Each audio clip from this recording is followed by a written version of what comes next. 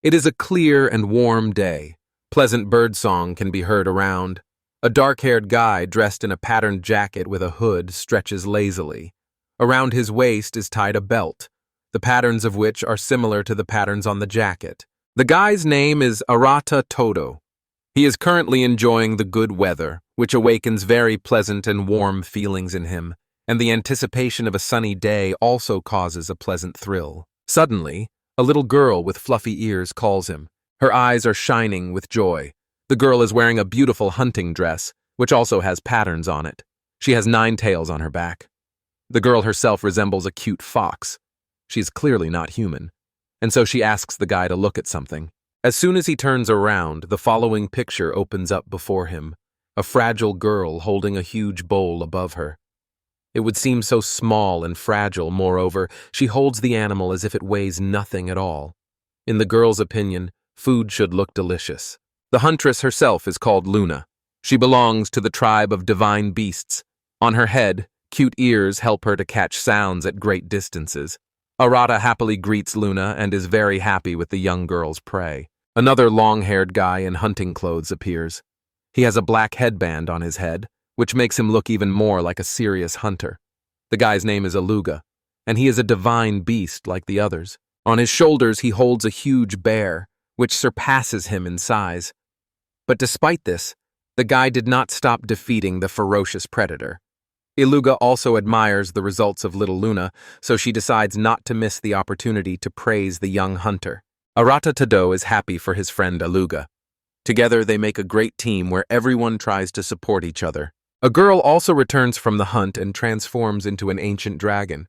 Her name is Teltu. She says that she has also returned from hunting with good prey. Teltu flies up to Arata and buries her face in his shoulder. The guy hugs her. The girl says that she managed to find a flock of rock birds. As soon as she saw them, she decided to catch them all. She succeeded. The girl is very proud of this and expects praise from Arata. The guy praises her too. He cannot help but note the contribution she made to them. Reina, the archmage girl, appears.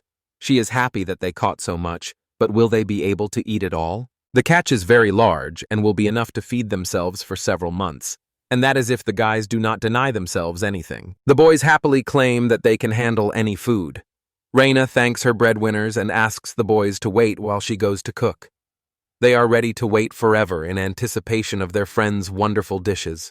For a while, everyone does their own thing. Arata steps aside to enjoy the beautiful views and warm weather. The others chat happily among themselves and share their impressions of the hunt. Here they are, animals, a dragon, an archmage. The greatest creatures live on this island, despite the fact that they are all different. This does not prevent them from getting along together. At first glance, one might say that Arata is one of these creatures, but it was not always so. Let's go back to the story of Arata Tadu, a month earlier. Once upon a time, the guy was a 30-year-old Japanese worker of a black company. He lived like everyone else. He was killing himself at his job and suffered from a lack of time. One day, a god spoke to him. It's hard to put the whole story into a few words, but if you try really hard, you can say this. Somehow God accidentally caused Arata to die. At first glance, this may seem cruel from the god, but as it turned out, he did not want the boy to die at all.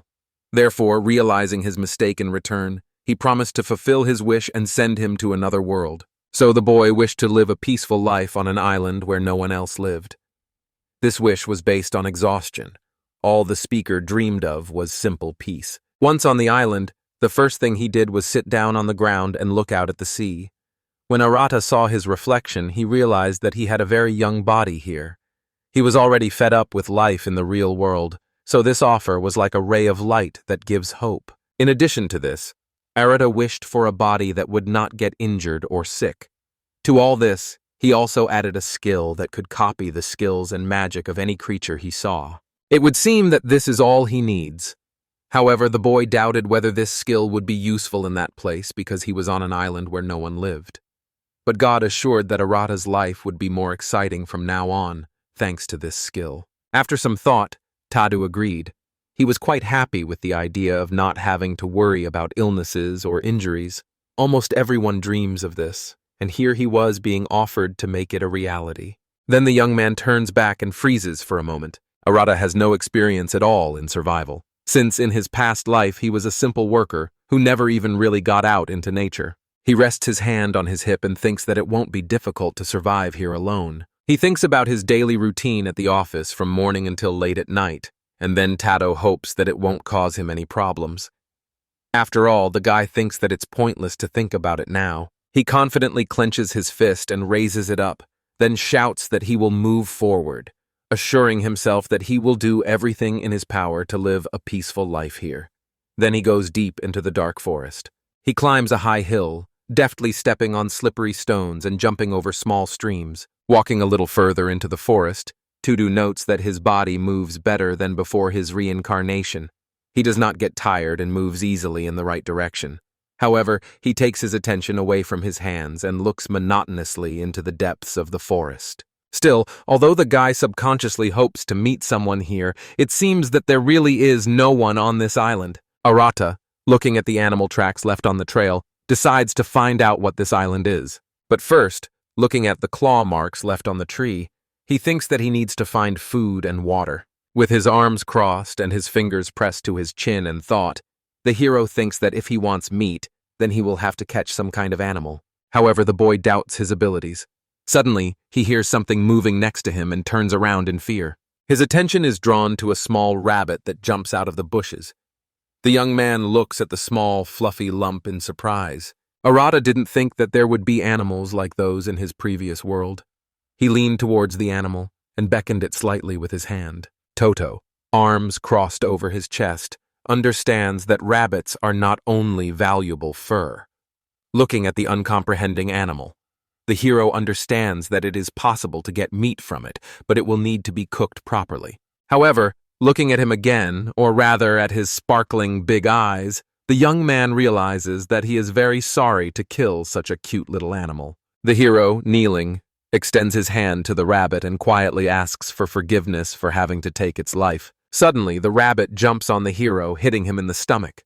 This maneuver left Arata confused. He looks at the rabbit with confusion. He says out loud that he suddenly attacked him because he realized that the young man was trying to catch him. Suddenly, the hero starts chasing the rabbit and screaming that it will become his lunch. Suddenly, Arata hits the rabbit with his fist. However, the rabbit makes a very strange maneuver. He flies towards the tree at high speed, and then he crashes into him and loses consciousness. The young man does not understand what just happened and why the rabbit flew to the tree. Arata is surprised. He didn't know that rabbits could move like that. Perhaps this is some special feature of the rabbits of another world. The boy approaches the animal. The fact that the rabbit has lost consciousness makes the hunt easier for to do since he won't have to catch it. Everything is going well until a wolf appears on the horizon. The animal notices the guy and, baring its teeth, moves towards him. Arata gets scared and stands rooted to the spot. The guy is afraid of making a mistake because if he runs, the predator might chase him. Suddenly, he notices the wolf's gaze, which is directed not at the young man, but at the rabbit lying on the ground. After thinking for a bit, the guy decides to use a special tactic, thanks to which he copes with the animal. Toto takes the rabbit's body and throws it as far as possible so that the wolf runs after its prey. He himself, just in case, decides to run away to a safe distance. Thus, Arata and the wolf run in different directions. For some time, the guy runs without stopping. He runs behind a tree. He realizes that no one is pursuing him anymore. He exhales calmly, clutching his shirt. It was scary, and for a second he even thought he was going to die. Now the boy understands what it is like to live in solitude. He looks into the depths of the forest and feels all its grandeur. There may be many animals in the forest, so he decides it would be better to stop at the beach. It is already getting dark, and tomorrow Tadu will need to look for a source of drinking water. The guy finds a secluded spot and decides to sit down and rest on the seashore. Arata goes behind a pile of stones and sits down on the ground. He made his way through the wilderness, but still does not feel tired. He wonders what it is. Is it the strength that does not allow pain and injury? Despite this, Arata does not regret asking God to live alone. He wonders if he will be able to live like this. The boy lies down on the ground and closes his eyes. Suddenly, he opens his eyes very wide and sees above him a stunning night sky with a sea of shining stars. This view is mesmerizing. He gets up in surprise and after a while, grinning, tells himself and his thoughts that everything will be fine. If he admires such views every day, he will definitely be fine. He clenches his fists and screams, rejoicing that from this moment on, the guy will no longer have any gray everyday life. He will live on his own and long live his new cheerful life. Morning comes, Arata wakes up, gets up, and goes to the edge of the cliff. The guy remembers his thought from yesterday, which flashed through his head. It seemed to him that after waking up, he would return to his native world. Standing on the edge of the cliff, the guy wakes up. He understands that everything that is happening is not a dream, and all this is really very cool. He has no pain even though he slept on rocks. A body that is not injured or sick is truly wonderful. To do feels great. The guy decides to take a walk around the island today, hoping to find some food or a source of water. Arata decides to walk along the shore. The sea breeze pleasantly caresses the guy. He thinks about how wonderful it is to live a calm and measured life. No more work that was slowly killing him, taking away all that was most valuable. Suddenly, in the distance, Arata notices something lying on the shore. He comes closer and sees a young girl lying unconscious. Most likely she was washed ashore by the waves. Arata runs up to her excitedly, thinking about how to act in such a situation because he had never had to provide first aid to a person before. The guy puts his hand on her neck to feel her pulse. He understands that if he does nothing, the girl will die. But the problem remains a problem to do his only seen first aid in movies. He doesn't understand if he will be able to save her. Taking another look at the unconscious girl, he made a decision. Without wasting any time, Arata decides to give the girl artificial respiration. He presses his lips to hers and exhales air, trying to fill her lungs. Arata tries his best. After artificial respiration, he tries to massage her heart to pump the water out of her. He still hopes to hear the girl's complaints later, but the whole process of providing assistance does not take that long. All these actions helped her to come to her senses very quickly. All the water came out of the girl's lungs. She started coughing. This is the first sign that Tadu managed to save her. Arata exhales and leans back. Even though his body shouldn't be tired, at this moment he feels a slight exhaustion and trembling in his body. The guy looks at her again and notices that now the girl doesn't look so pale. Arata glances at the girl again. As he looks closer, he realizes that she is very beautiful. She has long red hair, she has a good build and a very pretty face. But he doesn't understand how she ended up here at all, because there shouldn't be other people on this island. Time passes, but the girl remains unconscious. Arata looks at the stranger and thinks what to do, because he can't just take her and leave her like that. For a while, he simply admires her appearance, looking at her beautiful face. But after thinking for a while, Tadu decides that she needs to get rid of the clothes that prevent her from breathing normally. He unbuttons the top of her dress, a little embarrassed. The guy understands that he has no right to take an undresser like that, however. In this case, it is a forced measure. Arata also justifies his actions by convincing himself that he is doing all this only to save her life. After removing all the girl's clothes, Toto carefully folds them and places them on the stone. After the girl ends up wearing only beautiful lace lingerie, Arata pushes all his dirty thoughts away, turns away, and hurries to dress the stranger. He puts his jacket on her, then he exhales.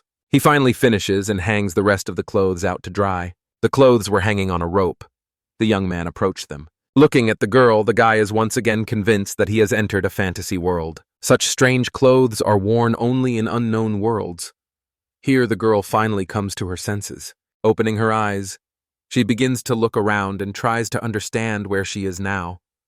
When the stranger notices Arata, she is a little embarrassed. The girl asks who he is. The guy tries not to scare the girl, so he speaks as carefully as possible. He gives his name and tells how he found her on the shore. Tadu thought that the girl was in trouble. He decided to help her. The girl gets up and sits more comfortably. The stranger notices that she is wearing different clothes. This embarrasses her even more. Arata apologizes for this, saying that her clothes were wet, so he had to change her. She looks at the jacket and starts to get a little angry, but then her anger quickly passes. Arata continues to mumble something in his defense. But the girl interrupts him and, smiling, thanks him for saving her. This briefly throws him into a stupor, as he expected to hear a slightly different answer and reaction. However, The guy is glad that she is okay. A little time passes and the clothes dry. The stranger gets up and gets dressed. The guy approaches her and says that she never told him her name. A little taken aback, she apologizes. The girl introduced herself as Reina Mistoral. Arata asks why a girl like her would end up unconscious in the sea. It's not every day that you meet a fragile girl in such a remote place. She replies that she was ordered to go to an island, also known as the farthest island in existence. Arata asks why a girl like her would end up in the sea, also known as the farthest island in existence. She replies that she was ordered to go to an island, also known as the farthest island in existence. As they sailed towards it, a violent storm hit them, and Reina thought every single member of the crew would die. She decides to ask if Arata lives on this island, but the guy is in no hurry to answer. Now he is in a difficult situation because he does not want to say that he died in another world and that God sent him here. Instead, he simply says that he does not remember how he ended up here.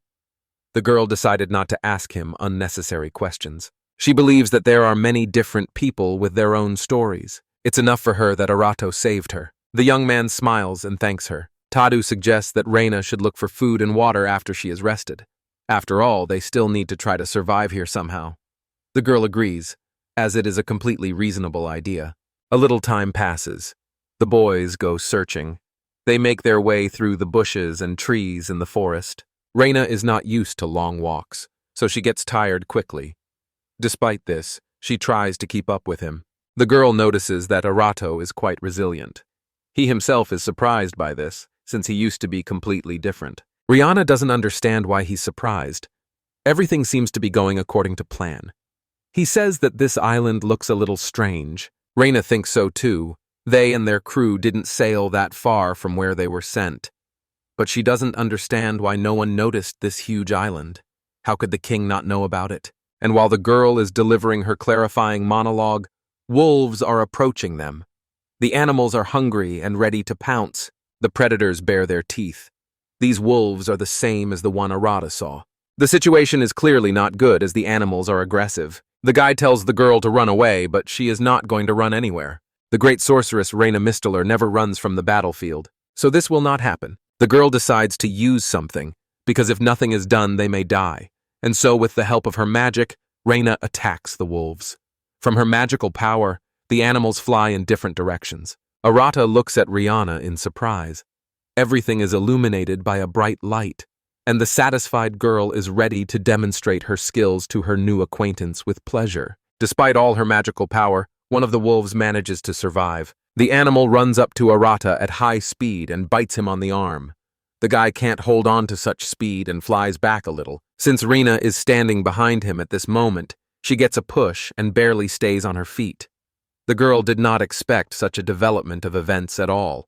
She starts screaming at him in fear and anxiety. She would not have been able to forgive herself for such a blunder for a long time if Arata had not said that he was fine and that he did not feel any pain at some point. There was silence and calm, which was only broken by the wolf's growl. Rina decides to make sure that Teltu is okay. The guy assures that he is safe. He even enjoyed watching this whole situation a little, feeling superior. Arata believes that the wolf is already weakened due to the previous use of Rihanna's magic. The girl, surprised by what is happening, simply agrees. She simply latched on to the predator hanging on her hand. Tado thinks that if a guy as weak as he is tries to fight off a wolf, nothing will happen. As soon as the guy pushes the formidable predator away a little, it flies away a long distance. Arata is starting to underestimate his own strength less and less. He certainly didn't expect this. As for Rihanna's surprise, it could be said that it reached its peak at this point. The girl was having a hard time recovering from the fact that the wolf had not killed the guy during his first attempts to pounce on him. And then this. Naturally, Reina is very surprised by such power. Silently looking at the broken tree, she even feels a little uneasy. But at this time, the guy is deep in his thoughts. He remembers that the rabbit he met yesterday flew like that. In order to break the silence, she decides to ask who the hell he is. Coming out of his flight of fantasy, the guy begins to look around to understand what is happening. At this moment, he sees the worried face of his friend. Her behavior becomes worrying, so Arata asks if everything is okay. The girl tells Toli that when she gives him the signal, he should run as fast as he can. Arata still doesn't quite understand what's going on. There is a crunching sound of a broken branch. Rainer realizes that someone is approaching. Suddenly, a huge wolf pack leader jumps out from behind the bushes. In a long flight, he bares his sharp teeth, the sight of which sends shivers of horror through the body. The animal is much larger than the previous wolves. The boys feel that they won't be able to handle it because the beast is on a completely different level. And here the friends are standing in the open, so vulnerable and tiny compared to the monster. Usually in such moments, life flashes before your eyes. Rihanna yells at the boy to run away. The girl uses magic to somehow fight back the monster. This magic is much stronger than what was before. Arata doesn't understand it well, but he can see that it certainly looks stronger. However, even this magic does not work on the pack leader. Reina is surprised by this and says that this simply cannot be. In an instant, a huge wolf's mouth appears right next to the girl. The wolf knocks her off her feet, causing her to fall to the ground. A little more, and the monster's mouth will be the last thing Reina will see in her life. But at that moment, the guy runs up at full speed and grabs the girl. Because of this, the wolf tastes the grass with damp earth. The girl is in shock, trying to come to her senses. Arata asks if she is hurt, but instead of an answer, a sea of indignation is poured out on him. Reina gets to her feet and starts yelling at him, asking why he didn't listen to her and run away, and what the hell he's doing anyway. To say that the guy was stunned is to say nothing. Arata understands everything, however. Even if he ran, the wolf would catch up with him. But the girl says that this is exactly why she was going to detain him. It turns out that Reina planned to save Arata, despite the risk that she herself might get hurt. The guy notes her kindness. Ignoring the wave of indignation, Toto now sees her as a pure and kind angel.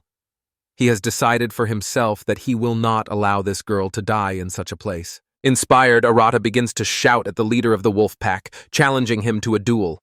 This makes the monster even more ferocious. Toto understands that the animal wants to kill him, but the guy is not going to give up so easily. After his death, God gave him a second chance and allowed him to live here. Having come this far, he cannot die. The monster starts running straight at the guy. Reina starts screaming in horror for him to run away. However, Toto doesn't even hear her. Right now, it's just him and his opponent. He doesn't care what the outcome will be, but even if Arata can't win, he will make a way for Reina to escape. The wolf should not underestimate people. With this thought, he swings with all his might and attacks his opponent. With only one blow, the boy throws the wolf back. He just disappears into the distance. Arata looks at his fist and begins to think. It turns out that the gift of God is a body that does not get sick and does not get injured. This gift makes Arata much stronger than he was before. Seeing the guy's full strength, Rihanna loses her voice for a while. The girl stands rooted to the spot. The guy understands that he will have to explain everything. He thinks that from now on, his life will become much more interesting. God accidentally killed the main character, and he was reincarnated on an island in another world, starting his new life. The boy was told that he could wish for anything he wanted, so he asked for a body that would not get injured or sick, as well as the ability to copy someone else's skill simply by watching them use it. Thus, Tudu began his peaceful life on an island where no one else lived, but unexpectedly he met Reina. The powers that God gave the boy are too great. The boys have already seen this when they fought the leader of the wolf pack. Reina is still in shock. It's the first time she's seen a person throw monsters so far away without much effort. Rihanna tries to turn all this into a joke, and with a sweet smile, asks if all this is normal for Arata, and in order not to give himself away, he answers that it is something like magic. Yes, Reina, of course, won't fall for that. She decides to smile even wider and remains silent. A little more time passes, and the girl decides to continue the topic. She claims that even if she uses body reinforcement, she won't be able to do anything like the trick Arata pulled off in battle. Jokingly, the girl pretends to be indignant and asks if to do really means to say that he is stronger than her, the mage of the 7 stars. The guy falls for this trick and feels some excitement. In his defense, he says that it's just a joke, and in fact, he didn't even know that magic existed. The guy doesn't know how to get out of this, because he can't tell Reina the truth about God reincarnating him into this world. Moreover, the girl is unlikely to believe in such seemingly nonsense. Seeing her friend's confusion, she realizes that she went a little too far. She asks him for forgiveness, but Arata doesn't understand why. The girl says that she didn't even think about interrogating the guy. Reina is acting like this because she was simply too surprised. Teltu saved her on the beach, and now again only this time from a ferocious wolf. The guy waves his hands, trying to dispel all the tension in this prevailing atmosphere. Arata does not blame the girl in any way, and believes that in her place he would also be suspicious. However, Teltu does not want the young and beautiful girl to be so sad. Since he is mentally older, he must somehow lift her spirits. Arata takes a step closer to the girl, smiles, and asks Rihanna not to make such a sad face. He assures her that he is not angry at all. Moreover, there is no reason to be angry. Sadly, Reina asks if this is true to make sure. But then, she changes her expression because she feels like she's being treated like a child. The guy starts denying it and says she just imagined it. Rihanna believes his words and starts laughing. However, Toto is glad that it helped cheer her up a little. Arata decides to change the subject a little and asks the girl what it's like to be a mage of the 7 stars. But when he sees the change in the girl's face, he immediately understands that he asked too much. Rina is perplexed, as she was sure that everyone knew about the magicians of the 7 stars. By asking such questions, Arata introduces himself as a man who has crawled out of some wilderness.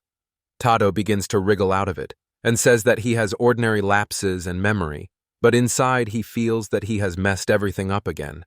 The girl notes that the excuse he used is very convenient, so Reina agrees to tell him everything. 7-star mage is a title given to the strongest mages in the country, and they are so strong that they can even fight a dragon. Their fame thunders throughout the continent. Reina is the youngest mage of the 7 stars in history. Arata listens to her with his mouth open, but even as she had used her body's fortifications to their full potential, she would not have been able to even come close to repeating the blow that the guy had delivered. That's why she was surprised when she saw it. The girl gets distracted and looks somewhere into the distance. At this time, Arata thinks, because if he were on the mainland, he could be kidnapped. Reina turns to him again and says that she has already gained strength, which means she is now ready to move out in search of a source of water. Teltu remembers that this is what they went for. He puts his hand to his ear and listens. As soon as the boy hears the murmur of water, he chooses one of the paths. Tado points the way to Reina, who looks in his direction, wondering why he chose this particular path. Arata replies that he thinks he hears the faint sound of running water there. The boys decide to go this way.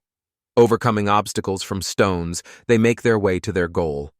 The guy, like a gentleman, helps the girl climb over the stones. After walking a little further, they actually find a stream. The girl confirms that the guy was right. The boys have walked quite a long way. Rina is surprised that he heard the sound of water at such a distance.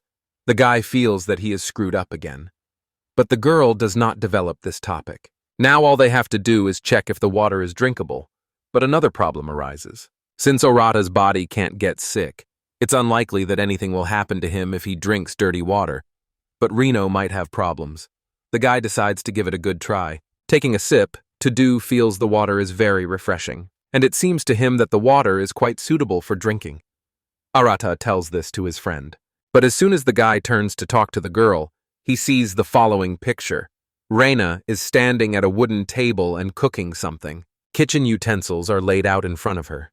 The girl cuts vegetables on a board and puts them in bowls. Reina doesn't even pay attention to what's going on. The girl is still immersed in cooking that she doesn't even hear Arata. She is completely concentrated, and Arata notices her gaze, which looks like an expert's. He asks the girl where she got all these items, to which the girl notes that she uses storage magic, and then asks the boy if he has heard of her. From the expression on the young man's face, the young lady realized that he clearly didn't understand anything. Reina explains to the boy that storage magic is when you can put away and take out anything, anytime, anywhere. She continues and says that the storage space varies depending on the user's magical power. Since Reina is a great mage, she has about the same amount of storage space as a mansion. Reina, confident in her cooking skills, assures Arata that she will cook everything herself. She also gives the guy the opportunity to rest for now. Toto approaches the portal that the girl recently formed. Watching this distortion of space, the guy understands that storage magic is a very cool thing, and he also wants to have such magic. Arata appears into the portal, and an idea comes to his mind. To-Do moves closer to get a better look. Then, Arata puts his hand inside and realizes that he now has that magic. Thanks to the power that God gave the boy, he manages to use storage magic, even though he only saw it once. Reina sees that the guy is carried away by something and does not pay attention to anything else. The girl decides to hint to him again that he can go and rest and not stand here over her soul. So, in order for the girl not to suspect anything, Arata hides his hand, after which the portal disappears. Surprisingly, Reina does not notice anything at all. When she sees her friend's puzzled look, she decides to ask if everything is okay with him. Arata isn't ready to tell the girl everything yet. If she saw that he can also reconcile magic like Reina, then maybe he'd have problems. Seeing that the guy has nothing to do, the girl decides to keep him busy, so she asks her friend to hold the pot while she sets the table. Arata gladly helps her, hoping that the girl really didn't notice anything. Since the boys are no longer in the ordinary world, the methods of serving food are also different here. For this, Reina uses magic, thanks to which a new table appears in an empty space. In principle, you don't even have to strain yourself, since after this all she has to do is get the dishes. It doesn't take a minute for everything to be ready. If it were like that in real life, people would live easier. Perhaps Arata wouldn't have to kill herself at work. Arata is delighted when he sees how everything is happening. As an S-rank adventurer, Reina is used to eating outdoors, therefore, the girl usually finds different and interesting places for her to set the table there. The girl made tomato soup. It looks very appetizing. Just the sight of it made Arata's mouth water. The aroma is not even worth mentioning. This makes the guy's stomach make a telltale sound indicating that it's time to put something in it and fight hunger. This makes Arata a little embarrassed and asks for forgiveness. Rihanna says that he is acting like a child, that he has nothing to worry about. After a moment of embarrassment, the guys finally decide to sit down at the table. Suddenly, a very interesting event occurs. Just as the guy is about to sit down on the chair, he notices that someone has already taken it. Taking a closer look, he realizes that it is a little girl who appeared out of nowhere. On her head are beautiful and fluffy white ears. Under her dress are 9 white and beautiful tails. Without asking anyone, the guest starts eating with great appetite. She feels at home, and the presence of the guys does not bother her at all. The little guest tries the prepared food and is delighted. She really likes the taste. This makes the girl jump up and down with joy as if she had won the jackpot. She calls Reina's sister and says that she made an amazing dish. Arata stands there in confusion, not understanding where this girl came from. Reina sits silently opposite the guest and simply watches all of this. Toto understands that things won't progress this way, so he decides to ask his friend what this strange situation is going on now and why she's acting as if she knows this girl. Reina starts to shudder. Out of nowhere, her whole body starts shaking. Arata starts to worry that something bad has happened to his friend. Toto decides to ask if everything is okay with her. The guy is surprised by this. Everything is fine. Obviously, if everything was fine, the girl wouldn't be shaking like she had some kind of fever. She still claims that she is fine. And the guy looks at the girl and understands that Reina already knows her. Besides, this little sly one has already emptied the entire bowl of soup, although not even 2 minutes have passed. And if you leave everything as is, she will eat not only his portion, but also her friend's portion. Therefore, Arata approaches the girl, pulls her out from behind the table, and tells the child that she cannot eat someone else's food without permission. Rihanna assures him that everything is fine. If the girl is hungry, then let her eat as much as she needs. But the guy insists that children need to be brought up properly. This is a habit he has retained, and he has convinced from his past life since he saw what happens if you do not engage in raising children. Arata tries to take the girl away from the table, but his friend asks him to let her go. The guy does not understand why the girl encourages this self-will, but after a little hesitation, he decides to put the child in her place, saying that she can stop kicking. Putting her down on the ground, Arata asks her name. It turns out that this is little Luna. Taking on the responsibility of a parent, the boy decides to talk to Luna. Tado calls the girl by name and says that they were about to have lunch, but she ate his soup. Adults don't do that. Arata hopes that he can carry out the educational operation smoothly. Luna is a little confused, and realizing that she acted rudely, she asks him for forgiveness. The guy strokes her head and says that everything is fine and that he is grateful for her apology. This is exactly what he expected from the girl, so not all is lost yet. Happy Moon already thought that she would be punished for such behavior, but the girl learned her lesson and decided that she would not do it again. Arata asks Reina if there is enough food for the three of them. The girl looks into her storage and says that she planned and calculated everything for the journey to a distant island, which will last about half a year, so they have plenty of food. Arata apologizes for his impudence. After this, the guy asks his friend to cook something for this child. The girl's kind gaze falls on the girl. Looking into Luna's eyes, she is simply powerless to refuse her. The girl happily agrees. The girl now feels a little awkward, because she just came and ate a portion of soup without asking, and now they're going to prepare more for her. She asks again if the boys are sure they don't mind her company. Rina gives her a bright smile and says that Luna won't bother her in any way.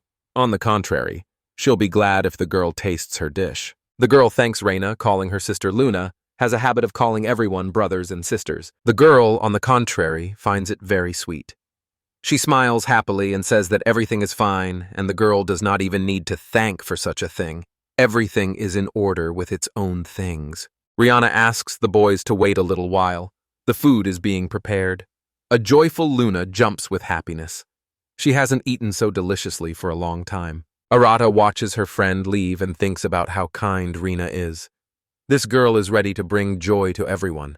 She doesn't hold a grudge against anyone. But Arata knows that it wouldn't be nice to put everything on her fragile shoulders.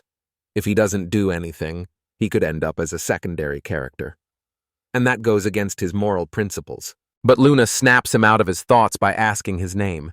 As mentioned, the girl has a habit of calling everyone brother or sister, so she was sure that the guy was definitely called brother. This amuses Toto. He laughs and says that his name is not really brother, but Arata.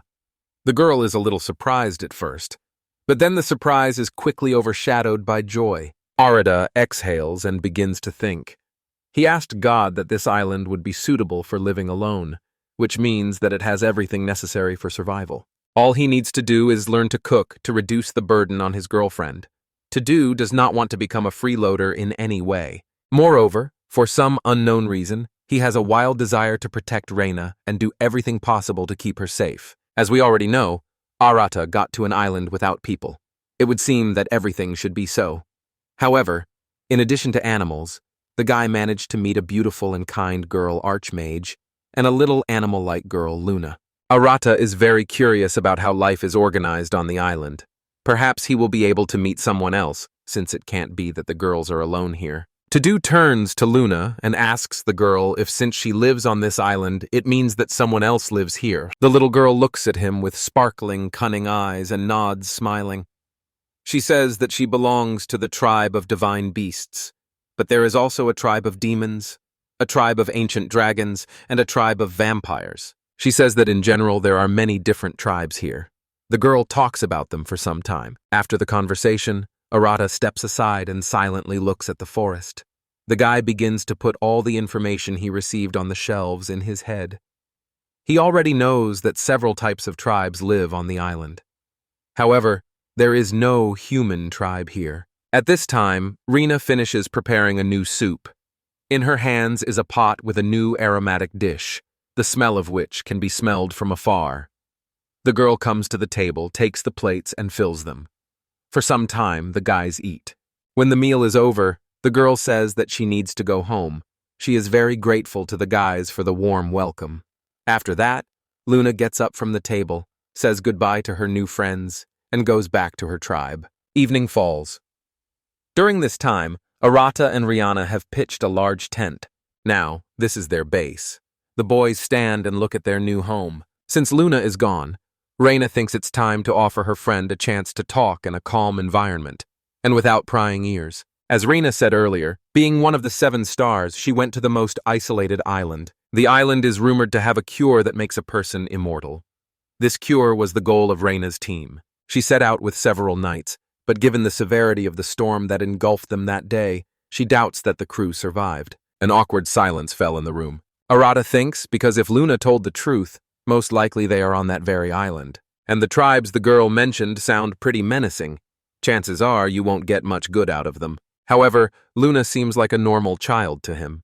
She didn't show any aggression towards the boys. Moreover, she even listened to Arata's comments. Reina doesn't quite agree with him. The girl says that if Tadu used magic, he would understand everything. She explains that she means that this child has many times more magical power than she does. Arata now understands why his friend was shaking at the table. To be honest, the moon is a real monster. If it appeared on the continent, it would lead to global destruction. Even though the girl doesn't seem evil at first glance, it's impossible to assume the destruction won't happen. Of course, Reina doesn't think the moon would do that, but she's just telling her friend about her real power. Divine beasts and demons are nothing more than a myth to ordinary people, although they lived on the continent even before the appearance of people. There are also tales of dragons that destroyed entire cities. Nowadays, no one believes in vampires anymore. So when they called the girl a monster, they were not wrong. This island is by no means ordinary. It is home to many unknown creatures, so no one knows what powerful monsters they will encounter next. Reina says that until they have properly explored this island, it is better for them to stay out of sight of others, because no matter how strong they are only people. We must be careful until they figure out a way to get off the island. Arata thought the girl was here to find a cure. The girl says it's okay. First of all, they weren't even sure if this island really existed. And now the entire expedition team has been wiped out. To properly assess the situation on this island, they will need real knights. But Tadu has already decided to live on this island, so he does not want anyone else to come here. So he says that they will need a boat in order to leave this island. After thinking for a while, Rihanna supports the guy's idea, but her facial expression indicates that she has something in mind. After that, the girl says that the guy will have to work hard. It is not hard to guess that this idea did not please Toto very much, since he did not intend to become her personal slave. But then he changes his mind, because the guy also understands that in order to live a peaceful life on this island, he simply cannot do without the help of his girlfriend. In some ways, it is much easier and safer for him to be here, because his body will not allow him to die. Moreover, he can use the skill that was given by God, with which Arata can copy the skills of other people with one glance. A pacified Arata looks at Reina and thinks that he still plans to live on this island for the rest of his life. However, his friend has a different view on this, so until she leaves this island, he plans to work with her. They need to try hard to at least slightly ease the girl's burden. The next morning comes. The night was very restless for the guy, that is why the morning is no better. Arata wakes up with difficulty. The first thought that pops into his head is that he never expected to sleep in the same tent with a girl. Because of this, all sorts of thoughts flash through his head all night, preventing him from falling asleep. As soon as the root gets out of bed, he sees a cheerful girl who has already woken up before him. Reina is standing near the mirror and preening herself. The girl notices her friend's listless appearance and the dark circles under his eyes. She probably guesses what's going on, but for the sake of decency, she decides to ask if everything is okay.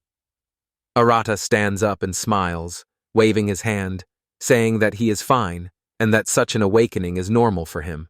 Tado goes towards the exit and says that he will go to the shore to wash in the river. Rihanna accepts this information and asks him to be careful. Arati goes outside. The morning sun rays fall on his face, leaving a pleasant warmth on his face. Everything around is illuminated by the sun. Birds sing joyfully, from whose singing it becomes pleasant in the soul. Despite the difficult awakening, the guy enjoys the wonderful weather, which food did not let him down and gave him a good mood. Yes, a lot happened yesterday, but Arata hopes that today will be a quiet day. But all his hopes are dashed as soon as a familiar child's voice is heard behind him. "Hello, brother." Not so cheerfully, the boy greets the girl, but as soon as he turns in her direction, he sees that Luna has not come alone. Next to her stands a long-haired guy with a headband. He also has ears like the girl, but they are slightly different from each other. With his whole appearance, he shows that he does not trust Arata. Crossing his arms over his chest, the guy gives Toto a displeased look. Arata stands silently for a while, but when the boy realizes that the young man is not going to start a conversation, he starts the conversation first. Tadu asks who the boy is. The stranger calls out to the boy and asks if he is the newcomer to the island. It seems that Luna told him a little about Arata. Tidu closes his eyes and tries to cope with the growing tension. While he was thinking about how best to answer Aluga, the thought flashed through his head that this day would definitely not be calm now. Arata looks at this beast man, and from his posture alone he can tell that he is very strong. Next to him stands a worried Luna. From the girl's reaction, it can be said that she thought that Aluga would be more friendly towards the newcomer. Aluga himself, like Luna, is a representative of the tribe of divine beasts. In his dry tone, the guy asks what Arata's name is. The guy introduces himself in response, showing that he doesn't want any trouble. Aluga also dryly pretends to understand this. He then asks, what about the girl who is storing her magical power in the tent? The beastman's appearance hints that he is ready to fight at any moment. He is clearly not happy with the fact that a representative of the mages is using magic here. Otherwise, he advises the girl to stop doing it. As soon as Reina heard the voice, she began to listen carefully to the conversation. The girl hears Aluga addressing her, claiming that with such a level, Reina will not be able to do anything. She does not intend to tolerate being humiliated, so the girl decides to leave. As the girl pulls back the curtain and steps out, Arata notices that despite being a 7-star mage, she has no face. From all this, Tadu concludes that this Aluga must be incredibly powerful, which means it's time for him to intervene. Tadu steps forward, ready to stand up for his friend. Reina is flattered by this action. She is very pleased to feel as if she is behind a stone wall. When things start to get heated, Luna decides to step in. She quickly approaches Aluga and stops him as he decides to go towards Arata. The girl is outraged because the guy promised her that he would not fight if she brought him here. The guy remembers his promise but is sure that the guy started it first. Now he looks like a little child who points his finger at others and blames them for everything. Luna says that the boys have such a reaction because he has a scary face.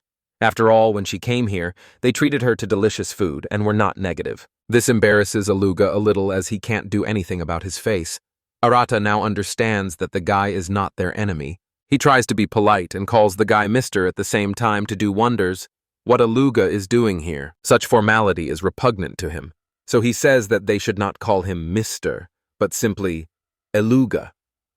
Arata simply says that he understands and will take this into account. Aluga ignores the guy's previous question and says that they are on their territory. Tadu apologizes, saying that they didn't come here on purpose and didn't plan to stay here. Naturally, they don't know whose territory they are on. Luga understands that people cannot purposely get to Arcadia, the divine island. The guy talks about the most isolated island that Reina was talking about. As long as they don't cut down the forest or do other bad things, he doesn't really care about them. But he also warns the boys that they must be careful. The Beastman tribe is very aggressive, but the Demon tribe or the Dragon tribe will happily give chase to them. Judging by the stories of the guys, Arata assumed that there are hot-tempered races here. Therefore, it is necessary to find out a little more information about the inhabitants in order to ensure their safety. He asks Aluga to tell more about this island. At first, the guy takes this with a degree of irritation, warning that he is not going to tell anything about the residents. But then, after thinking for a bit, he agrees. And since Aluga doesn't want the boys to wander around this island without any sense, the guy decides to bring them a map so that they can better navigate the area. The guy asks the guys to wait a little, and he himself runs away like a bullet after the map. Arata is surprised that the guy is trying so hard to get them a map and help them somehow. Despite his coldness, Aluga is a good guy. Luna says that he always talks nonsense and acts like a tough guy. But still, he is reliable and not an evil person. Arata thought so he was not angry at the guy in the first place. Suddenly, Reina, who is standing near the tent, staggers and almost falls. In order to somehow hold on, the girl grabs the tent. An excited Arata runs up very quickly and manages to catch his friend. Despite the fact that Reina is holding her head in pain, she says that she is fine. The girl says that she has this reaction after feeling a huge amount of concentrated magic. That's what happened this time. Unfortunately, she can't do anything about her body. Arata looks at the girl and feels sorry for her. It's very hard for mages. Just think, the girl got worse just from talking to a resident of this island. Luna looks at the girl with sad eyes. The girl guesses that such a reaction could have happened because of communicating with her. Because of this, the little girl feels guilty. But Reina tells her that no one is to blame. The girl strokes Luna's head and assures her that Aluga has nothing to do with it either. Her magic is too weak for them, so she's the only one to blame. Rihanna sees that the girl is very sad about this. So in order to cheer her up, she asks the girl not to be sad. She also changes the subject and suggests that the girl start preparing for breakfast. Despite the fact that the girl is the owner of such strong magic, she does not blame anyone and takes responsibility upon herself. Arata is surprised by his friend's behavior, because in fact, she is younger than him. Despite this, he involuntarily wants to follow her example. Some time passes. Aluga returns and tells Tom that he found the map. At this moment, the guys are eating. Satisfied, Luna savors every bite of food prepared by Reina. Arata also sits contentedly. After he tasted Reina's food, his mood immediately improved. When Aluga sees this, he gets furious because he spent an hour preparing the map. He is very angry that the guys are enjoying the food, such is the injustice. In fact, the Luga, like a grown man, and for the second time he behaves like a child, building such grievances. Kindranana notices the guy's indignation. Therefore, she decides to soften the situation and invite him to join. The girl approaches Aluga, holding a frying pan in her hand, on which flatbreads lie appetizingly. As soon as Rina invites him to join, the guy immediately softens and happily agrees. Aluga sits down next to Luna at the table. A plate full of food is placed before him. As soon as the boy tries it, he is delighted by how delicious it is. Aluga can't contain her emotions, so she shouts it out loud. Luna is pleased with this reaction. She knew it would work and soften the guy. Arata watches this delight and wonders if all representatives of the beast tribe scream while eating. Maybe it's their etiquette, so it's worth sticking to it. Or maybe it's just emotions. The feast was a success, so everyone was satisfied. Having eaten their fill, Luna and Aluga fall onto the grass with full bellies. The guy hasn't eaten so well for a long time. Luna is overeating for the second time. But eating food that Reina has prepared is a pleasure. Reina goes to wash the dishes. Toto and Rihanna are sitting on the shore and washing dishes. The guy does not miss the opportunity to help his friend. Besides that, Arata just watches the boys from afar. He wonders what kind of relationship the moon and Aluga have. The girl looks like a fox and the boy looks like a wolf, so Toto doesn't think they are related by blood. However, they act like brother and sister. Reina and Dorada wash the dishes in silence for a while. They enjoy the peace and quiet. Only the sound of the dishes and the murmur of the water echoes in their ears. This sound is very calming and relaxing for them. At some point, Reina simply says thank you to her friend, P. At first, he thinks that the girl is thanking him for helping her with the dishes. So he says that there is no need to thank him for that, because he just wants to help her from the bottom of his heart. The girl sighs and says that she is not talking about that. Reina smiles and says that earlier, when Aluga started threatening her, Arata stepped forward to protect her. That's what she thanked him for. But ultimately, he had no animosity towards them, so it was a small misunderstanding. Reina never thought there would be a time when someone would protect her. That's why she was very touched by her friend's action. The girl stands up, turns around, and suggests that the guy go back to the tent. He thinks this is a good idea since they haven't questioned Aluga yet. Aluga places a map of the divine island of Arcadia in front of them. The guy talks about the territory of the beastmen, as well as the places where demons and dragons live. They don't get along very well with each other, but if there was a war, both races would suffer greatly, so they only fight occasionally. Arata listens carefully because this information will be very useful to him. Aluga also shows where the high elves live. Although these guys usually don't go beyond their territory, for some reason they often run into them. Thus, the species living on this island still get along with each other, despite temporary disagreements. But despite this, there are a lot of problems. It's not that they have to get along with each other to survive, it's because they've lived so long that they're simply not interested in fighting. At first, Tudu was scared that he would have to fight a bunch of strong monsters, but fortunately, he was able to relax a little. He wants to continue living on this island, so he asks Aluga if there is a good place to settle down. This surprises the boy, as he did not think that any stranger would want to stay here. The guy replies that there is no place where the human race is as weak as here, but the guy says that he can live here if he wishes. Arata is sure that with this strong body that God gave him, everything will be fine, However, the guy does not know how to explain all this to the guys. Suddenly, a muffled sound is heard. This brings Arata out of his thoughts. In a way, he is glad about this, because he does not have to touch on the topic of his reincarnation at this moment. Aluga's keen hearing picks up the sound and identifies what kind of animal it is. The boy reports that it is the sound of the Emperor's boar approaching. Surprisingly, he is not scared at all, but on the contrary, inspired.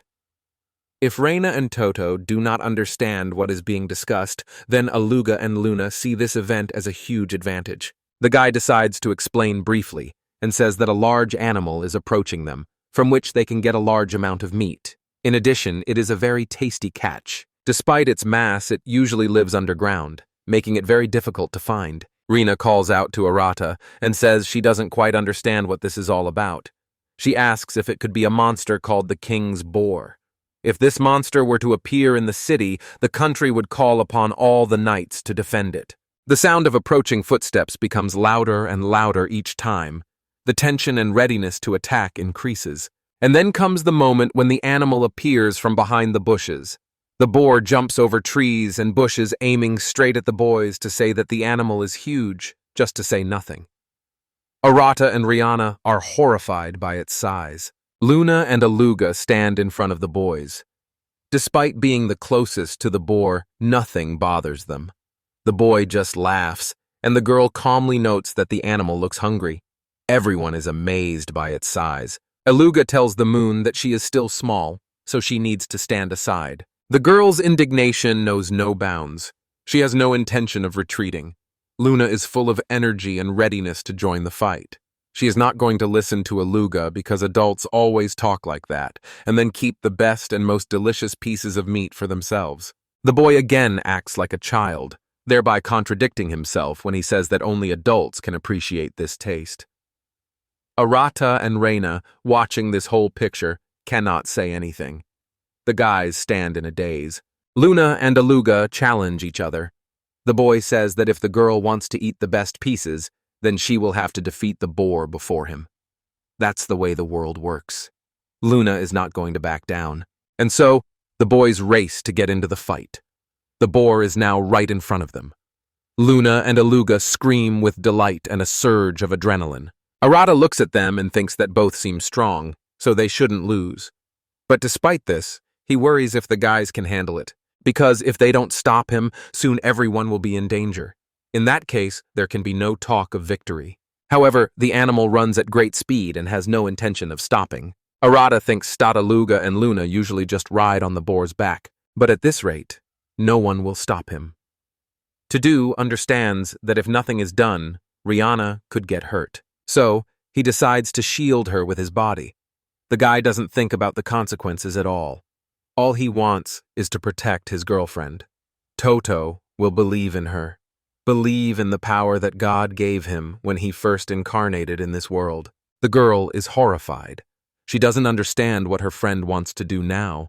She tries to bring him to his senses, saying that they need to run. If they can't stop even this boar, they definitely won't be able to live on this island. Only the strongest live here. Here comes that very moment. An excited Rihanna is screaming with all her might to bring the guy to his senses. But the boar is already very close. Everyone is terrified because it seems that no one else will help them. However, when the boar comes close to Arata, he stops. At this point, no one understands anything at all. The guys don't believe that this is possible. Their surprise knows no bounds. Aluga now doubts whether Arata is a human, because his strength clearly shows that he is some kind of divine being. And now, without even making any special effort, he simply stopped the animal that was about to kill him a minute ago. Arata puts his hands on the animal's nose. It doesn't move at all. Now Toto feels superior since Arata stopped the boar. The meat is now his. It's just the law of the jungle. The guy wasn't afraid. He tried, and earned himself a great dinner. Now he feels like a breadwinner. Moreover, he thus protected Rina, and now Teltu decides to add the finishing touch. The guy swings and delivers a fatal blow. Arata shouts triumphantly that the Boar Emperor is now his. He still doesn't understand what he's just done. The surprised boys are speechless. They look into the distance and realize that they've lost sight of the Emperor's boar. At this point, It dawns on Arata that when he struck, it was not his human strength that was at work. Everyone except Reina starts to panic. Aluga screams that you've lost his meat. Luna screams that she's lost her lunch. Arata just screams. Aluga can hardly believe that such a rare delicacy has disappeared. Luna is simply angry at her friend. Toto tries to apologize with his front. There is an indignant roar. The boys still can't calm down. They look at the broken trees that outline the path along which the boar ran.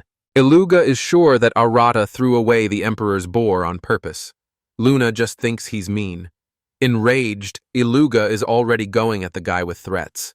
That's it, and he's ready to start fighting. Rihanna tries to calm the boys down, but they don't even listen to her. Arata realizes his mistake. He asks for forgiveness, but words won't fix anything. Rina still does not despair and tries to fix the situation. The girl says that they will cook something for them later, and in return she asks the guys to forgive him. And it seems to work because the guys instantly fall silent and begin to listen attentively to the girl. Aluga puts on an air of importance and says that they have no choice. Luna also joins in and says that since their little sister asks them to forgive Arata, they will forgive him. In fact, they just want to eat something delicious. Tito is grateful to Reina for her help. It is unknown what would have happened if her friend had not intervened. Since the situation has improved, the guys decide to continue their conversation. Aluga tells Arata that if he really wants to settle on this island, he can live in this area. There are quite a few fields here, so he won't have to look far for food. The hero was surprised by this, because he thought that Aluga was not very happy about his presence in their territory. However, Aluga says that it was all because he thought that Teltu was a human. The guy doesn't believe Arata, because he thinks that a human wouldn't be able to stop the Emperor's boar and send it flying with one blow. Teltu understands that, in this case, arguing is useless. He himself knows that he is a human. He feels a little offended, and to overcome this feeling, he simply closes his eyes and takes a deep breath. At the same time, Aluga adds that he is fun to be with. This sudden change of mood brings the guy out of his sadness. The friend also adds that it seems that the moon has liked Arata, and this affects many things. Arata can't contain his joy, so he thanks the guys. His soul feels light and good. Now, he has officially received permission from the locals to continue his life in this interesting place. The guys look at Reina and ask what the girl has decided. She says that she won't be able to go home now anyway. She also doesn't think she can survive on this island alone, so she'll stay with Arata for now. This news makes Luna very happy. The girl starts jumping for joy and hugging her friend. From now on, they have the opportunity to spend more time together and play. Before this, Luna was a little lonely, as she was in the company of adults who did not really want to play with the child. Arata is also happy, looking at the girls. The guy really likes this kind of atmosphere when everyone is having fun. But suddenly, Arata feels that something is wrong. He raises his gaze to the sky and sees something flying there. Reina notices her friend's anxiety. She also looks up at the sky and sees some kind of silhouette. Tadu asks Luna what is flying there, but the girl doesn't have time to answer as Aluga's surprise and indignation interrupts her. At first, the boy doesn't believe it, but then he realizes that the silhouette of a huge dragon is emerging in the sky. Now Reina also notices the creature's huge wings. And now the dragon appears in all its glory. The boys scream in unison. Things are getting tense. Not only is this a dragon tribe, but he's also a child of Bahamut. The dragon itself is small in size, compared to the animal that holds it in its paws, the Emperor Boar. Just recently, Arata sent the spore to the sky. And now, at this moment, the dragon flies closer and hangs right over the boys. Now they are covered by a huge shadow. They do not know what to expect. Everyone freezes in one place, raising their heads upward. At this point, Arata realizes what's about to happen. The boy shouts for everyone to duck as the dragon drops a carcass that flies straight at the boys. The thought is spinning in his head that this game was as if it were specially created by God. At this moment, Teltu easily catches a huge boar, thereby saving his friends. Teltu asks his friends if everything is okay.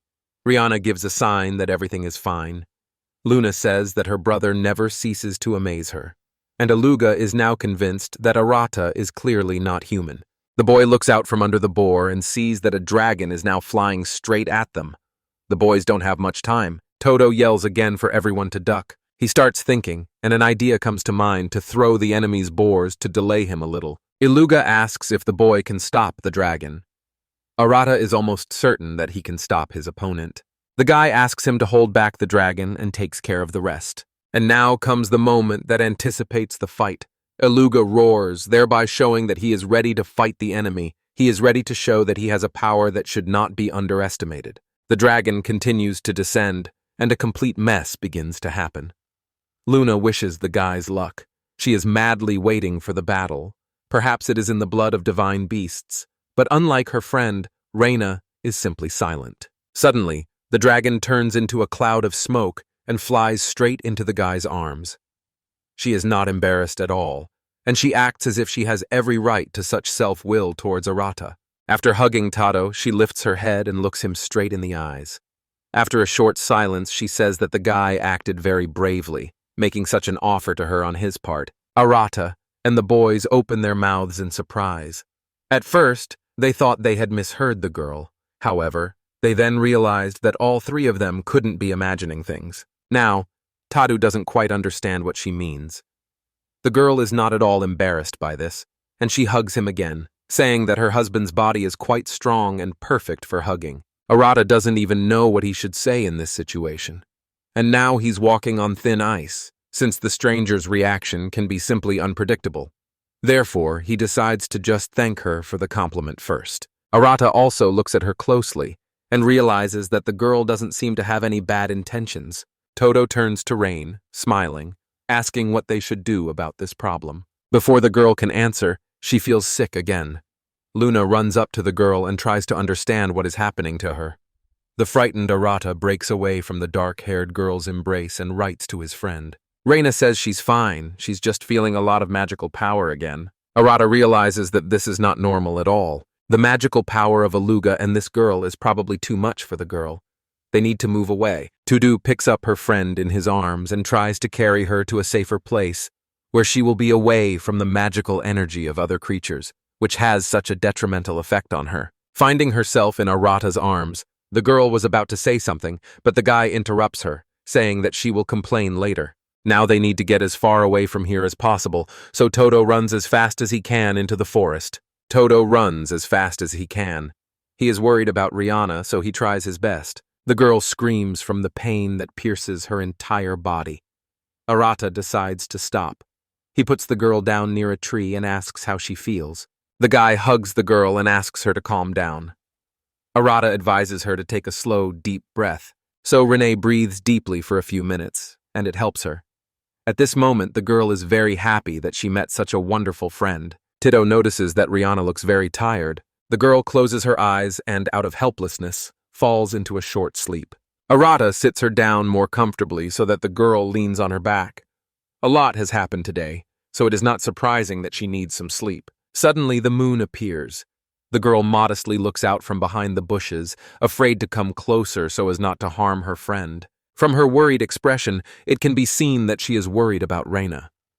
Arata calls the girl, thereby allowing her to approach.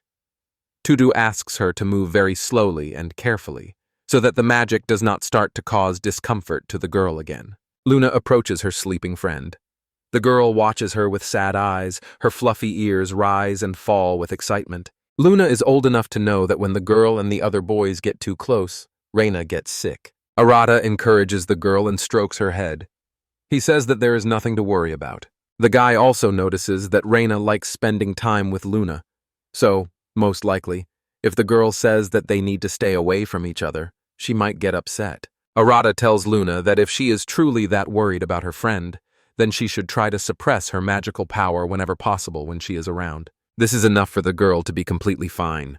A wide and joyful smile appears on the girl's face. She is glad that she will not have to part and limit herself in communication with Reina. Luna promises that she will do everything as the guy said. Arata smiles.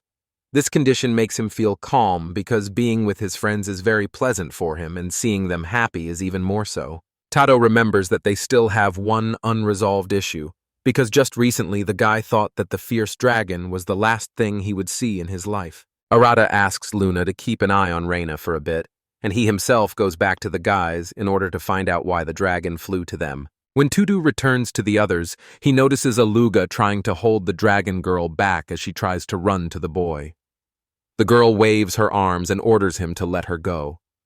Aluga holds her firmly and says that if he lets her go, she will run to Arata. Despite the girl's liveliness, Aluga finds a moment to ask how Rihanna is, to which Arata replies that she is fine. Toto approaches the girl and asks her to introduce herself. He bends down to be on the same level. Her eyes are a little wild, her hair is disheveled. Just by her appearance you can tell how eager she was to get to Toto. The girl says her name is Teltu. She is a descendant of the great Bahamut and part of the great ancient dragon tribe of this island. Arata had heard the name Bahamut somewhere before, either in a game or a manga. The boy looks at Telta and notices her tail, pointed ears, and horns on her head. The girl looks pretty cute. All these elements emphasize her uniqueness. Tadu thinks that Teltu is some kind of higher dragon. Despite the fact that she is still small, the girl has incredible strength.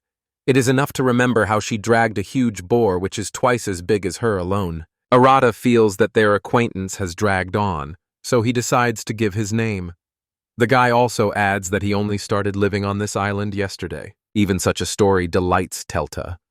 The girl says that her husband's name sounds powerful and has strength. Arata timidly thanks the girl. He does not quite understand how he should behave next to her.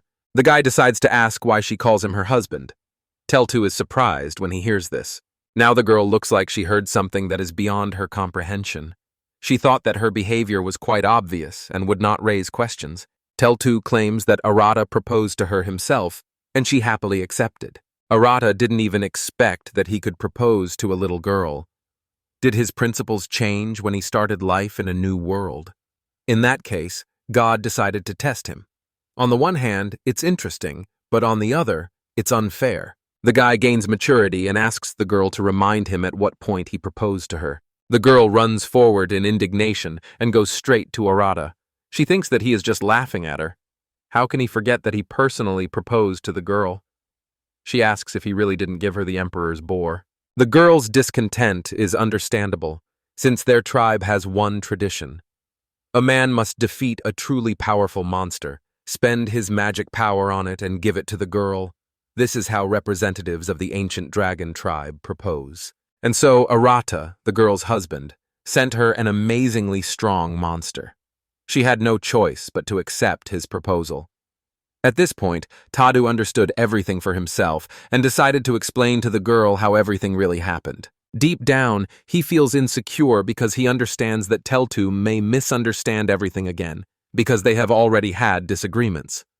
But the girl still does not listen to the guy and interrupts him, saying that she wants to figure everything out. Tado understands this, so he chooses the right moment and decides to ask the girl why he assumed that he gave her the Emperor's boar. And so Teltu begins to tell how everything happened on her side. She was going to take a nap after a hard day. Suddenly, right next to her, a huge boar emperor falls from the sky. At first, Teltu thinks that she is just sleeping. However, after making sure that this is not a dream, she decides to come closer. After she examines the boar, the girl decides to fly to the place from which he flew. And so, flying over the dense forest, she looked for the place from where the boar was delivered to her. Thus, the girl found her husband, Arata, who, in her opinion, prepared such an unexpected surprise for her. It is their custom that they can only choose a husband who is stronger than them. That is why she was so excited when she met a man who is stronger than her. Toto also wonders if she really had good intentions. Why didn't she think about their safety? Teltu says that it's all because she accepted Arata's offer, and she threw the boar away because in doing so, she made it clear that they could eat together and raise a family. The guy doesn't see the logic here, but decides to bring this topic to an end, since he understands that there is nothing more to discuss here. Arata looks at the girl and understands that in her opinion, the girl obviously didn't have bad or evil intentions. She's just young, so she perceives everything differently.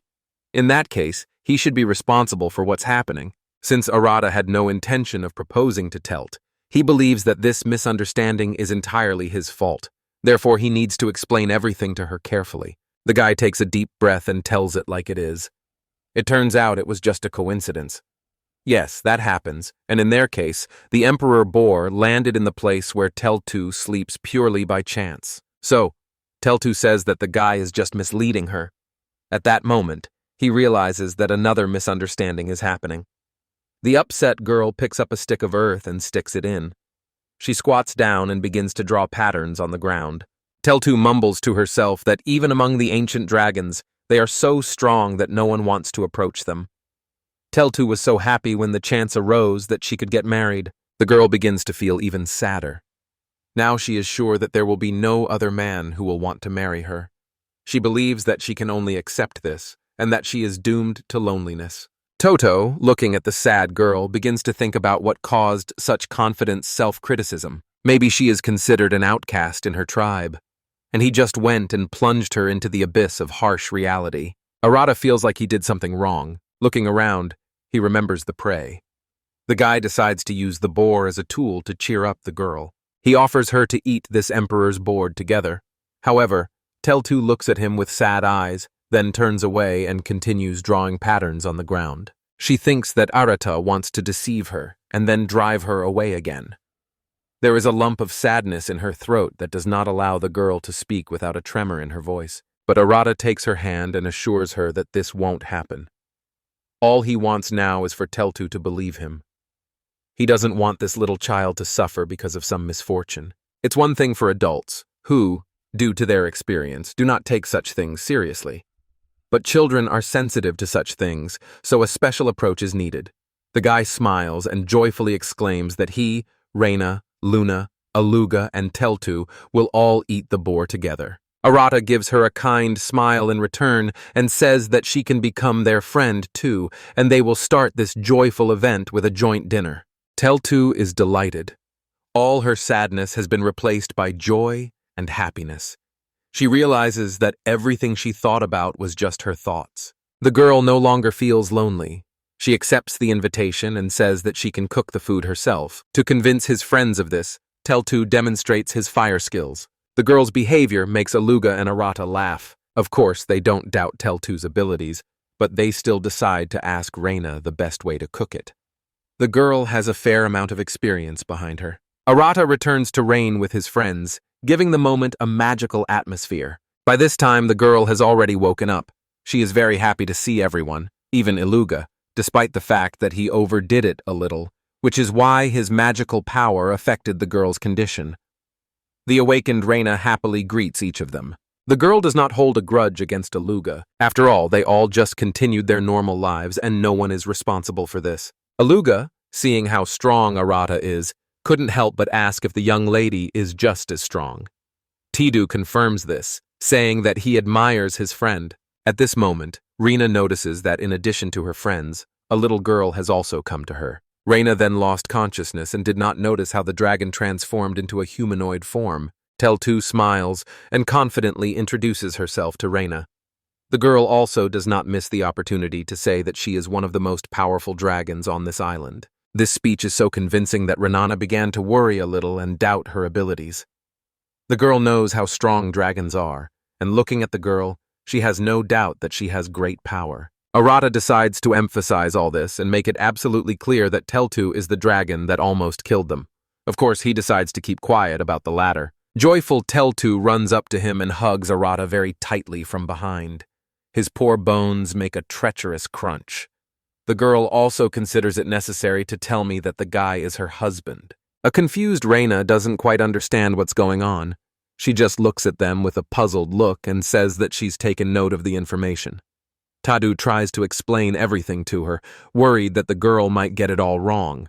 Rihanna still asks her friend to explain everything, hoping that she was simply mistaken in her unspoken judgments. After Arata tells her everything as it really was, Rihanna asks if he by any chance has a blessing from Loki, a god who brings trouble to the people he blesses. The girl herself does not expect an answer to this question since it is rhetorical, then the girl's behavior becomes no less strange. Teltu runs up to Reina and says that since they are in love with the same person, they should definitely stick together. Arata doesn't know what to do with this child to calm him down. He thinks that this little naughty girl is just making fun of him. The girl's recklessness simply surprises Reina. But despite this, she considers it necessary to explain to her that only 2 days have passed since she met Arata. According to her principles, there can be no talk of any development of a romantic relationship in such a short period of time. They are just friends and not lovers. But even here, Teltu stands his ground, saying that Arata actually met his wife a couple of hours ago. Doesn't a girl's true nature demand a strong guy who can protect her? The girl asks. Having heard this conversation, Luna now decides to intervene. Who thought that since Toto was carrying Rina in his arms, they were at least dating? Arata just wants to disappear into the ground. The guy is tired of making excuses, so he simply prefers to stick to his opinion. It is very difficult to convince girls, so it is easier to ignore. Aluga has also become a passive victim of sorts. He is already tired of listening to his friends sort things out. The guy calls out to his friends. To their surprise, they hear him the first time. He apologizes for interrupting such an intellectual conversation and tells the guys that it's getting boring here. Aluga suggests that they return to the Emperor's Boar. Reina is the first to remember that it still needs to be cooked. The girl thinks that it would be better to spend this precious time cooking the meat rather than sorting things out. The others also picked up on this idea and decided to hurry. The girls overtook Arata and went to the tent. At this point, the guy stops, falls behind to catch his breath. He begins to feel tired from all this talking. Alas, even the divine gift is powerless here. And here the guys are standing in front of the huge boar carcass. Teltu transformed into a dragon to move it closer to the tent. For a while, everyone just stands there and stares at it. It's so big, you don't even want to start cutting it up. Of course, it's great that there is magic in this world, which makes life much easier. Since the animal is huge, the guys divided the responsibilities. Each is assigned to do something specific. Rihanna feels useless since she came to this island. The girl thinks that she needs to maintain her reputation as a mage of the 7 stars. Teltu transforms into a dragon and lifts the boar's carcass into the air. Reina uses her hovering saber magic. The rest is up to Aluga. The guys do a great job together. Aluga is the best hunter of their tribe. He does a great job of cutting. After that, Reina offers him to dry himself with the towel. Thanks to the butchering, they can now eat delicious meat anywhere. The question remains, where to put such a huge amount of meat? They clearly won't be able to eat it all, but the boys don't have to worry at all. Arata suggests using storage magic to keep the meat from spoiling. However, Reina doesn't have enough storage space right now. Todo takes full responsibility. In order for the magical storage to open, it is enough to wave your hand. When the portal appears, it remains to transfer the product into it. Arata had never used this skill before, but his intuition told him that he should first visualize the storage facility separately and then the pieces of meat. The guy does just that. Todo simply imagines the boar meat falling into the magical storage. This image helps move the pieces into the storage. He notes that this skill is really very useful. Since the move is going well, this cannot but please the guys. Their main problem has just been solved. Now they cannot worry that the food will not spoil and such supplies will last them a very long time. While everyone is rejoicing, Reina stands silently behind and watches Arata. It is clear from the girl's face that she is unhappy about something. In order not to waste time, Rina calls out to him and asks, since when can he use storage magic since only a girl had this skill? Besides, not even every 7-star mage has his storage capacity. The guy rubs the backs of his head in embarrassment and understands that the day will be long. The girl has many questions for him. The long-awaited moment has arrived. The meat is already being roasted on the grill. The aroma is carried by the wind over a decent distance, so if someone comes to visit them, don't be surprised. Surrounding the grill, everyone stands and salivates. The meat turned out simply magnificent. A pleased Reiner reports that the meat is completely cooked. The girl puts it on a plate and serves it. They greedily pounce on the dish and begin to devour it. Their appetites are seriously aroused after everything that happened to them. The girl doesn't feel sorry at all, but she asks them to take their time to at least somehow make the meal safer. Sometimes it seems that hunting is less dangerous compared to eating hungry hunters. Even at this point, a small rivalry has arisen between Arata and Aluga as the boys aim for the same piece of meat. Aluga looks his rival in the eye and says that he is not bad. Arata does not lose his head and replies that his friend has a keen eye too. Reina has prepared a sweet sauce for the meat, which perfectly complements the taste of the dish. Luna and Teltu dip their pieces in it. Reina also reminds the kids that in addition to meat, they also have vegetables that they need to eat. At this point, she fries the fillet, the best part of the fatty pork. It is the softest part of the boar, and the most delicious. It should melt in your mouth. Tudu's eye falls on a fillet of the highest quality. The guy snatches it with great speed, and while the guys don't understand what's happening, takes it for himself. Riga laughs and says that they should share. Arata doesn't argue with the girl. Whether he wants it or not, you can't fool around with Reina. The boys are eating, and it seems like each of them is in their own universe. Some time passes and everyone lies down on the grass to ensure comfortable digestion of food. And then they go home. Night falls. Everyone has already gone to bed, only Arata and Rihanna are awake. The boy and girl are sitting in front of the fire and talking. The night is very warm and starry. The pleasant and calming crackle of the fire is heard. Rihanna starts the topic first. The girl says that today was a very hectic day, remembering everything that happened to them. A smile appears on her face. Arata laughs and says that he would have called yesterday a hectic day, but today they had complete madness. But now it's all over, so the guys laugh, remembering all this. But then, for a while, they fall silent and just look at the fire. Everyone understands that this silence is a transitional bridge to that very important conversation. Rihanna starts by saying that Arata saved her again. She says all this for a reason. The girl is really very grateful to the guy. Arata turns his head and looks at Reina. He understands that they are talking about the moment when Teltu arrived. Arata is sure that this is partly his fault, because if he had not released the boar, the dragon would not have arrived. It is important for him to provide his girlfriend with the most comfortable and safe conditions. Moreover, Arata is sure that he should thank her for everything she has done for him. Without the girl's culinary skills, things would have been tough. But since they have her, they managed to eat their fill of delicious food today. Rina also set up a tent on her own, thus giving Tudu a place to spend the night. Arata looks dreamily at the beautiful starry sky and says that he would like to live a peaceful life on this island and use his strong body to protect Rihanna. In principle, this is what he does. It gives him strength and energy. Reina is like a muse for him, who inspires him to heroic deeds. Otherwise, if Arata cannot protect her, he will be absolutely useless. Her friend's words strike her right in the heart. However, these are not sharp knives, but beautiful roses. All this is because Reina does not remember anyone trying to protect her as fiercely as Toto does. As a defensive reaction, she lets out a quiet giggle. However, Arata doesn't understand what made her laugh. Reina says she can't remember the last time anyone said that to her. Lately, she's been treated like a tool or a monster. Arata rests his chin, looks thoughtful, and says that he finds such behavior unforgivable. The girl thinks that this is normal for a mage of the 7 stars, but still, this does not mean that the girl was not taken into account at all. Despite the fact that she was still far from the strongest mages of the 7, however, this was enough to look at her as the strongest creature. That's why it never occurred to anyone to protect someone like her. The girl says that Arata's behavior and his attempts to stand up for her are further proof of how strange he is. Rihanna doesn't have that gift. That's another reason why Arata is always trying to protect her.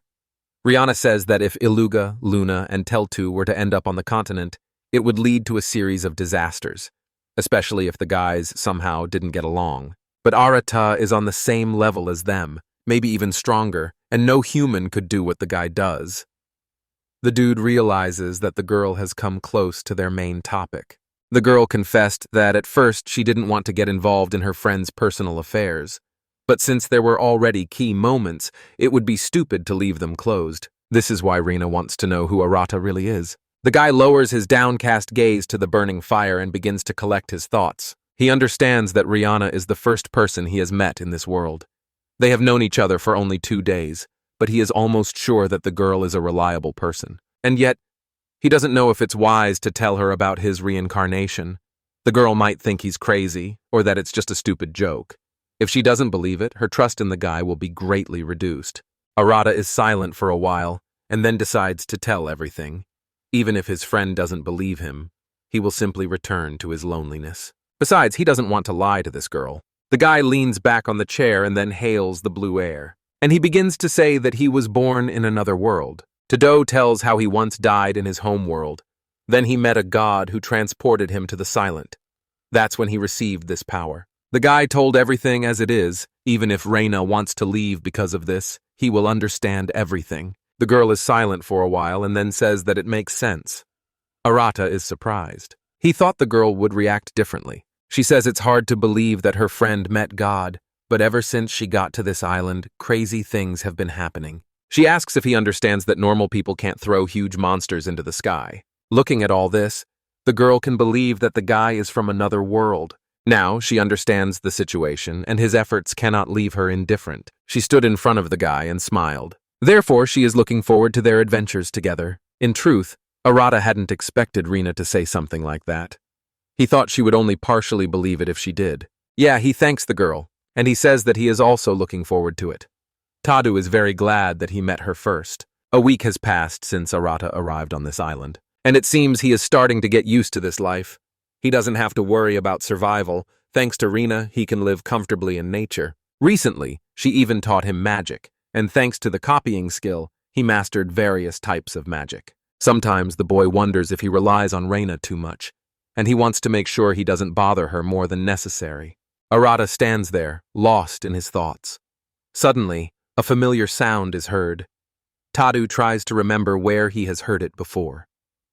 The boy leaves the tent and moves towards the sound. Mixed feelings fill him inside. Since Toto has a keen sense of hearing, he can detect it at fairly large distances. Thus, the sound leads him to the forest. There, Arata discovers a small rabbit, which looks at the boy with its small black eyes. This little one is the same species as the rabbit he met when he got to the island. At first glance, the rabbit seems very cute. However, what you are in his gaze is unclean, but Tado just can't understand what exactly. The guy remembers that then he used the previous rabbit as bait to save himself. Despite the fact that it was a forced measure, Arata feels a little sorry for his fellow. The boy squats down and calls the animal. It starts moving towards him. However, the rabbit's surprised look confuses him. It seems that the animal is somehow disappointed, but Toto simply refers to what he imagined. Then the little rabbit jumps up and bumps into his stomach. The boy starts laughing and hugs him. Now the boy thinks that the rabbit just likes hugs, and that's why he's acting like that. Arata picks him up and strokes his head. The guy returns to the tent. At this time, a sleepy Rihanna comes out. The girl notices her friend and approaches him. She did not expect him to wake up so early today. Arata wishes her a good morning and shows her a small animal. The girl froze and silently stared at the animal. This reaction confuses Arata. He asks what is wrong with her, but Rihanna ignores his question. She continues to stare at the rabbit without looking away. And then the guy switches to the rabbit and asks if he wants to hug her, but the animal begins to break free from his hands. The rabbit drums its little paws on Arata's chest. In order to somehow take control of the situation, he decides to calm him down. But since Toto hasn't yet learned to control his power, he goes a little overboard. The guy asks his friend what to do about it. The girl silently watches his behavior. Reina asked if Arata knew anything about this creature, but it turns out that the guy really doesn't know anything. He says that it seems to be an ordinary rabbit, and that there were similar ones in his world. Rihanna takes into account her friend's lack of awareness and decides to warn him that this is a disaster-class monster. At first, Arata thinks that the girl is just making fun of him.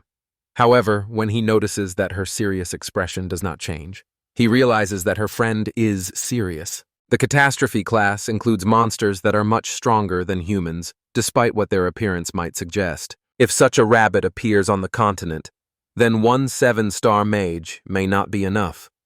You will have to call a hero and a saint who will be able to defeat it if they fight to the death. Arata can hardly even believe it. He looks sadly at the rabbit and tells it that it won't work as a pet. It looks like we'll have to forget a lot of the stereotypes from the past world.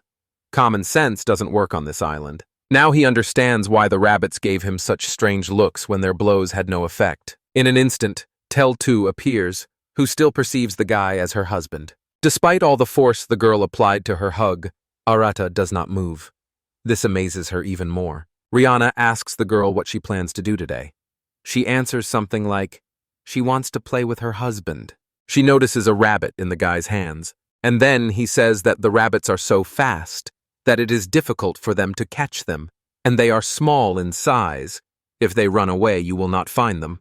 Besides, they are very strong. Suddenly, the moon appears and hugs Arata just as tightly. Teltu starts to get jealous but doesn't say anything. She hides behind the guy's back. He asks her what happened. Reina greets Luna and notes that she is as energetic as ever.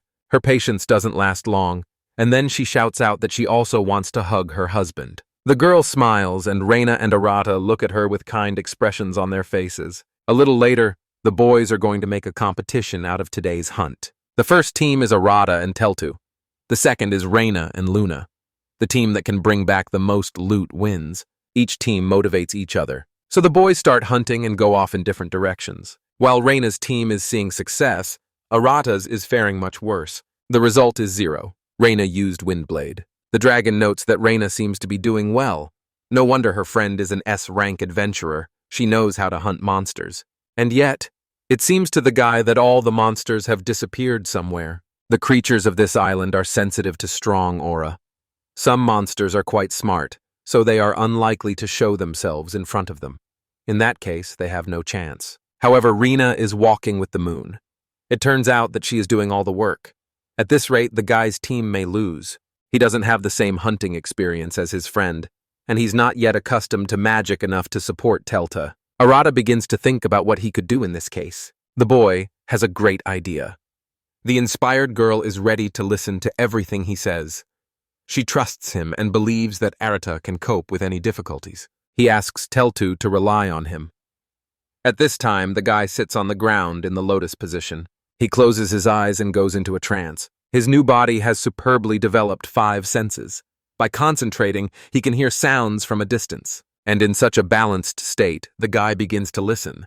And indeed, his hearing does not fail him. Arata catches some kind of sound.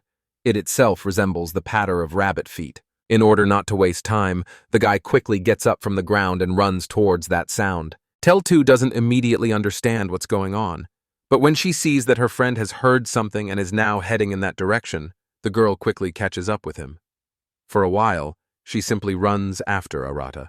Teltu sees the goal they were aiming for. This goal is 6 small rabbits.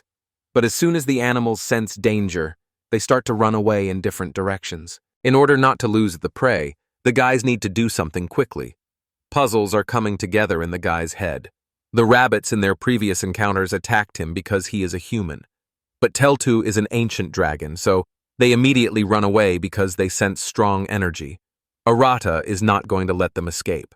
He picks up a stone from the ground and throws it into the distance to distract the animals.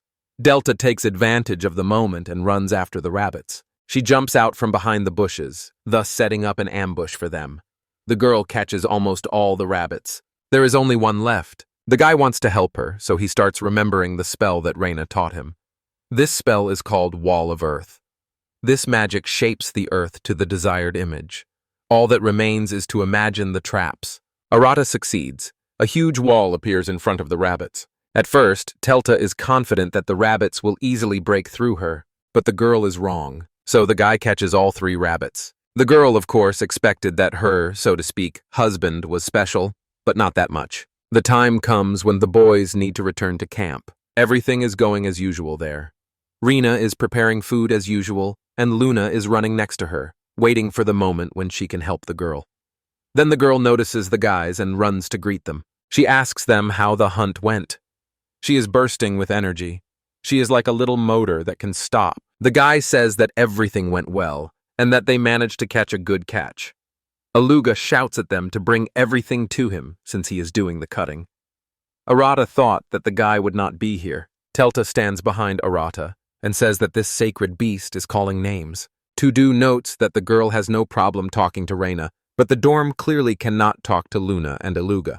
Apparently, when they were preparing the Emperor's boar, she was in an elevated mood and did not notice how she joined the company. Well, it seems like she has the type of character that doesn't get along well with others. Perhaps it's just hard for an ancient dragon to make friends. Arata really wants to help the girl. Luna can talk whenever she wants. She asks the boys again how their hunt went. Tudo decides to involve Tilda in the conversation, asking her how their hunt went. The girl says that they caught 3 rabbits. Luna is sincerely happy for her friends. She shakes Telt's hand and asks how they were able to do that, since rabbits are quite strong, and it is very difficult to catch them since they run so fast. Arata takes advantage of the moment and leaves. He tells her if she can take a step forward, she won't be teased anymore. Luna asks the girl to show her how to hunt rabbits. Teltu was embarrassed, so the girls decide to practice hunting together. Luna agreed and they smiled. Arata mentally supports the girl. Besides this, they also decide to go play while dinner is being prepared. By this time, they should definitely have worked up an appetite. Time flies very quickly on this island, and now a month has passed since Arata found himself here. Everything continues to go on as usual. The guys are standing around the table on which lies a map of this island. Aluga is the best one to navigate here. He advises the boys not to go to the southern part of the island. They argue that the young representatives of the dragon and demon tribe are quite aggressive.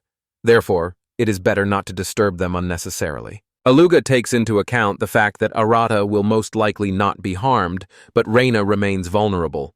Therefore, they need to choose their location carefully. To asks his friend what he can say about the High Elves. The guy says that the representatives of this race are a rather withdrawn people, so they are unlikely to attack out of the blue. They have a peculiar principle, according to which they prefer not to attack without reason. But if someone shows aggression towards them, they will defend themselves. Besides, Aluga doesn't know how elves react to people. There are spirits living near them. If you are careful, there shouldn't be any problems. Thus, Arado learns that it seems that each tribe has its own hierarchy. In the village of Ilugi, live beastmen. By themselves, they are calm people. Elven villages are ruled by high elves, and spirits are ruled by high spirits. They are revered as gods.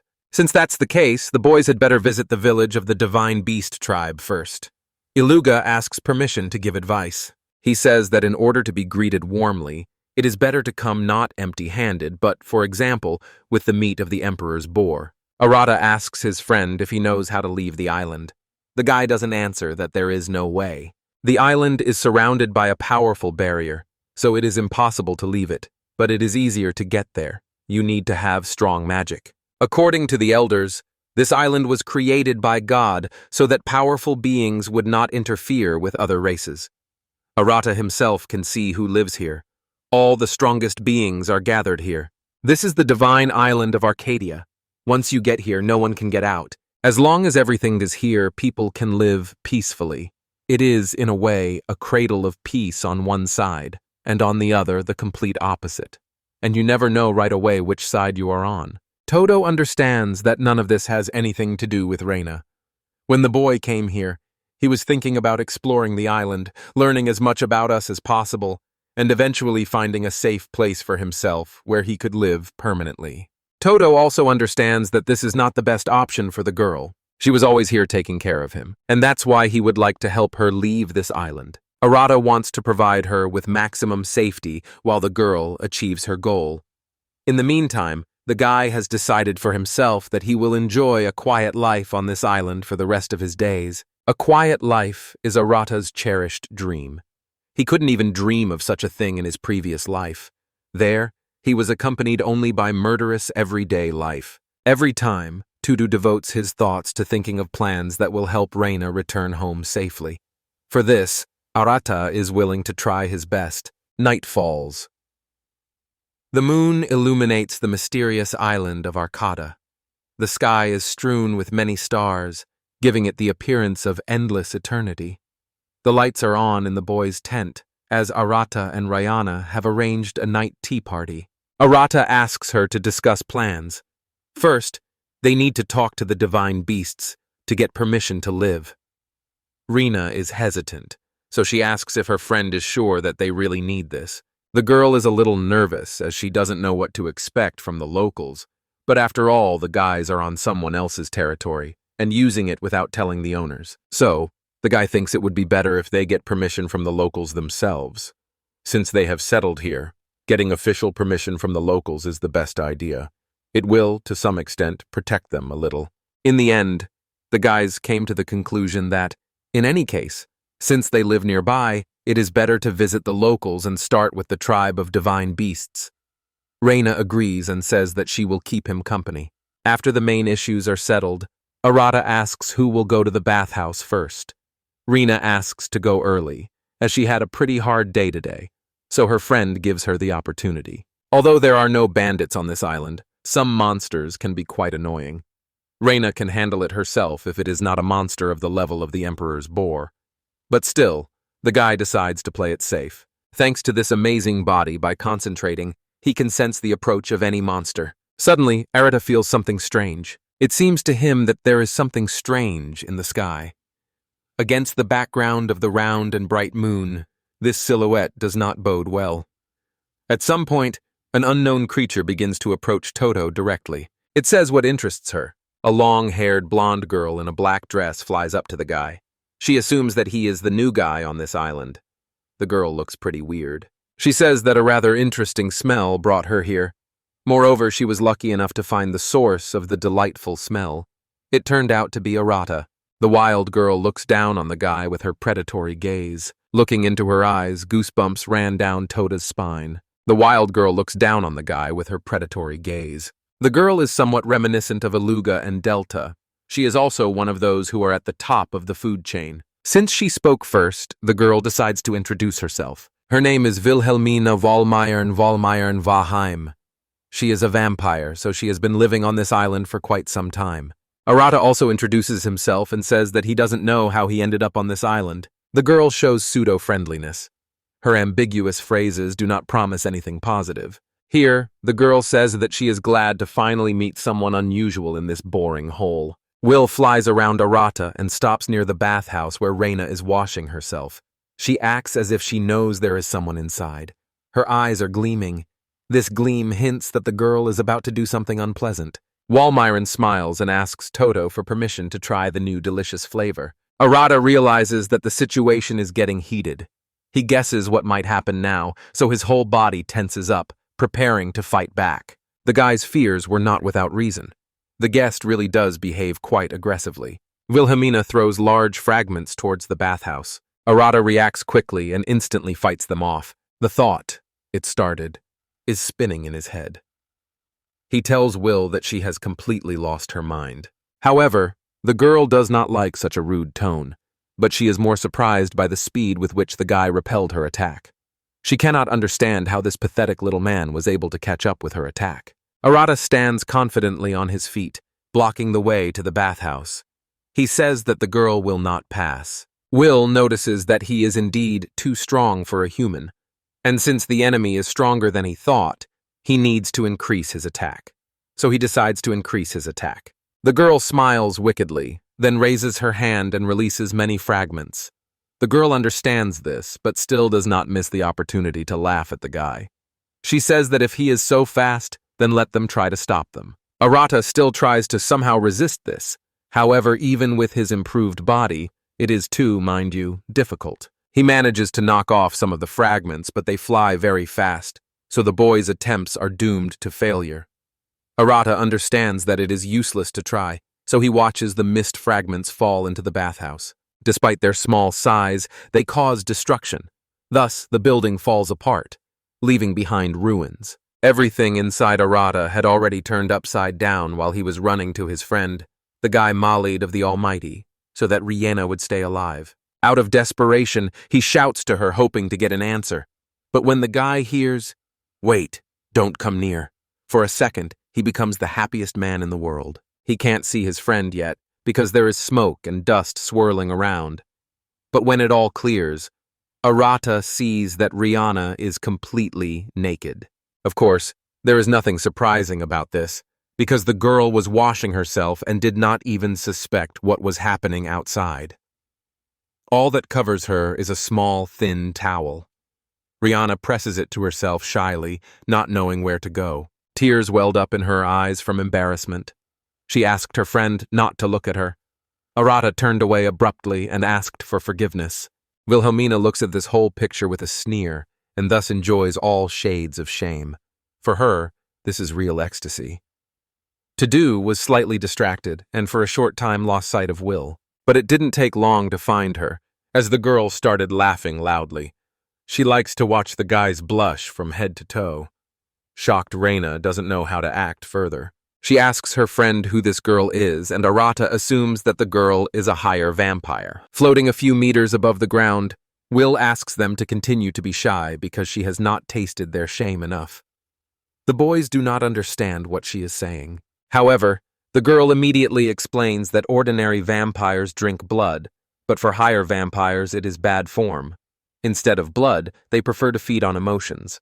A funny association comes to Arata's mind, and he says that his mother-in-law does the same. Of course, Wilhelmina in this world does not know what a mother-in-law is, but it is certain that both of them can be called energy vampires. In other words, the girl tasted the shame that Reina had experienced. Will laughs and thanks the guys for the sophisticated taste of romantic comedy. Tato recalls that Wilhelmina's attack wasn't that strong. She could have hit harder, but it seems like she was aiming for the bathhouse. It turns out that she had no intention of harming the boys. All she needs is the shame of the young men, which is so wonderful for her. She says something that you can get addicted to. She also loves it, but she was not allowed to finish. Rihanna is starting to get tired of all this. She tries to use magic to take revenge on the girl, but then, and only then, enjoy to feel anger with a subtle shade of shame. At one point, Reina thinks she is defeating the vampire as she is blown to pieces. The girl laughs and asks if the guys really thought it would be so easy to kill her. However, this doesn't last long as Wilhelmina turns into a bunch of bats and recovers. And here she is again, standing in front of the guys. She asks if they really thought she was dead. Then she thanks them for the dessert. They both reacted so amazingly. But then she realizes that she has already received a hearty dinner from a stranger, and it is time to know when to stop. She thanks them for lifting her spirits. The girl says that next time she can experience a little more shame since shyness is her weakness. Wilhelmina disappears and the guys are left with mixed feelings. Now Arata understands that he is still far from having a peaceful life. Several days pass after Wilhelmina's attack. The boys are gradually beginning to recover from the recent events that happened to them. During this time, they have already managed to reach the village of divine beasts. Everything is going according to plan. A completely unremarkable area opens up before them. Around them are small and modest houses, the roofs of which are covered with straw. Of course, Arata imagined a more fantastical landscape that would correlate with the name of the tribe. However, it turned out to be an ordinary village. A familiar voice calls the boy. When he turns to the call, he sees a joyful Aluga. His wife, Livia, stands next to him. The girl smiles and warmly greets the guys. Her appearance is slightly different from Aliga's. Her ears are more like bat wings.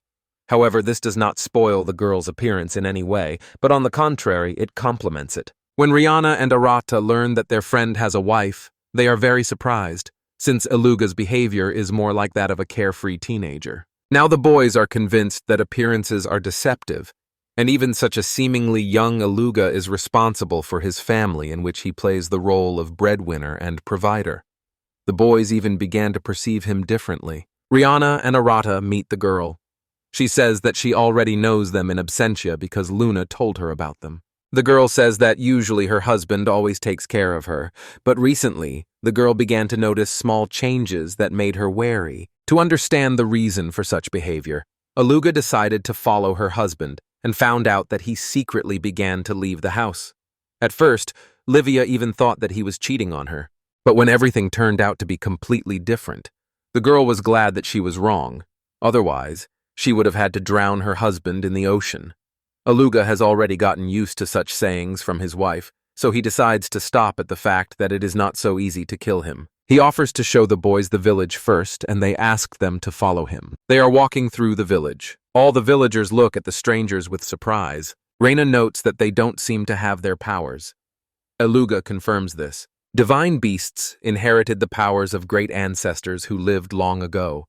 They are proud of this power. There are also ordinary beastmen who no longer have that strength left.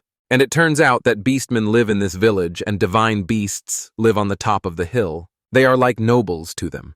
Divine beasts do not ask to be worshipped. Beastmen themselves call them gods. Divine beasts hunt in the forest, getting meat. Ordinary people grow vegetables and rice, they just have different roles.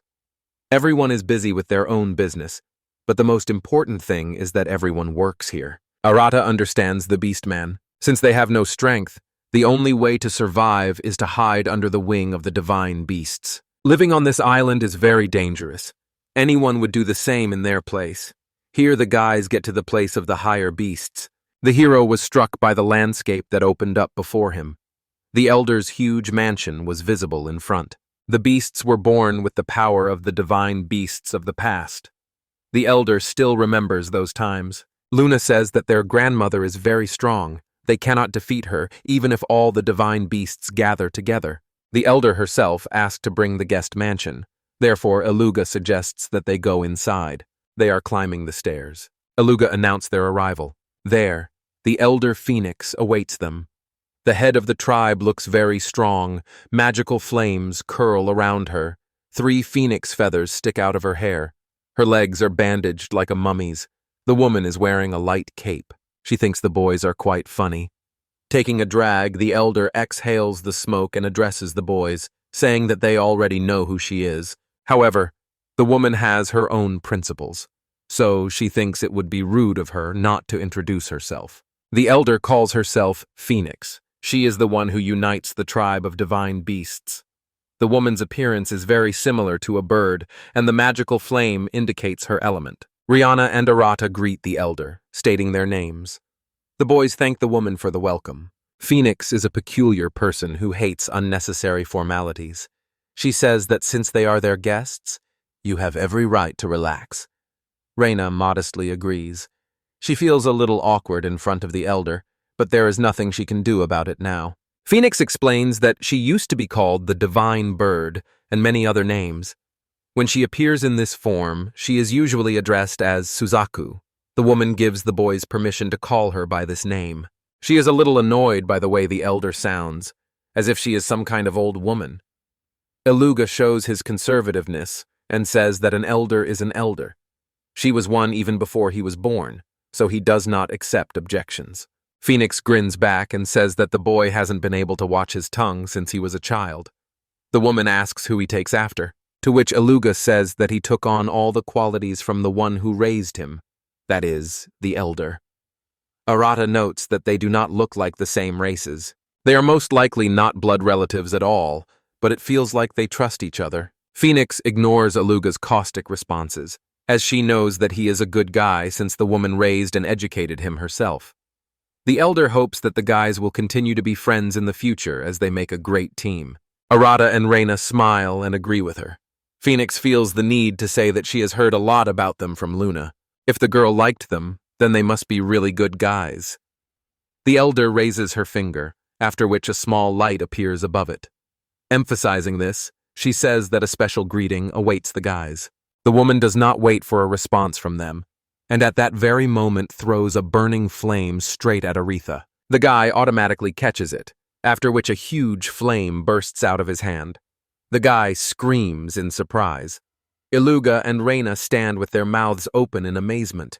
Phoenix smiles contentedly, and Toto looks at his burning hand in surprise. The woman comes closer, starts laughing and praising the guy. Reina says she can't believe it. Arata doesn't quite understand what happened. The girl explains that there is several times more magic in this fire than in Hermana Reserve, and perhaps even tens of times more. Everyone is especially amazed at how calmly Arata accepted this fire, despite how casually Phoenix released it. The boy didn't think this little ball was so amazing. Reina says it's not a toy at all. At this moment, the guy clenches his fist and only smoke remains from the fire. Thus, Arata begins to like the elder even more, and the woman is not embarrassed to announce it. Aluga begins to resent such a reception of guests. Phoenix says that it's been a while since she's had to warm up like this. She looks at Arata with a piercing gaze, causing him to swallow, feeling a grilling excitement inside. The elder gives a sharp laugh and says that she has a lot of noisy kids here, so she decides to leave them alone. She relies on Aluga, and says that he can show the guests around the village, and that they will have a party in the evening. Aluga apologizes to Arata for their elder. However, the guy has gotten used to such things lately, although the last time he was a little surprised. The boys go outside where there are a lot of people in the yard. They are all having a picnic in the yard. The residents are sitting around a large fire.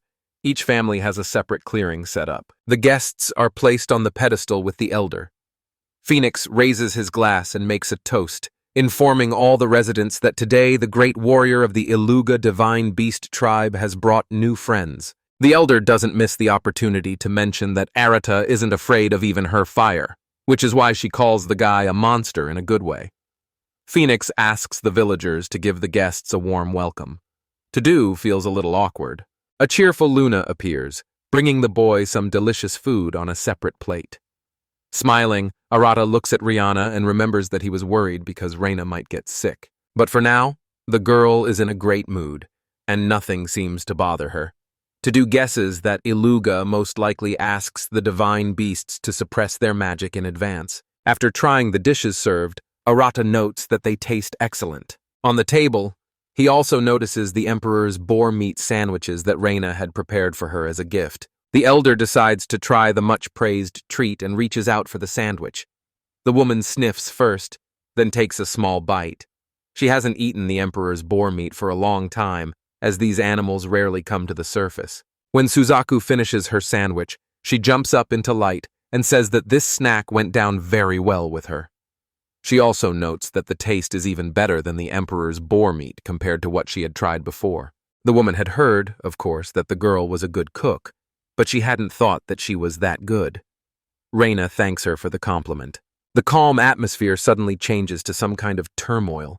Something very large appears on the territory. Some creature is walking straight through a crowd of people, thereby throwing the inhabitants in different directions. The divine animals simply start flying from side to side. The elder says that it is just the young people making a bit of noise and asks the guests not to worry. The hero notices that they are already very close. Then she talks about some Gaius, a name that means nothing to the boys. From the rising pillar, the silhouette of a huge monster emerges. The elder says that this is the most ferocious of the tribe of divine beasts. Then the ancestors were the divine beast, Hippopotamus. The beast approaches the boys and menacingly begins to ask who prepared the sandwiches. He then approaches Reina and asks if the girl cooked it. The frightened girl nods. By this thing, he means Reina's sandwiches. He comes even closer to her, then points his finger at her, and he says that from now on, she will be his bride. The amazed Reina could never have imagined that after 5 seconds of meeting the monster, she would receive a proposal from him. There comes a time when Arata has to stand up for her friend again. He blocks Reina with his back, which makes the girl feel safe. The ferocious monster starts screening what he wants. Arata says that his behavior is unlikely to please anyone because the monster just suddenly appeared and began to treat the young girl badly. Gaius holds out his hand, holding the sandwich Reina made. He says it tastes delicious. He asks again if she really made it. Without waiting for an answer, Gaius orders her to become his wife and cook for him all his life. At this moment, the girl becomes ill as the monster emits the strongest magical energy. Reina starts gagging. A frightened Luna asks if the girl is okay. Arata immediately understands what is going on. Other divine beasts suppress their magic for the girl, but this one, on the contrary, releases it, trying to intimidate and subjugate the poor guy. As if he thinks himself superior to the guys. In fact, he just doesn't care about Reina. The hero has a serious look. Gaius warns Arata not to stand in his way, otherwise he will throw the guy out of here. But the guy is not at all afraid of threats. On the contrary, he is ready to enter into a duel to help the girl. They are preparing for battle. This makes Gaius even more angry, causing him to begin to radiate even more of his anger-fueled energy. Phoenix approves of the idea of a duel for the girl. However, she cannot allow the guest to be thrown out as it is not at all hospitable. Gaius tells her not to interfere. The woman tells Suzaku that he is the only one disturbing the fun here, although she can understand his feelings. The elder raises his hand and says that they will decide everything in a duel of divine beasts. Reina asked what it was. Arata asks Aluga to explain what this means. He says that they respect their ancestors, so when they can't share something, they give them an oath and then proudly begin to fight. The loser gives way to the winner. In other words, Reina will be their bet. The monster confirms. Phoenix asks if anyone has any objections. The Lugo reminds them that they are, after all, their guests. Araka addresses the girl. Arata asks the girl if he can handle this. She says she relies on him completely. And now the guy is standing opposite his opponent, surrounded by a crowd of spectators. The monster tells the boy that he will take her away. Arata understands that he can't give her to such a guy. If Gaius wins, Reina will become his wife. If Arata wins, the elder promises to do whatever he asks, within reason, of course. The woman gives her word as a divine beast. Teltu realized that Suzaku had been living here since time immemorial. Perhaps she knew how to get out of this island. The best way to repay Reina for helping me. It's to bring her home so the guy now has to win. The enemy introduces themselves. To avoid tarnishing their pride, competitors are asked to fight with all their might. Thus, the duel of the divine beasts begins, grasping the enemy with a death grip. Arata understands that the monster is very strong. Little Luna and Reina try to support their friend, rooting for him. The girls are very worried that something might happen to him, but the guy shouts to them from the field that he has everything under control. Teltu notices that Gauss is even stronger than Teltu. However, Arata gathers his strength, and putting out all his power, he begins to move the opponents from their place. The monster is surprised. Not only did the guy stop his attack, but he was also able to attack in response. The villagers and the elder watch the duel with interest. Arata once again exceeds Phoenix's expectations. Todo step by step the big guy, he is getting closer to the line. The crowd is delighted with this guy. Some people think he has been training for a long time. He mentally asks them for forgiveness and says that all this is not true. This body is a gift from God. He has never done sumo, but he simply must win since his girlfriend's freedom is at stake. Arata is very angry, and all because the monster scared the poor girl. Now he will not forgive him for this. The guy thinks he has to win. The young man understands that it is time to end this. When Teltu pushes the opponent beyond the drawn line, everyone around is surprised. Phoenix announces that the match is over. There is a roar of delighted public. Inside, the boy feels proud of himself. Opposite, beyond the circle, the defeated Gaius sits on his knees.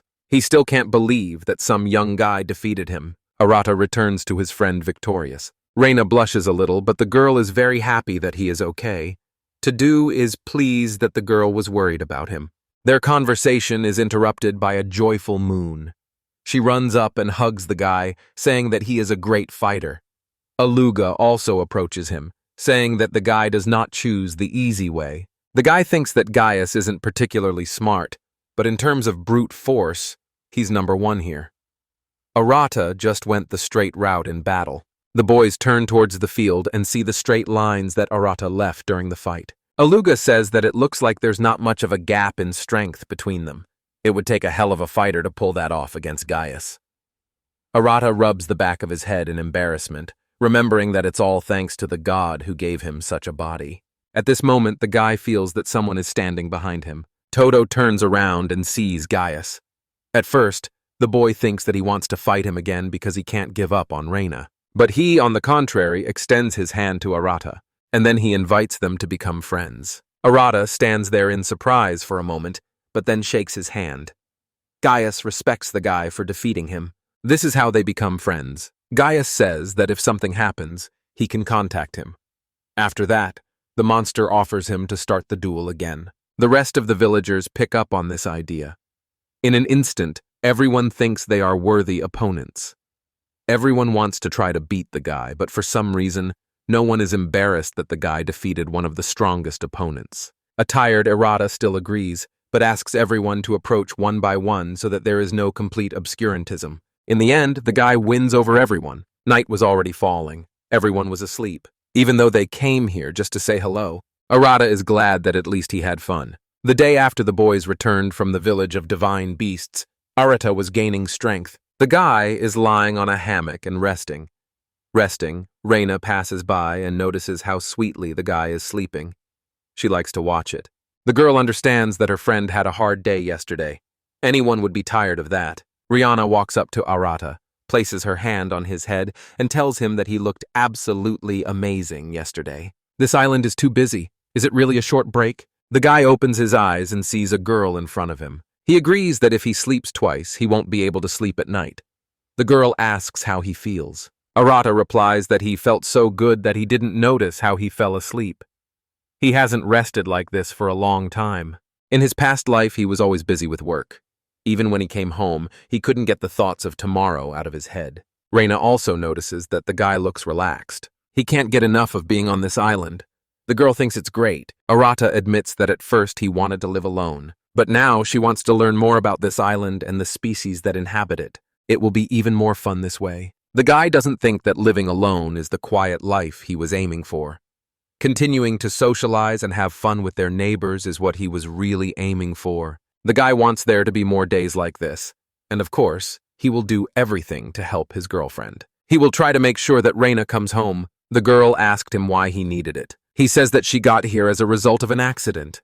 Reina does not deny it. However, the girl doubts that she wants to return home. She replied that she didn't know. They haven't discussed this with her yet. Arata had only said a few times that he wanted to live on this island, so she thought she wanted to help him. In fact, he doesn't remember the girl talking about going home, and she never tried to find a way to get out of here. It turns out he was the only one worried about this. This thought made Arata want to go and bury himself. It seems he misunderstood his girlfriend. He offers to discuss what to do next. The girl agrees. She asks her friend why he thought she wanted to go back. Tudu says she was sailing to the island on a royal mission and then got shipwrecked. That's why he thought she wanted to go back. The girl says that everything was just like that. Come to think of it, she didn't tell him about the circumstances surrounding it. Arata asks if something bad happened before she got here. The girl says that she was an orphan until her teacher, the first archmage among the star of 7 magicians, did not pick her up, making her his student. Things were very difficult for Reina after that. She was abandoned in a wilderness inhabited by dangerous monsters. In order to survive in this place, she had to use magic until she passed out from exhaustion. Then, she felt sick just thinking about those hellish days.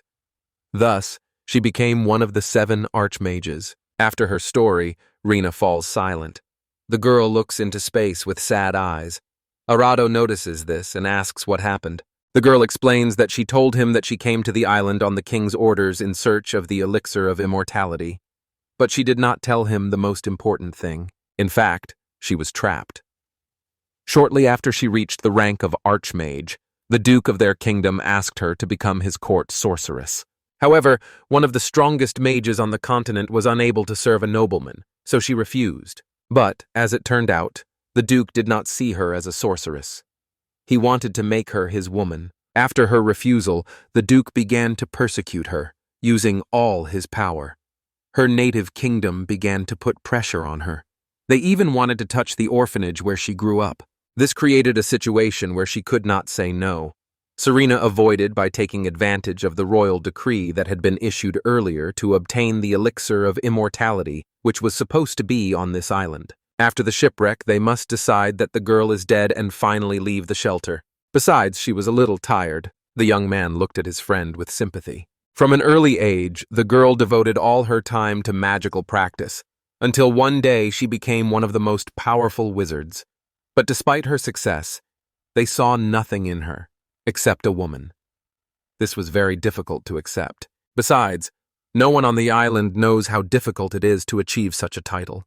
There is no one to reward her for all the hard work she has done. Arata tells her that the girl worked so hard to become an archmage, but in reality she never really wanted to become a sorceress. The sisters at the orphanage were so kind, so the girl always wanted to be one of them. But the teacher said that being a sorceress, she would bring much more benefit to the orphanage. That's why she tried so hard. The young man understands her. Arata now understands that the girl does not want to return to the continent but prefers to stay on the island. You ride quite comfortably. Reina says he shouldn't worry about it. Luna and Teltu are very nice, and she has become friends with Aluga and the others.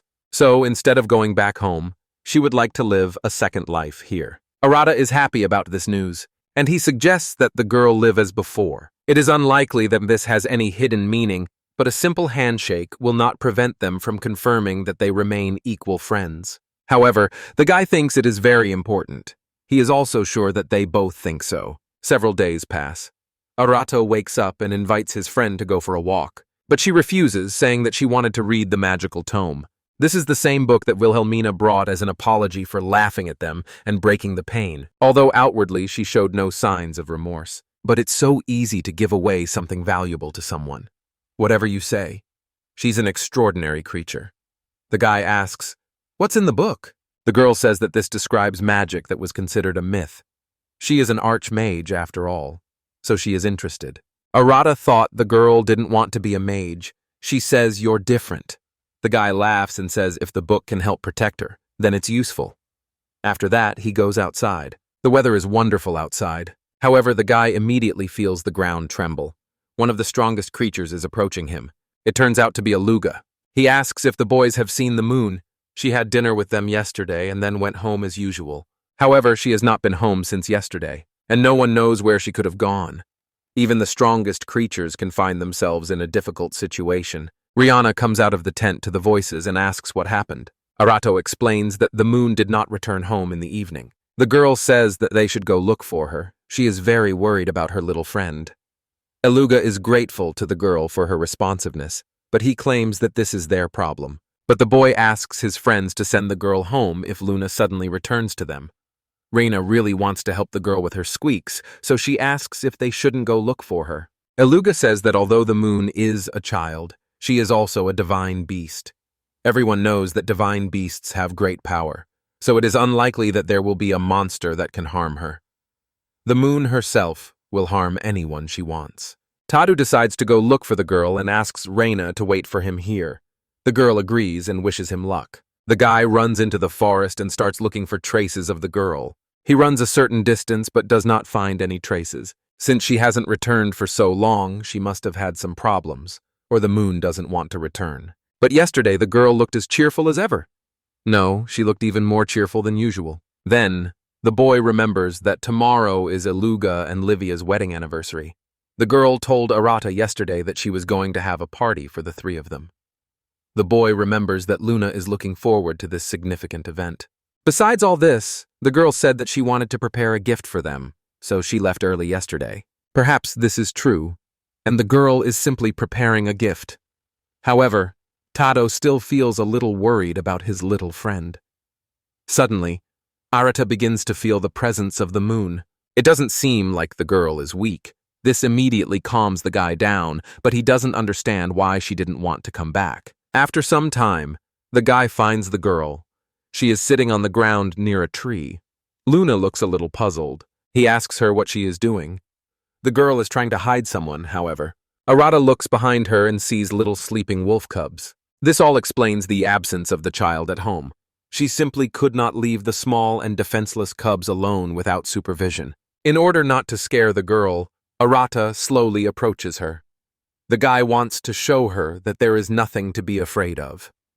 He carefully kneels down and asks her who she is hiding there. Little wolf cubs are hidden behind 9 fluffy tails. The girl looks away sadly. The fluffy ears on her head also involuntarily droop. A small tear runs down her cheek. When Luna realizes that no one will scold him, the girl decides to open up. She says that today is Aluga and Livia's wedding anniversary. And for her, this is also an important event, so the girl wants to please her friends. That is why she was going to give them something. Moreover, Livia once said that she wants a child, and since wolf cubs are babies, they can replace a child. Tadil understands that the girl wanted to give him wolf cubs. While the girl was telling this touching story, Arata wondered where the wolf cubs were. But if they were to look for the wolf cubs, it could lead to big problems. After this question, she falls silent and looks somewhere far inside herself. Arata, trying to bring the girl back to reality, decides to ask again about whether the wolf cubs have parents. After this, Luna suddenly comes to life and in a raised voice says that she is sure that they no longer have parents. She knows she shouldn't raise her voice because Tado doesn't want to hurt her. He just wants to figure things out. Luna lowers her sad gaze again and says that the thing is, when she got here, it was already too late. The girl clutches the hem of her dress and her little fist. This indicates that she is very worried. Arata notices this, so the boy takes a soft tactic. First, he calms the girl down and says that everything is fine, and then Tadu smiles and assure her that no one blames her for anything. After that, the guy asks Luna to explain everything in order. Yes, she caught the moment when the wolf cubs were with their mother, and then a very unpleasant event happened. After a short silence, the girl nods and decides to tell everything that happened then. Luna says that on the day they said goodbye to each other, the girl went looking for a gift for their wedding anniversary. At the same time, she was looking for a wolf cub who had separated from the pack. She was overwhelmed with joy as she really wanted to please her friends. The weather was great, and the birds were singing pleasantly, and the girl was impatiently waiting for the moment when she would decide on a gift. Luna noticed the wolf cub she was looking for. The girl began to follow him, and eventually he led her to his brothers and sisters. That's how she found the wolf cubs. Their mother was nearby, however. By the time the girl arrived, their mother had already been attacked by another monster. As much as Luna wanted to save her, she couldn't turn back time. Despite this, the girl drove the monster away, and thus managed to save at least the cubs. However, difficulties arose. Their mother was already mortally wounded and died soon after. All this time, the cubs did not leave her side for a single step. The mother defended her children with all her might. Despite the fact that the monster was much larger than her, she militantly defended the cubs. Yes, she died, but she managed to buy time, thanks to which the cubs remained alive. Arata listens attentively to the girl. He understands how difficult it is for her to tell all this. All this time, Luna kept an eye on them because she believed that if she did nothing, other monsters would attack the cubs, and since they were completely defenseless, they would definitely not be able to last long. That is why the girl decided to intervene. At first, she wanted to take them with her. However, the wolf cubs did not agree to leave. Perhaps they wanted to go with the girl, but, as already mentioned, they could not leave their mother no matter what. The cubs simply lay next to her. Occasionally, they gently pushed her with their paws, hoping that their mother would wake up and everything would be as before. Perhaps the cubs were waiting for her to recover, get up, and they would all continue to live together, protecting each other. Luna tried to influence this somehow. The girl told them that their mother had died, but they did not understand, or they simply did not want to leave. When the girl realized that talking wouldn't help, she decided to think about what else to do. Then the moon buried their mother and tried to take the animals home again. But even then, they still didn't want to leave. Tears flow from Luna's eyes. The girl clutches the hem of her dress even tighter, trying to fight off all this sadness that has settled in her. The main character listens to her attentively. A little more time passed. Luna began to fear that the cubs would die without her help. So, all this time, Luna protected them, trying to fill the void in their hearts from the recent loss. After hearing all this, the guy's heart just sank with sadness. He was very sad that everything turned out this way. However, Arata decides to praise the girl. The guy says that she did a great job. Not everyone can do that. Tudu smiles and pats her head in praise. Others would have been scared long ago and saved themselves, but Luna showed great courage and care. Tudu asks her what the girl will do now. After thinking for a while, the girl decides to try her luck again. She wants to try to talk to them again, but only when they wake up. The cubs are fast asleep, cuddled up to each other. After the loss they suffered, they are now the closest to each other. Surely when they grow up, they will protect their pack just as their mother once protected them. Arata becomes curious about whether the wolf cubs understand the girl. However, Luna does not know this. After this, the boy decides to find out a little more about them, because the wolf cubs in this world are also monsters. The girl says that these cubs are blood wolves. When they grill up, they become very strong. They are serious opponents for many forest dwellers. Arata thinks that if the wolf cubs become very strong, even by the standards of the moon, one day these cubs will be dangerous. They can be dangerous for everyone. Of course, the guy understands that they won't harm him, but Reina could be in danger. After all, the girl doesn't have a gift that doesn't allow them to harm her body. Tado starts thinking ahead again. After thinking for a while, he comes to the conclusion that the wolf cubs should be taken as far away as possible so that they cannot harm anyone. But at the same moment, Arata understands that Luna might not like this at all, especially since she put a lot of effort and energy into trying to protect them. All his thoughts are interrupted when the blood wolf cubs open their eyes and wake up. The animals yawn and stretch. Joyful Moon cannot contain her delight as she watches them. The young man is surprised. The sleepy wolf cubs direct their gaze towards the guy. If they are already used to the girl and know that she does not wish them any harm, then they see Arata for the first time, so they try to understand whether there is danger coming from him. One of the wolf cubs starts looking intently somewhere to the side. In an instant, he breaks away from his place and runs somewhere. Luna and Arata look after them, surprised. The girl tries to call out to them, but they don't even hear her. The guy asks what happened. The girl understands where exactly they are running, but she points in that direction and is silent for a while. The cubs run up to the place where their mother is buried. The cubs trample on the spot and sniff the ground. Toto watches their actions. He feels a little sorry for the wolf cubs because these cubs will never see their mother again. The animals lie down on this spot. You can tell from their eyes how worried they are, and it seems they understand that their mother will not return. The wolf cubs lie quietly, pressing their ears. Everything becomes clear to the main character. The cubs realize that their mother is no longer there. Arata notes that even monsters can feel the pain of loss. In this way, they are no different from humans.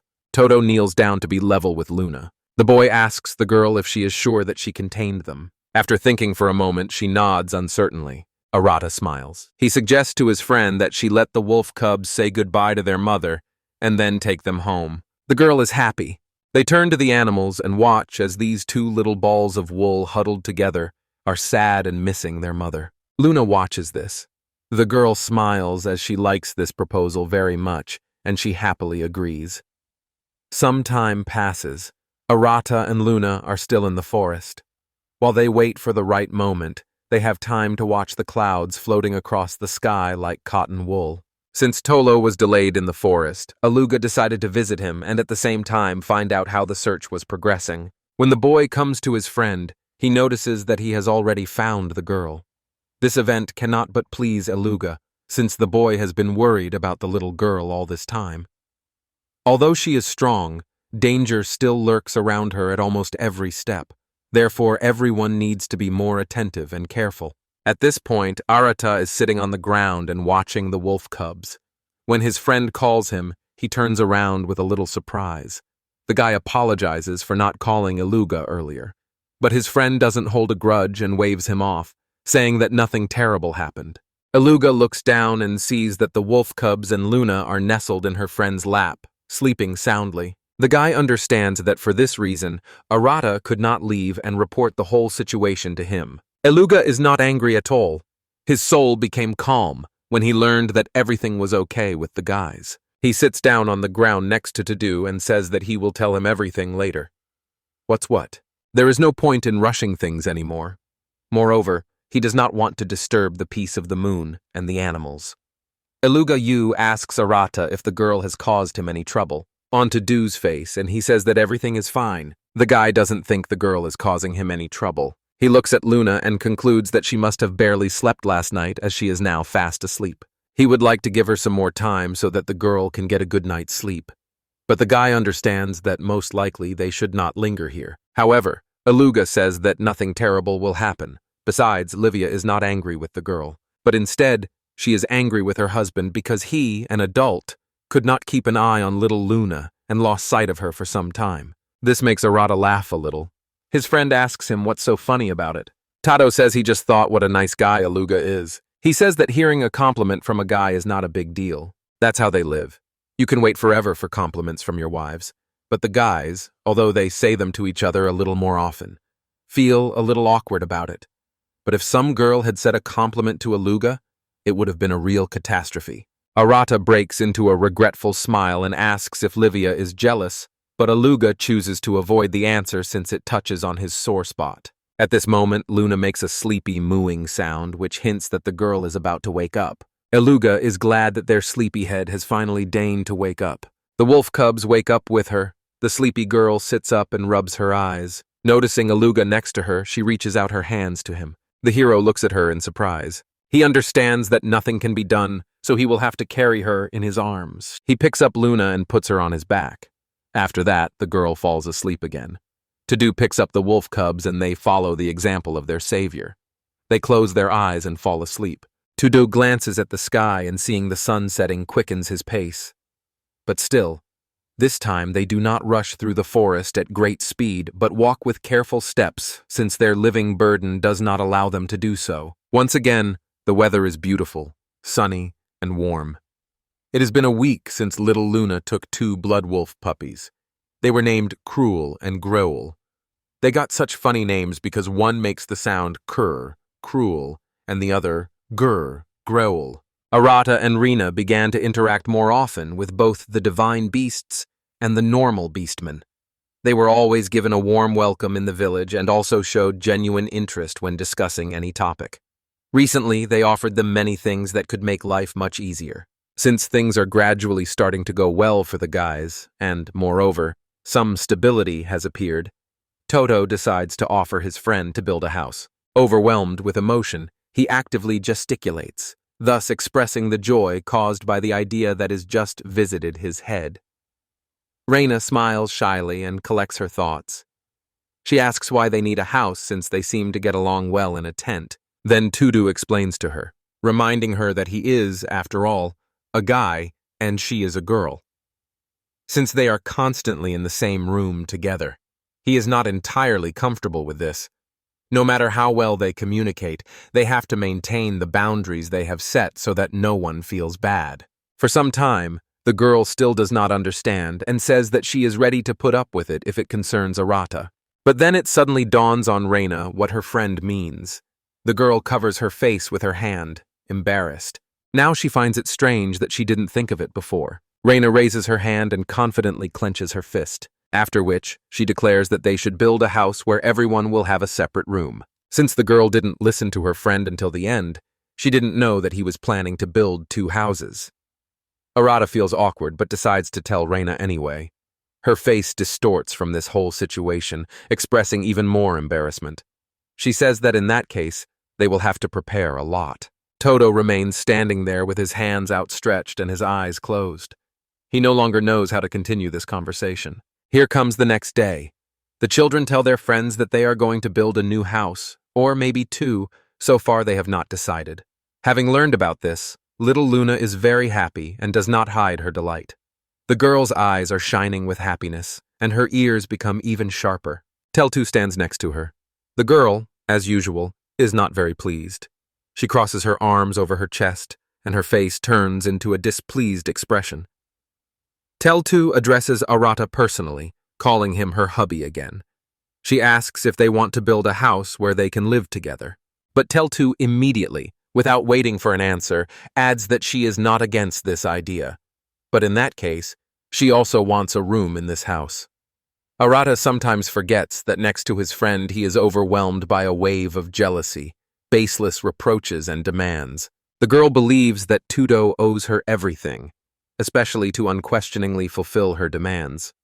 He exhales and is already mentally prepared to listen to all the discontent that will now pour out on him.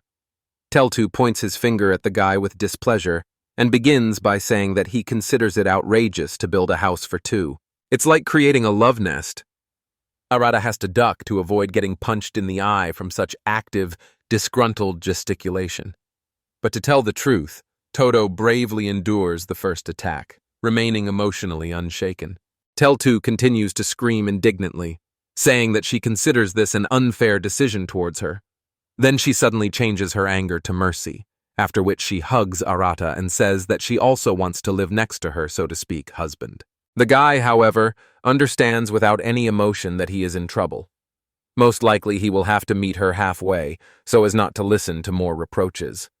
Reina, shocked by the girl's behavior, holds a drawing of their future home in her hands and says that if Teltu is so eager for it, they can make another room for her. The girl unfolds the existing house plan and places it on the wooden table.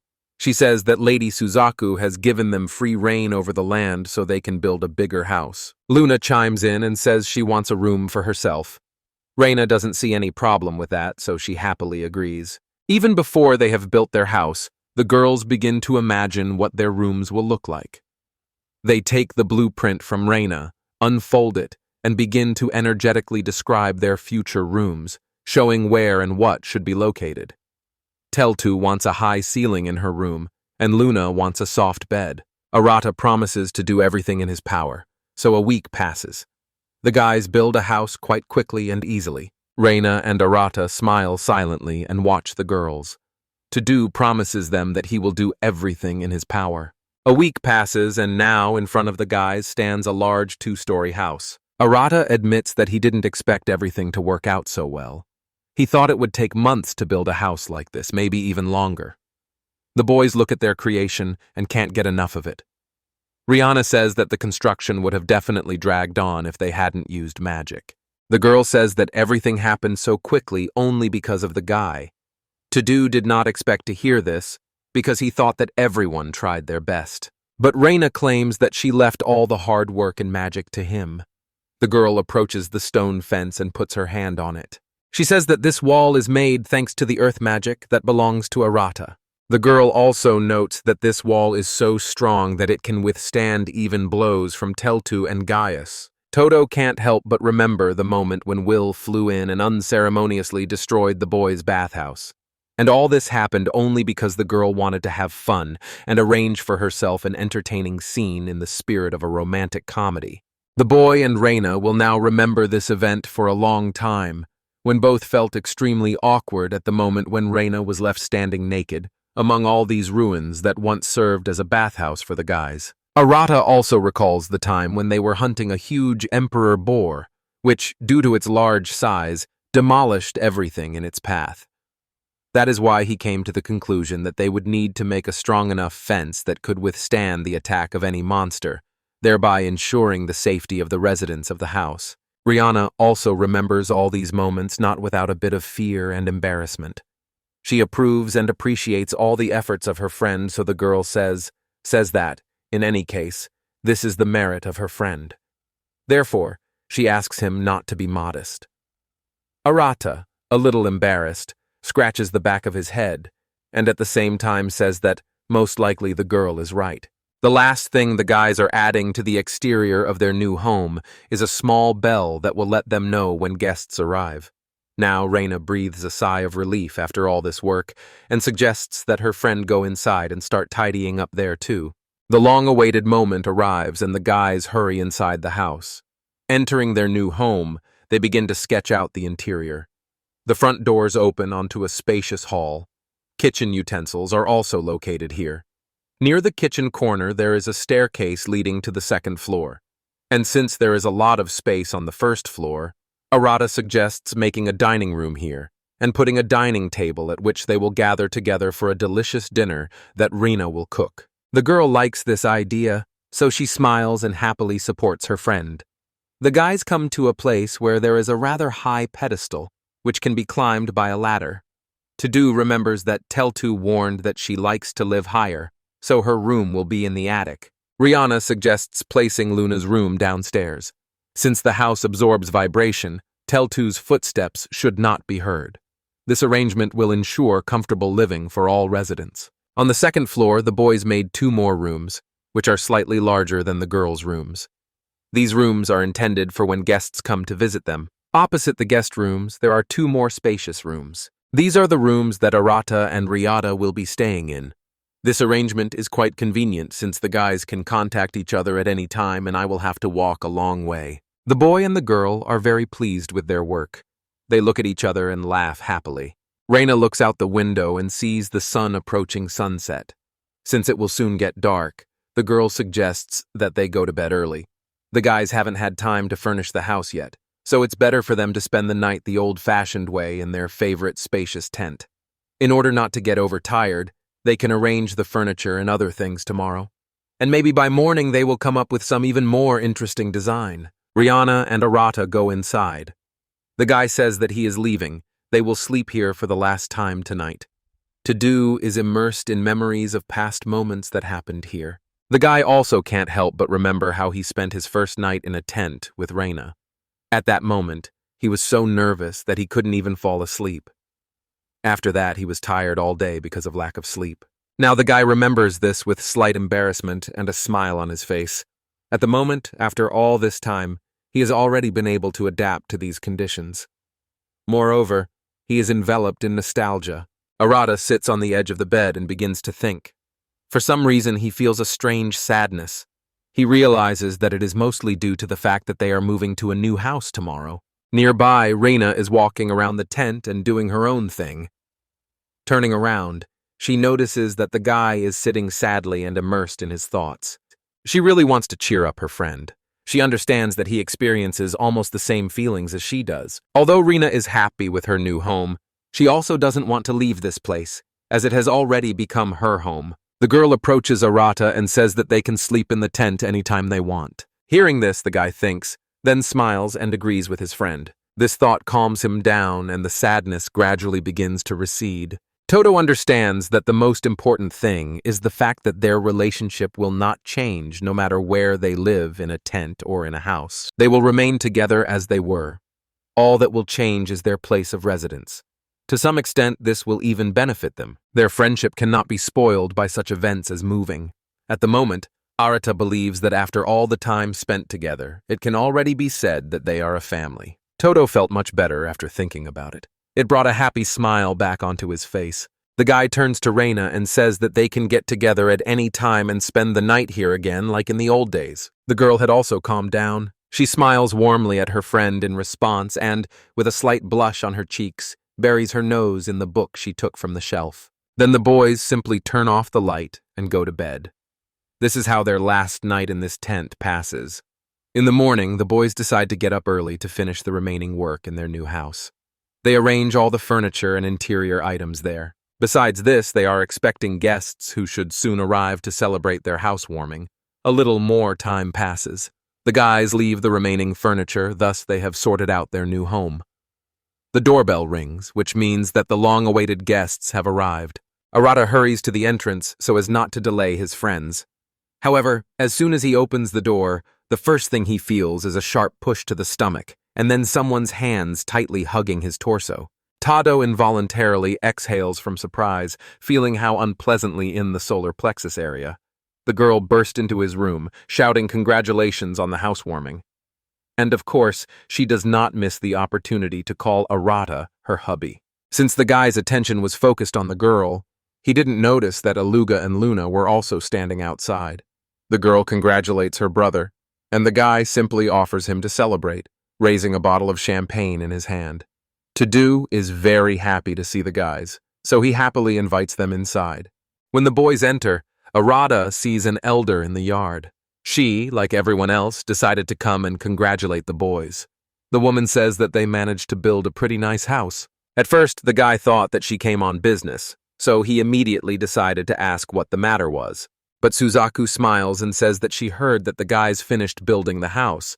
Moreover, she just wanted to visit them soon, and now such a wonderful opportunity has come up. Reina also appears at the entrance, surprised. The girl did not expect to see Suzaku here. The elder explains that she wanted to reward them. The woman asks to do without tears of joy. Saying this, she smiles broadly. Tado stands there scratching his head, asking what reward he's talking about. At that moment, the elder's smile disappears and is replaced by surprise. She didn't think the boy would forget everything that happened so quickly. The elder reminds him of how he defeated Gaius. Last time, she promised that she would try to help them, and here she is, ready to fulfill any request. Arata feels a little awkward. He remembers that at the time, his head was filled with thoughts of how to help Reina return to the continent. But later, it was no longer relevant, and that is why he forgot about the promise. Suzaku expected a different reaction but decided not to focus on it. Anyway, a great idea came to our mind. The woman flies up, pausing in the air. She opens her fiery and wide wings. She has wings. The boys freeze in surprise and watch this whole picture. Reina considers this transformation very beautiful. She has never seen anything like it before. The elder asks to save their surprise for later. A fiery funnel, similar to a tornado, forms in the air. Its rotation will cause a strong wind to rise, causing the children's clothes to flutter. In an instant, this funnel takes on the silhouette of a phoenix. The woman has a very unusual power. It's different from anything the boys have seen before. The main character looks at the bird with admiration. Moreover, it is the strongest creature that Arata has seen on this island. The majestic Suzaku flies up to the boys and says that she has decided to give them the right to ride on her back. From a bird's eye view, you can look at the vastness of the island of this great island. The boys are speechless. Even Aluga is surprised. Since in all the years he lived with the elder, this is the first time he has received such an offer. The woman does not deny the fact that she allows such things very rarely, but since this is a special case, she is ready to make concessions. Moreover, thanks to them, Suzaku saw an interesting spectacle with an unusual ending. The phoenix extends its fiery wing to the boys, thus inviting them to climb. When Arata's foot touches the flame coming from the wing, he feels nothing. The wing is not hot at all, although at first glance it seems so. The fire coming from the bird is a kind of sacred fire. Tito helps Reina climb onto the bird. He turns to the boys and sees them looking at what is happening with delight. However, even though they are itching to ride such a bird, they are too shy to say it. Arata notices this and decides to try his luck. He turns to the elder and asks if the boys can ride too, since there is enough room for everyone. Suzaku looks at the guy and then starts laughing loudly. The woman says that only Toto could say such a thing. This made her laugh because for the people of this village she is like a god. It never even occurred to them. Arata smiles and decides to challenge her, saying that it's probably just too hard for her to carry everyone. It works. Phoenix claims it's complete nonsense and agrees to give everyone a ride. She asks everyone to hurry up as she is not at all used to waiting. But the guys do not go right away. Aluga asks what she is doing. Luna stands next to him, amazed, but the girl prefers to remain silent. The woman replies that she promised Arata to do everything she could for him as a reward. For little Luna, this explanation is quite enough, so the joyful girl climbs onto the bird, spreading her arms out to the side cheerfully. Aluga at first wanted to stop her, but it was useless, since the girl did not hear him at all. He was worried that this could have a negative effect on the sacred animals, but when the boy saw that Luna was okay, he was happy about it. Teltu stands next to Aluga and asks if she can do the same. Aluga decides to hurry up and takes the girl with her. And when all the boys climbed onto the bird, the phoenix asked if everyone was ready to fly. When she receives an affirmative answer, she flaps her wings and rises into the air. In an instant, their faces are blown by a strong wind, which makes it difficult to even open their eyes. Arata and Reina cover their faces with their hands. The guy asks the girl if she's okay. She screams that she's fine. At first, it seems impossible to hold on. Their hands slip off the feathers. It takes their breath away. But the elder tells them to relax. As Arata follows her advice and relaxes, an island of incredible beauty comes into view. Opening his eyes, it seems to him as if all this is happening in a dream. All the guys are incredibly delighted. Phoenix asks how they look. The heroes respond that it is amazing. The island itself is located within bright and endless azure water. It has a unique nature and incredible atmosphere. From above, you can see many different races and cultures. There are also a lot of unexplored places on the island. Arcadia is covered with dense tropical vegetation, which is permeated with colorful flowers, unique leaves, and unusual trees. Exotic plants coexist peacefully here, creating a mesmerizing view of freshness and picturesqueness. The air is filled with the aromas of wildflowers, and every breath of air brings a feeling of complete relaxation. The coastline of the island is framed by snow-white sand. The seawater is crystal clear. It reflects all the beauty of the island. The multitude of reefs creates an incredible underwater atmosphere that cannot fail to amaze. Tado sees the island from above for the first time. Suzaku asks how the boys feel after this. Arata replies that it's simply amazing. He didn't know Arcadia was that big. The guy looks at his friends. Warm feelings overwhelm him inside. Now he can confidently say that he is only happy to be here. Tado is very happy that he was reincarnated in this world. The guy is no longer afraid to move on the bird's back. He sits down next to Reina and expresses his confidence that there are many more fun days ahead of them. The girl agrees with him.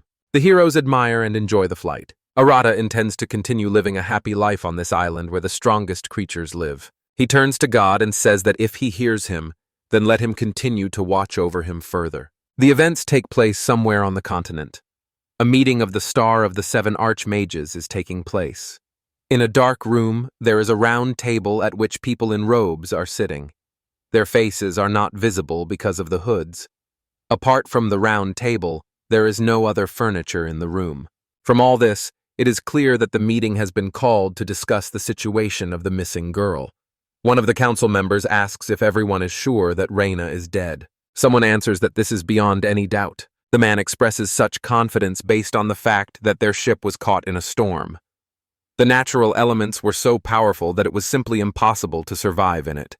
It was as if Reina simply did not have a chance. Despite being the youngest of them all, the girl still remains one of the 7 archmages. Those gathered believe that the kingdom is doing wrong. They think it uses archmages as its pawns. Some advocate clearing up this misunderstanding. Some say that there is nothing to worry about, since the loss of a young and not-so-experienced archmage is not really a big problem for everyone. However, there is one problem. The task that was ordered to be carried out remained unfulfilled.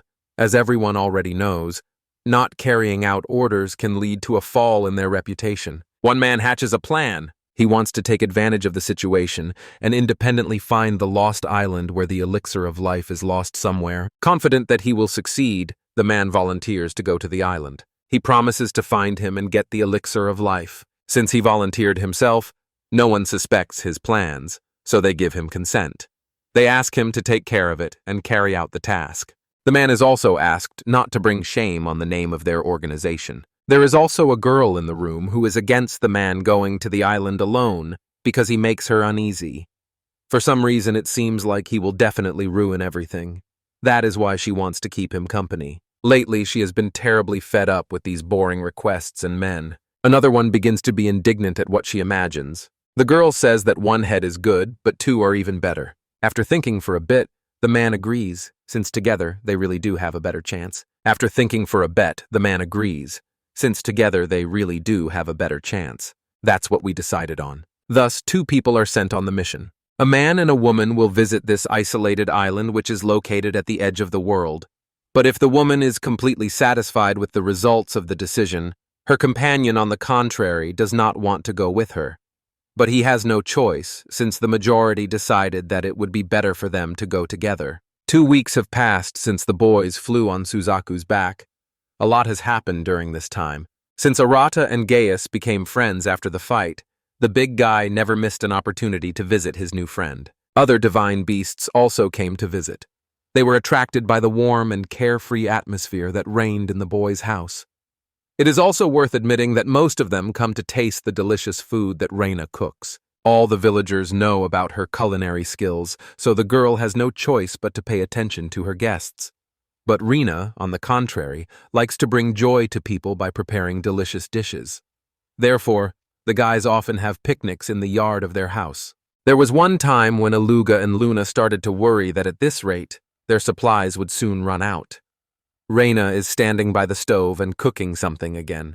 The girl assures that they still have enough meat from the Emperor's boar, so there is no point in fighting over food. Arata isn't worried either. He thinks that if the guys are having fun, then everything is fine with them. Rihanna supports his opinion on this matter. The guy's gaze falls on the buns with stewed pork, which have been emitting a pleasant aroma for a long time. He decides to try one while the girl isn't looking. As soon as he reaches for the plate, Rihanna screams loudly and says that they are not allowed to be taken. Arata starts hiccuping in surprise. The girl explains to Arata why he can't eat these buns. It's because they're going to the village of divine beasts again tomorrow. She made them as a gift, so she asked her friend to be patient for a little while. Arata feels a little sad about this, but he still promises to control himself.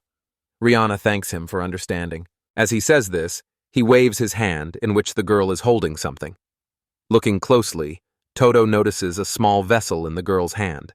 He asks if the villagers gave her this item, and Reina says yes. The girl says that the seasonings of the divine beasts are very different from those on the continent. She thinks they can be used in new dishes.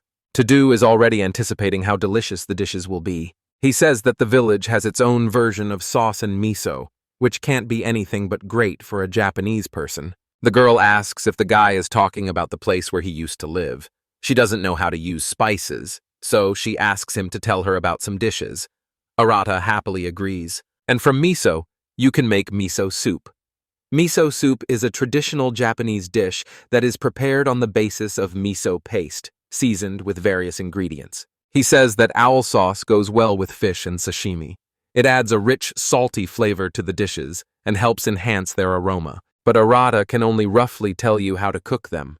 In his past life, he was too busy with work, so he bought food from the store. But Reina doesn't see a problem with that. The girl says that she will ask Livia to help her. Arata thinks that this is a great idea. He will look forward to Reina's miso soup. The guy leans back in his chair and says that eating delicious food and spending a relaxing holiday on an island with rich nature is great. In his opinion, this is the ultimate luxury. The girl asks if it was really impossible to relax in his homeland. He says that in his homeland it was impossible to relax, or rather it was possible but not so often. However, there is no need to fight there. It is a peaceful place without monsters. the young man thinks. The guy says that it's just that all these benefits they've received make it difficult to relax. The girl asks if he means the phone. She thought it would be convenient to talk to people at a distance. The speaker agrees, but says the thought that someone could contact him at any moment makes him nervous.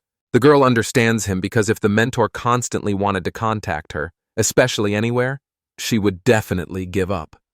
Arata's phone constantly caused anxiety and stress. He was constantly expecting messages or notifications. This prevented him from relaxing and resting. Reina finishes cooking. Now there are 3 large plates on the table on which 3 high mountains of sandwiches adorn. The girl exhales, looks out the window and asks her friend what they will do now. Arata thought about it and said that when he started talking about sashimi, he realized that they don't eat much fish. Rihanna starts packing up her things. Arata watches her and tries to figure out what she'll do next. While the girl is getting ready, she simultaneously tells that they usually gather edible vegetables or hunt monsters, and all this for the sake of getting meat. But she says that she had to cook rare dishes very rarely. This story makes the guy think about this topic even more seriously. Arata suddenly remembers that there is a river in the forest where you can fish. It was to this river that he came with Reina on the day of their first meeting.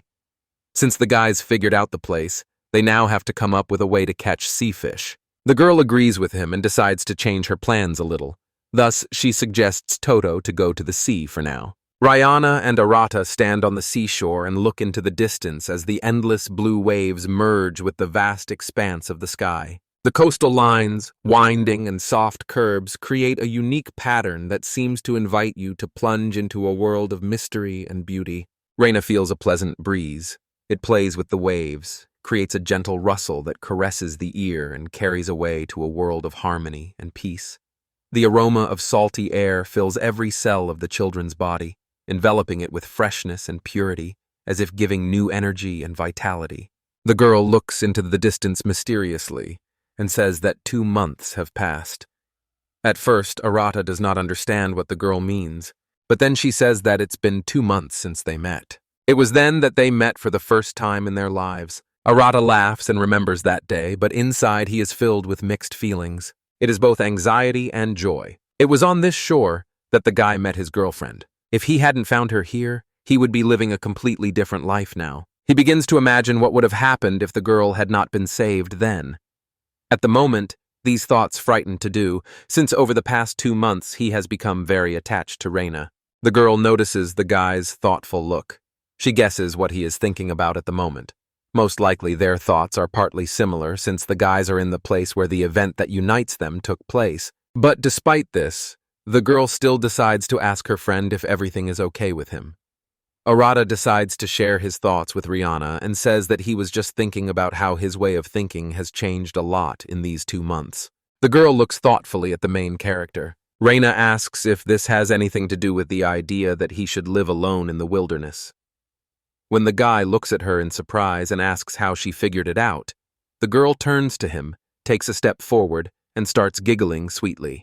Reina guessed because Arata himself told her about it once.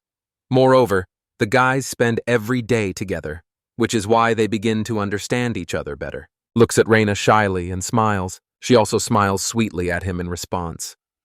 At first, he wants to tell her something, but then he falls silent.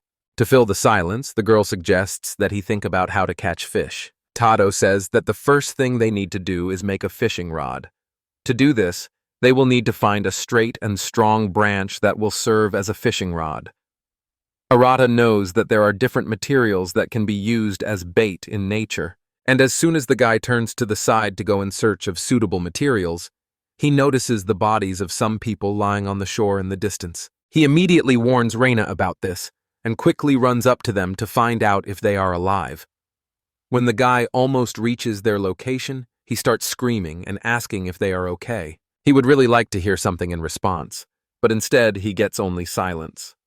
Teltu runs up, sits down, and watches their breathing. But a little later, the guy realizes that people are not breathing.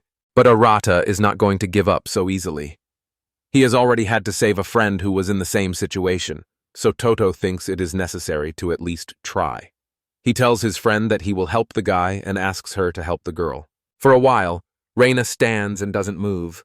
The girl is scared, so she doesn't hear her friend right away. So, he has to shout to her again so that she can at least hear him. This time, it works. The girl rushes to help. At this time, Arata gives the guy artificial respiration. This time he was lucky because everything went quickly. After a few breaths, the guy comes to his senses and starts coughing. After this, all the accumulated water comes out of his lungs. To-do calms down. Since everything is fine with the guy, the only thing left to solve is the issue with the girl. The guy gets up from his knees and sees Reina trying to bring the victim to her senses with the help of magic. She shoots lightning into the girl's body, causing her body to bend, and she lets out an involuntary scream. This leaves Arata perplexed because he asked his friend to revive the girl, not to finish her off. But Reina does not stop at one approach. She continues to shoot lightning because she is sure that this will not be enough. The girl raises her hand in which lightning sparkles to launch another charge. Arata stops her and asks what she's doing. Reina stops and looks at the guy in surprise. She says that she is trying to resuscitate the man using regular resuscitation because it is obvious. Arata starts screaming and complaining, saying that this is not a normal resuscitation. If her friend doesn't stop, she will simply kill the unfortunate girl whose body is shaking a little from the previous discharges. Reina doesn't quite like his comments, so she decides to clear things up for him. She says that it's natural for wizards to bring each other to their senses in this way. Of course, Renya understands that the probability of success is not high, but this is still the norm. While saying this, she continues to shoot lightning bolts. Toto can't stand it any longer and tells his friend to finally stop doing this. This time, the girl decides to listen to him and stops. The guys silently look at the girl's body and wait for at least some kind of result. Arata already wishes the lifeless girl to find peace in the next world.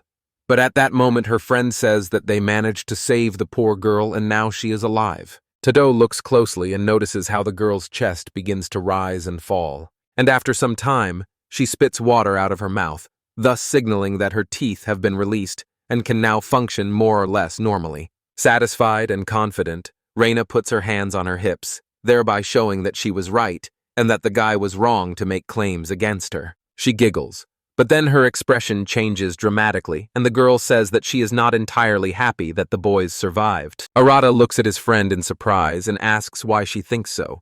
He also asks if the girl really knows these people. Reina looks at those guys and says that unfortunately she knows them. Moreover, she would prefer to never meet them again. The guy who is unconscious is Zeros Green. He has the magic of the deadly flame. The girl is Merlin Marie. She has the magic of holy water. These guys are ranked 6th and 5th in the 7 Archmages star. They are also both ranked higher than Reina. They may indeed be stronger, but one thing is certain. These guys got here the same way as Reina. As is already known, Reina knows a man and a woman who got to this island in the same way as she did. Despite this, the guys bring the people found on the shore to their house, take them up to the 2nd floor and put them to bed, which are located in the guest room. To give the man and woman time to finally come to their senses, the boys leave the room and close the door.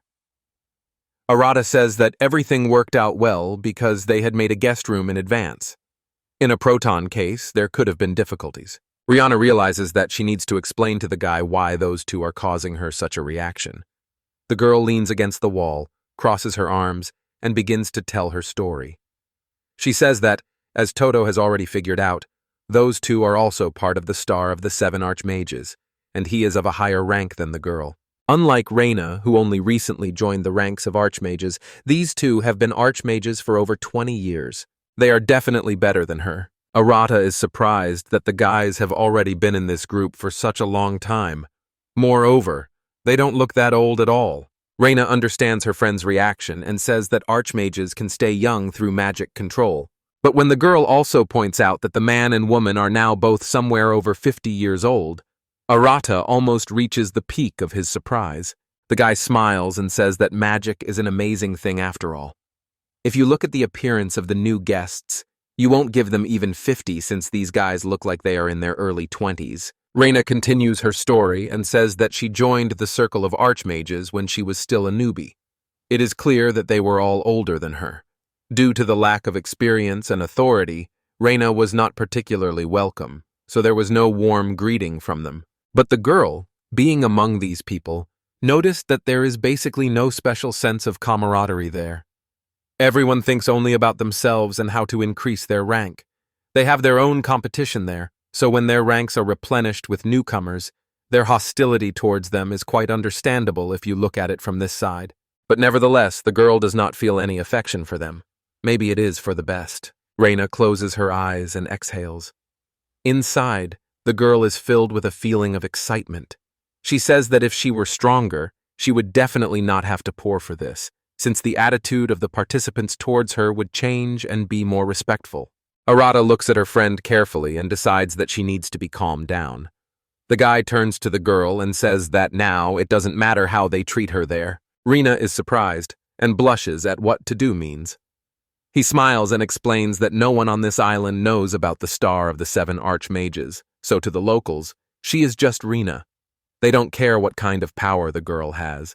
They are just happy to talk to her. The girl is a little embarrassed, but she is pleased to hear these words from her friend. She is about to tell him something, but when the girl says his name, a small noise is heard in the guest room. The heroes assume that the man and woman have woken up. Arata and Rihanna enter the bedroom and see that their guests have woken up.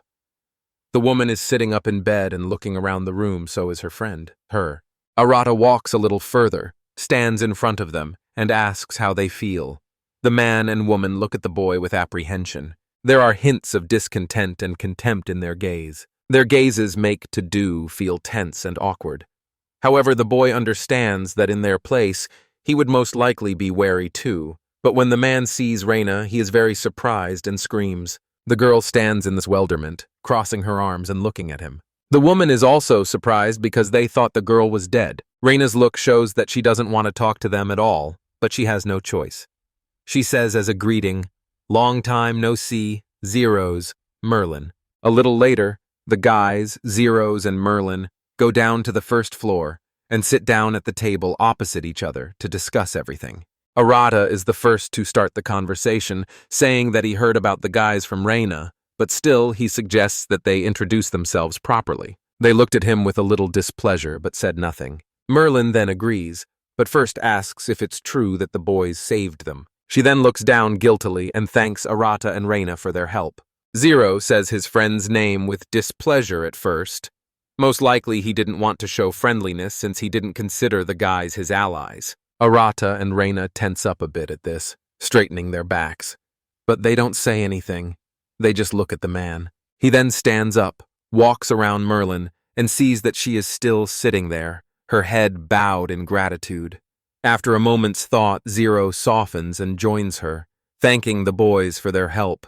Arata smiles and says there is no need to thank them. Although the guys initially showed some harshness towards Reina and Toto, the guy believes that, most likely, these guys are not as bad as Reina says. Now Zero's grinder feels the need to introduce himself first. He talks about how he ranks 6th in the 7 Archmages star. His friend Merlin Marin is in 5th place. The main character states his name and says that he is pleased to meet you. Arata says that he ended up on this island about 2 months ago and has been living here ever since. The guy says Reina needs no introduction. The man says he thought the girl was dead. The hairline thinks. After the guys got acquainted nearby, it was time to discuss everything.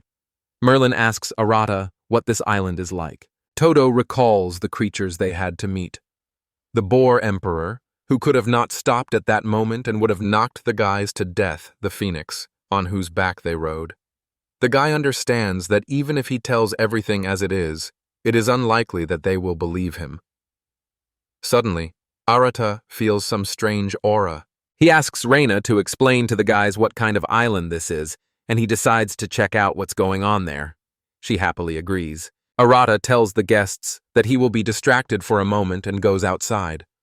The man and woman do not object, but for a while the boys look questioningly at Tudu. When the boy leaves the house, he sees a dragon flying in the sky. Arata is not surprised at all because he knew that the girl would fly to him. Teltu, still flying in the sky, shouts at the guy, calling him her husband. Then she transforms into a human form and flies into Toto's arms. She is full of energy as always. After hugging the guy, she states that she has flown to him, as if he hadn't noticed. Arate can barely stand on his feet, a little more, and they would have fallen to the ground. Toto steps back and says that Teltu is as energetic as ever. He strokes her head and she smiles sweetly. The girl sees nothing wrong with being energetic. But suddenly her mood changes, and this is evidenced by the displeased expression on her face. She starts sniffing the guy from head to toe. Arata stands in amazement and does not move. After sniffing thoroughly, the girl discontentedly declares in a raised voice that her husband smells like another woman. And besides, Teltu is sure that this smell does not belong to either Reina or Luna. Then the girl comes close to Arata and asks if he has another woman. The tension causes sweat to appear on the boy's forehead. He pushes the girls away from him and decides that she still needs to explain everything. Some time passes. When the guy finishes his story, he asks Teltu what she thinks about it. At first, the girl stands with her arms crossed over her chest. Her face still remains displeased. She moans discontentedly, but after a while she calms down. The girl says that this island is covered by a barrier created by God. Visitors from outside are a rarity. Even the appearance of, so to speak, her husband was considered an unprecedented event. In addition, for the first time in the long history of the island, so many people appeared here. There is a possibility that something is happening to this island's barrier. Arate thoughtfully puts his hand to his chin. The guy remembers that he was already told about this. Aluga mentioned that the island is surrounded by a powerful barrier, so it will not be possible to leave it. But getting to it is much easier. But you need to have strong magic. The girl says that they can't overcome the power of a god. Judging from what Aluga told the boy, it's not the god who reincarnated him. Even will-ranked creatures are safely locked here. It's a very powerful barrier. And if a flaw were to appear in such a barrier, no one would be able to fix it except the local god. Arata calls out to the girl, and she listens attentively to his question. The boy asks Teltu, even if the barrier stopped working properly, is it really that bad? The girl puts her hand to her chin and thinks, and then she says that it's not that bad after all. Teltu tells the boy that she has no interest in the outside world. Arata says that of course there will definitely be some rowdy kids here who want to do something naughty. The boy says that he will try to do everything to stop them if the situation gets out of control. There is no point in racking their brains over the barrier now anyway. He says that it is time for them to return home and therefore decides to offer Telt to have dinner with them. The girl happily jumps on Toto from this offer, saying that of course she would be happy to eat meat. Zero's standing on the porch. Merlin comes out to him. The girl sees Toto and Delta, but for some reason they look tense. Arata, as if nothing had happened, asks the guys if they are done talking. Zero scratches his head and says that you can say that. A curious telltale peeks out from behind the boy and asks if these are the people he recently told her about. As soon as Zeros and Merlin take a closer look at the girl, they notice that she is not human at all. This frightens them very much. They assume the pose they usually take before a fight, but for some reason, they are still shaking. Arata doesn't understand what caused them to react like that. The guy asks the guests what's wrong. Zeros, tense, asks what kind of monster it is. They had fought against similar things before, however. The Hellfire Dragon that the three of them defeated was like a baby compared to the girl. She had an incredible amount of magic power. Zeros tells his friend that things are really bad, hanging like a monkey on Arata's back. She looks at the man and woman with bewilderment, not understanding why they are reacting like that. Arata decides to intervene. He smiles and tries to calm them down, saying that Telto is not a bad girl. Now she understands the reason for such a reaction, and decides to play a joke on them. Suddenly, wings begin to appear behind her back. Zeros and Merlin are nearly blown away by the force of the wind. They notice how ominous the force is. They are afraid to imagine how much energy this monster has. Arata turns to the girl and asks her what she is doing. But Telt just wants to have fun. The girl pretends to be a sinister creature. Then he shouts that the ancient dragon has finally become feared and respected. Zeros and Merlin watch in horror. The woman covers herself with her hand in fear, standing behind her friend. Teltu laughs ominously, which makes the boys even more terrified. Tudo decides to intervene and use a trick. The guy turns to his friend and says that he can't stand girls who behave like that. This immediately cools the girl's ardor, because upon hearing this, She quickly comes to her senses and begins to pretend to be a nice and friendly girl.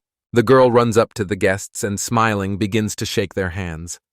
Teltu kindly says that she is glad to see them on this modest island. She asks the guests for forgiveness.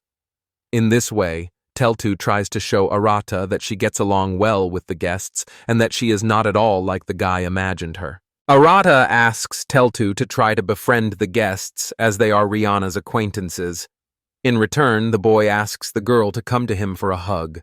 Joyful Teltu runs to him, then cuddles up and smiles. Arata pats her head for her good behavior. Zeros and Merlin are still in shock. They rarely saw such a sight. They think the guy is a monster too. Suddenly, Rina appears. She understands that now the man and woman have seen everything with their own eyes. The girl approaches Arata and apologizes for the fact that the Chilean was unable to convince them. Despite this, she tried to explain to Zeros and Merlin about the island, but they did not believe her. Zeros claims that no one will believe it. Arata understands this, so he doesn't raise his voice. He asks them what they plan to do next. Zero says that they would like to set up a base and gradually explore everything. But if this island is really like that, they should be more careful. Arata asks his friend if they can help them somehow. The girl smirks and says that he is too kind. However, she says that she has a small supply that should last for a week and a tent that she can lend to friends. But the girl says that after that they will be left to their own devices. The man and woman thank the girl by bowing. Rihanna explains her kindness by saying that she can't sleep if she knows that someone she knows might die somewhere out in the open, but that's all. Toto smiles. He knows Rihanna well enough to be concerned about this. Arata is sure that the girl is much kinder than she seems. After the guests took the tent, they went into the forest to settle down for the night. Arata noticed that the two decided to settle down a little to the side. The guy thought that they would settle down closer. Rihanna says that most likely they are just upset that she brought them mercy since the girl is of lower rank. Toto looks at the girl and asks if she's on an island that's cut off from the outside world. Is it really that hard to just start living differently? They could throw all that away and think more carefree. But the girl says that Arata is the only one on this island who can afford to think like that. The guy says that the arrival of new neighbors is a little exciting, but the girl also thinks that only he treats archmages this way. However, at this moment the girl's look becomes thoughtful. And this is all because a memory flashes through her mind of how Arata once told her that, in the end, no one on this island knows about their star. Here, she is simply Rihanna, who can free herself from the past that once brought her not very pleasant feelings and memories. The girl agrees with him. This thought gives her confidence and calm. Therefore, the girl smiles peacefully, closing her eyes, and agrees with what to do said. Having cheered up, the girl says that the title of one of the star of the 7 archmages on this island means nothing. After these words, Arata gives her a warm smile in response. Suddenly, Teltu approaches the boy. She again addresses him as if he were her husband and suggests that they go into the forest and hunt before dinner. Reina also supports the idea of hunting and asks them to bring good ingredients so that she can cook something delicious. The guys happily promise the girl that they won't let her down and will try to catch something big. Teltu steps forward and tells Reina that they are leaving. The girl smiles, waves, and wishes them luck on their hunt. So Arata and Teltu go hunting, and Reina starts preparing for dinner. And so it all goes back to the daily routine. Night falls that same day. Arata says that when they were hunting in the forest, he did not sense Zeros and Merlin anywhere. Teltu wonders where they went. Rina takes the plates from him, turns them around, and says that after she gave them the tents, the boys went to the river. Arata is surprised and asks why they went there, since it's dangerous and if it rains, the tent might get flooded. Teltu points out that Reina herself said so when they were choosing a place for the tent together. The girl turns to the sink. Teltu asks if the man and woman will be okay, to which Rina asks what could happen to them since Merlin is there. Arata asks if she is only good. Rina clutches her plate to her chest and answers dryly, yes. Merlin is a great sorceress who ranks 5th in the Archmage star. He is undoubtedly the best water mage on the continent. Reina wipes the plate and says that she thinks they are well aware of the dangers that can be encountered while staying on this island. Considering Merlin's specialty, the girl has chosen a rather convenient place. Rihanna turns to Arata and says that he knows only one mage who could defeat her at the river. To-do looks at his friend in surprise. She repeats only one.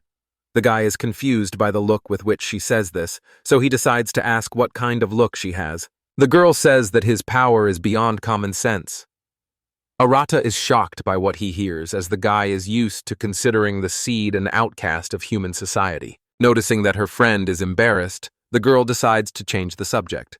Rina lifts her dirty lock of hair and says that she is going to take a bath. The guy smiles sweetly and waves his hand, letting the girl know that he has nothing against it. The guy remembers how Rina used her magic, releasing magical clots of energy. It looked very impressive. He always thought the girl was an amazing sorceress. But now his friend says that Merlin is much stronger than her. She is a water mage. If you think about it, Zeros is also almost on the same level as the woman. Arata walks up to the front door that leads to the backyard and opens it. To-do doesn't know what will happen next. The pleasant and fresh air hits his face. The guy looks at the starry sky and thinks about Zeros and Merlin. Arata really hopes that they will all get along with each other. Suddenly, a hoo-hoo-hoo sound is heard. A girl in a tall black hat appears. She smiles widely. She floats in the air and says that it seems like they are having fun again. The girl herself lights up with a bright glow. Arata looks at her in bewilderment. He recognizes that same Wilhelmina Walmiran Wahim, a girl who is a true vampire. She is dressed in a dark dress, and on her feet are small, neat shoes. In greeting, she lifts her hat.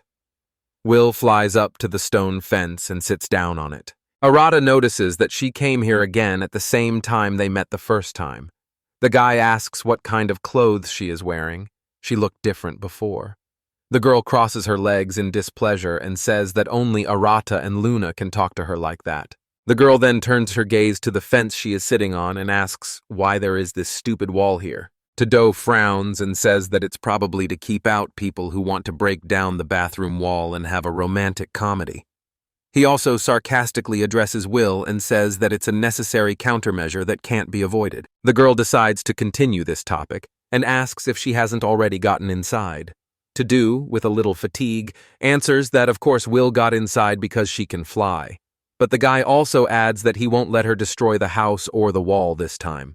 The girl, with a sly smile, waves her hand, in which appears a shard similar to those with which Will had destroyed the bathhouse. She says, "Oh, really?" and suggests that he test it out. Will enlarges the crystal and launches it straight at the wall. It flies straight towards Silly and then hits the fence and destroys it. Smoke rises and Arata just stands there in amazement. He doesn't immediately understand what happened, and in front of Arata, there was a high wall from which small clouds of smoke were emanating. The vampire girl in the hat will look away with displeasure. Arata raised his hand. He closed his eyes and smiled. He was pleased and was happy to himself. Will was on a high wall. She looked at Arata and started shouting in displeasure that she wondered how much magic he had put into that wall. Arata was standing on the ground. He put his hands on his waist and looked at Will with a smile on his face. Then Arata frowned and remembered Will's sudden appearance. At that moment, she looked gloomy, and her face was completely hidden behind her hat and a disheveled hair. He thought that Will was interested in Rain. At this moment, when Arata remembered Rain, she was in the bathroom taking a warm bath. She raised her hand and played with the water. Arata looked at Will with a serious look and thought that the whole situation that was happening looked very suspicious. Arata folded his arms and looked at Will. Then he said that she always shows up at the right time. Arata put his hands on his waist and said with displeasure that Will had really installed a dryer in their house. Will continued to sit on the wall, her legs crossed, listening attentively to Arata. After hearing these words, Will's face changed. She was surprised by what she heard. Then she jumped to the ground and broke her silence. She said that she did not understand what Arata was talking about. Will raised her finger up and started smiling menacingly. Then she continued saying that she didn't understand why they would put a dryer in the boy's house if they could just use clairvoyance magic. Arata started pointing at Will and yelling angrily that he knew it. Now he understood why Will always came when Reina was taking a bath. Will stood not far from Arata and mockingly stuck her tongue out at him. The full moon illuminated the sky where clouds floated and stars twinkled. Will asked if her actions weren't obvious. Will began to smile evilly and then said that she came here to embarrass Reina. There was an unusual and large amulet hanging on Will's hat. Will stood in front of Arata. She was smirking. Her hands were on her hips. Arata put his fist in front of him and said that Will had a bad vampire hobby. Will stopped smiling, looked away, and said that if this were a normal situation, she would just knock down the wall in the bathroom where Reina showered. Clouds and stars were seen above the roof of the boy's house. Will moved her hand to the side. She stood in front of Arata. Then she said that today she felt that there was someone new on the silent. Arata looked at Will in surprise. There was a high wall behind him. Will grinned angrily and said that this stranger could be from the race of guys. Arata looked calmly at Will and told her that nothing could be hidden from her.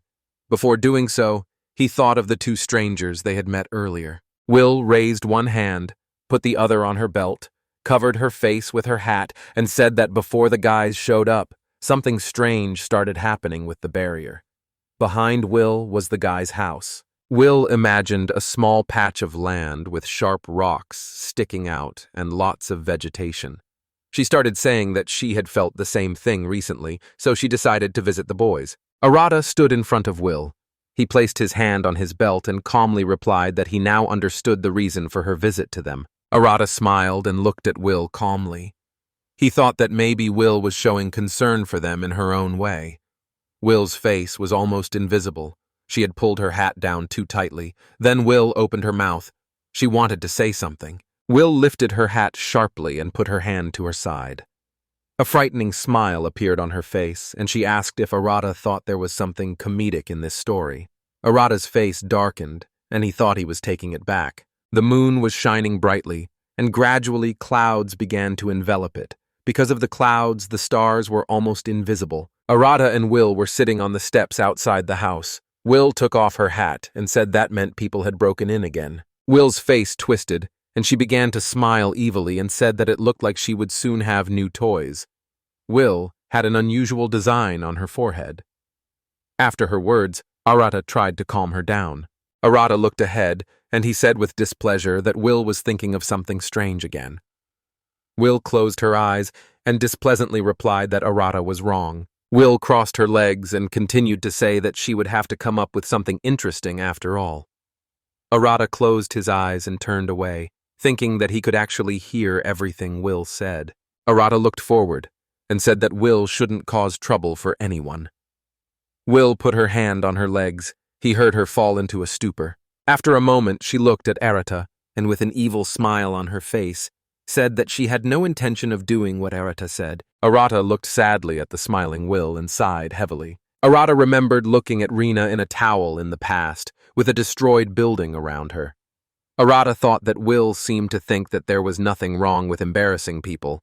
Arata remembered Will laughing evilly. Arata imagined Will's back in front of him and thought that Will's feelings seemed very different from theirs. Arata looked sadly at the smiling Will. She sat next to him with her eyes closed.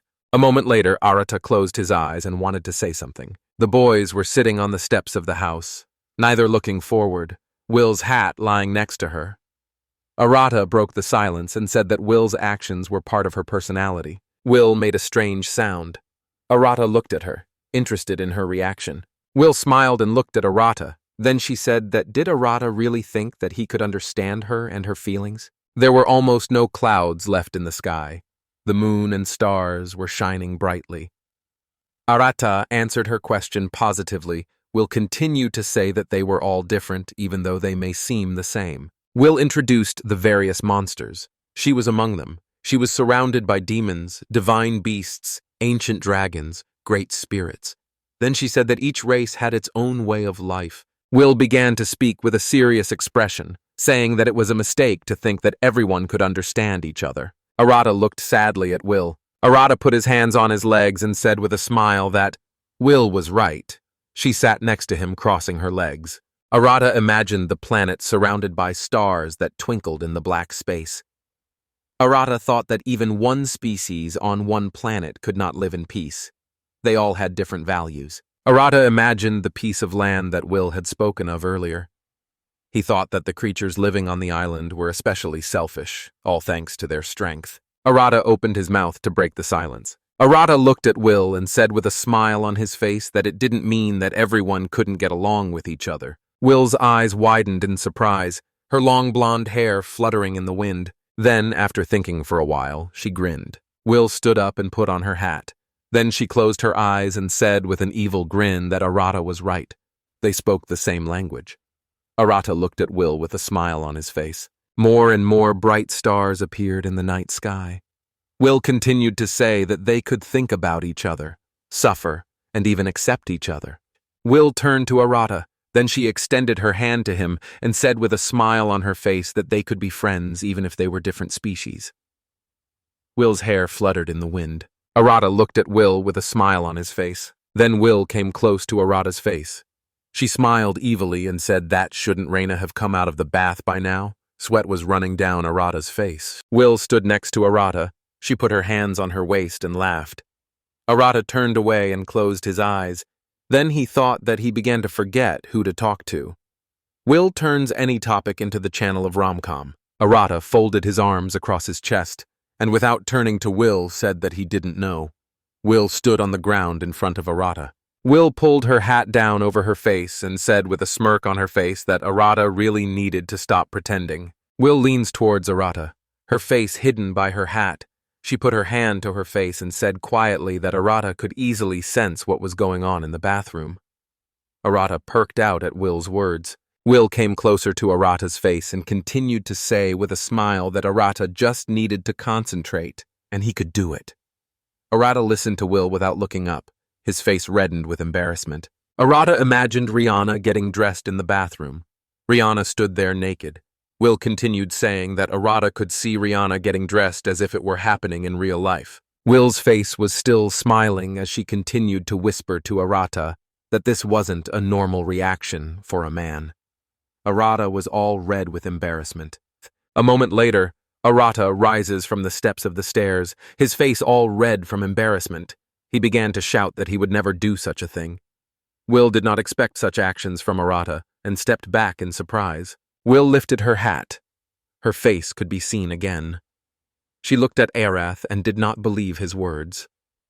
As soon as Will showed her face, one could see that she was missing one eye. Arata jumped in fright when he felt someone standing behind him in the doorway.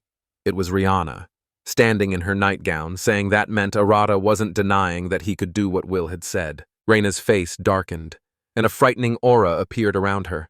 Reina called out to Arata menacingly. He was shaking with fear and reluctantly turned to Reina. Rihanna stood in front of Arata. She was surrounded by a scary aura. She looked at Arata frighteningly and asked him if he really was going to do what Will said. Arata put his hands in front of him in fear and shook with fear. Reina loomed over him. Rihanna stood in the doorway of the house. She folded her arms under her chest and waited for Arata to answer. Arata stood on the ground in front of Rihanna. He put his hands forward and started saying that he was capable of it, but he wasn't going to do it. Will looked at Arata and said with a smirk on her face that Arata was definitely telling the truth. She was wearing a hat with her blonde hair sticking out from underneath. Will pictured Rain naked, sometimes sitting on her lap, sometimes lying down. Will said that how could a normal, sane guy think rationally when there was a naked girl next to him? Arata's face was all red with embarrassment and beads of sweat were running down it. He put his fist in front of himself and started shouting that Will should shut up immediately. Will started laughing. Arata's face turned even redder when he heard Will's words. Arata started to get more nervous. Could her words really be true?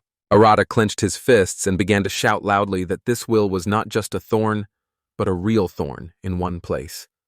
Will in an instant turned into a bat and flew into the sky, which was strewn with stars. Rihanna stood on the steps at the entrance to the house. She called Arata's name again. Hearing this, Arata turned to her in fear, his body trembling. Rihanna was hovering over Arata.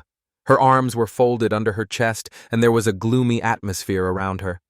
Rihanna said with an evil smile that she wanted to continue talking to Arata.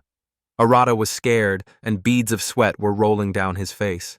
Arata's brows furrowed in sadness, tears welling up in his eyes.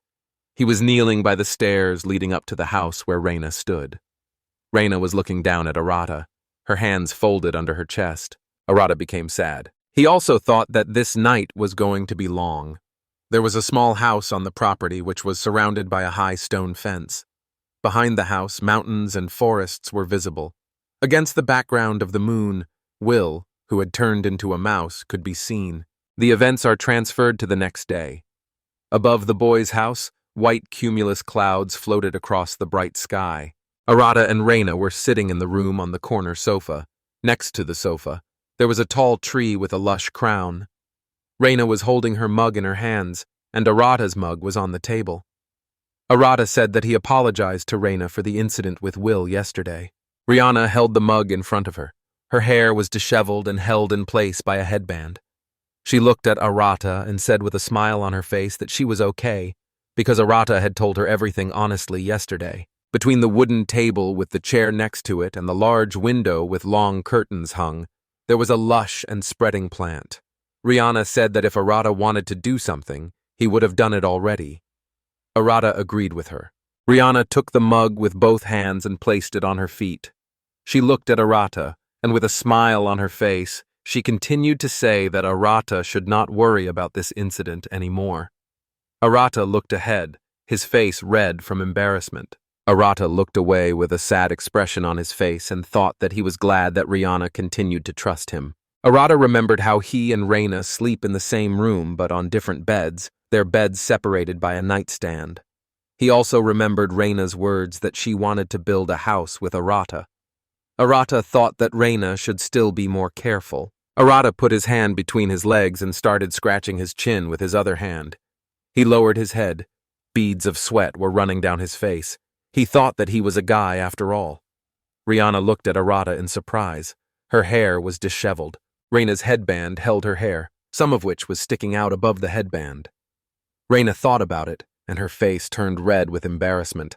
She started to nervously adjust her hair with her hand. Rihanna held the mug in her lap with both hands. She looked ahead and said that Arata should listen to her. She felt a little awkward about bringing this up. Arata looked at the mug that was on the table in front of him. Rihanna looked towards Arata and continued to say that if he wasn't around, she wasn't sure she could make it on this island. Arata looked at her in surprise. Behind Arata was a ladder, next to which was a shelf with dishes. Rihanna imagined their house, which was on the ground, surrounded by a high fence, and next to the house was a forest. Rihanna continued to say that at night she could set up a barrier, but that was not enough because higher monsters could cross that barrier. Reina's hair was sticking out from under the headband.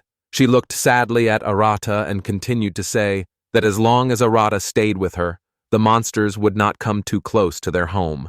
This is what she wanted to talk to him about. Rihanna held the mug in her hands and looked at Arata. He had one hand on the sofa, the other was on his leg. The boys were sitting on the sofa. Arata's mug was still standing untouched on the table. Behind Arata was a wooden door and a staircase. After Reina finished speaking, she looked ahead, her cheeks flushed. Reina raised her hand and clenched it into a fist.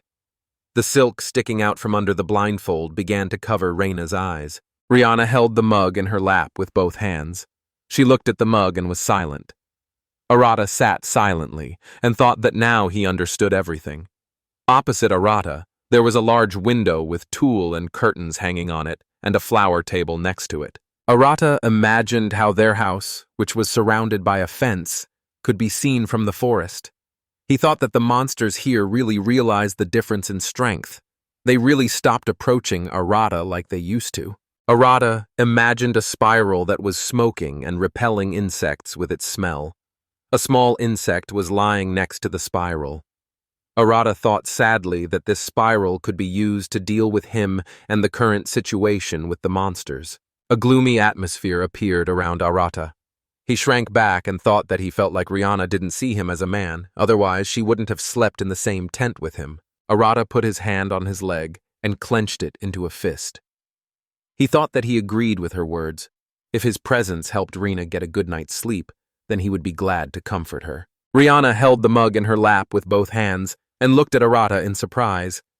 He broke the silence and said that Rihanna had taken good care of him up until now. Arata's face lit up.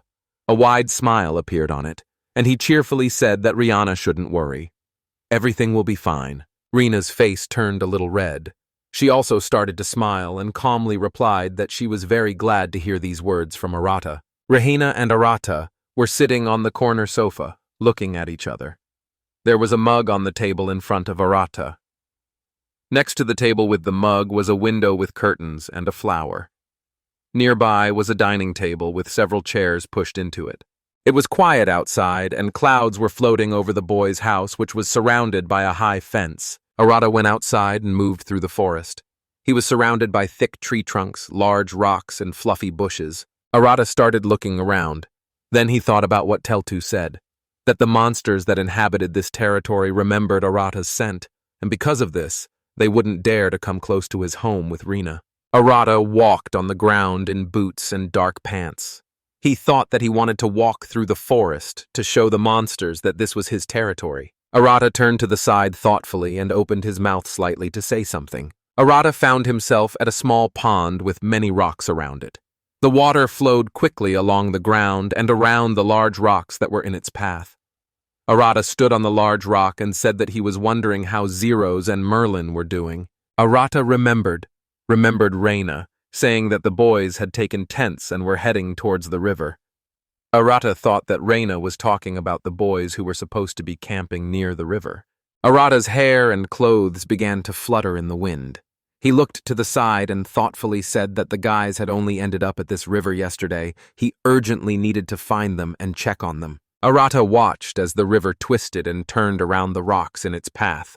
There were trees growing along the river, and the river eroded the rock in its path. Arata peered out from behind a large tree trunk and said that he felt the boys must be somewhere nearby. Arata stops and sees the guys in front of him. Arata and the guys are separated by a huge monster, which was completely made of water. Zeros and Merlin were standing sideways to Arata. They took fighting poses and were waiting for something. Arata fell into a stupor. Then he looked at the guys with his mouth wide open in surprise. The boys looked ahead. They raised their hands up. Fear was visible on their faces. The boys' clothes had an unusual diamond-shaped pattern. Zeros and Merlin were standing on the ground. Behind them was a forest with lush crowns. The boys took fighting poses. Their hands were clenched into fists, and their teeth were clenched tightly. Sweat was running down Arata's face. He was nervous and did not understand what the boys were going to do. Arata's hands were clenched into fists. He looked warily in the direction from which he heard someone calling him. There was a forest behind Arata. He was standing by a tree with a wide trunk. The man with big ears began to wave to Arata and greet him. Arata saw Luna and Aluga greeting him. Luna's face was red. She smiled widely and said that she and Aluga had come here to play. Luna had big animal ears and a tail. Aluga stood behind Luna and looked at Arata seriously. Arata stood there and didn't understand what was going on. Closer to the river stood the boys Zeros and Merlin and the big water monster. They were wary, and on the other side stood Luna and Aluga. Luna was cheerful and waving to Arata. Aluga stood behind her silently. Arat's face was dripping with sweat. He pointed to the side and asked Aluga if he could explain what was going on. Aluga put one hand on his belt and looked at Arat with a menacing expression. Behind Aluga was a large camp tent. Aluga thought for a moment, began to scratch the back of his head. He closed his eyes and opened his mouth to say something. Aluga said that they went to visit the boys as usual. Then he stopped talking and got angry because Luna ran in front of him and interrupted his conversation. She spread her arms out to the side and started running. Her hair and clothes fluttered in the wind.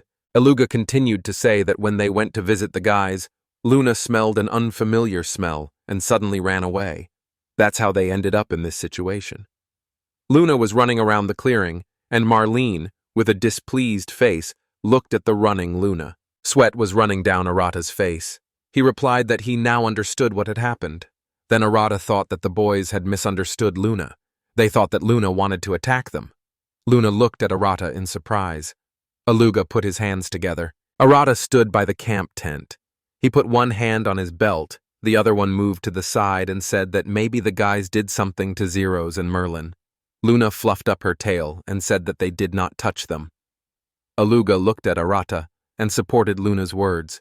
Arata put his hands to his face and started shouting at the boys that they had nothing to worry about. Everything was fine.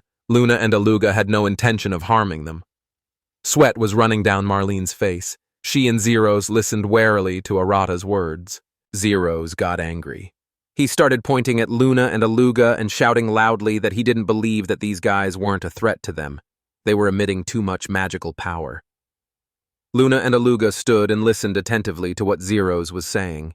Arata folded his hands together, sweat running down his face. He closed his eyes and thought sadly that he needed to figure out what to do in this situation. Arata folded his arms under his chest. Out of nowhere, a huge shadow appeared above him. Noticing this, he was very surprised and even scared. Arata was standing in a clearing. Behind him was a tree trunk and several large stones. A large monster appeared above all the boys, flapping its wings. The air currents made the boys' clothes and hair flutter. The boys looked at the monster in surprise, hanging in the air. There was a camping tent behind Arata. Arata looked up in surprise. He said, "Is this really a big rooster?" His hair and clothes were fluttering from the branches. Luna's face turned red, her mouth hanging open in surprise. She looked at the monster hanging in the air. Aluga stood behind her, also looking at the monster in surprise. Zeros and Merlin were very scared. They frowned and opened their mouths wide in shock. A large monster with a rooster's head looked menacingly at the boys. This monster continued to hover in the air. The boys simultaneously shouted that they did not understand what kind of monster it was. Zeros clenched his hands into a fist. He gritted his teeth and was ready to attack. Merlin put her hands aside. Tears appeared in her eyes. She began to scream loudly. "What kind of joke is this? The monsters here look fiercer than a hellfire dragon." Zeros and Merlin put his hand on his belt and raised the other one up. Then he asked Luna if she knew what kind of monster it was. Luna looked at Arata and, with a smile on her face, answered that she knew it was the Shantok bird. Luna raised her hands up. Her face was red. She started to smile widely and closed her eyes. Arata looked at Luna and, with a smile on his face, thought that, judging by Luna's reaction, this bird must have tasty meat. The monster hung in the air and looked menacingly at the boys. The bird began to examine the boys one by one. Arata was the first. He looked at the bird attentively. The bird analyzed that a rat was dangerous and that he was a monster. Then the bird looked at Luna and Aluga. Luna looked at the bird with admiration.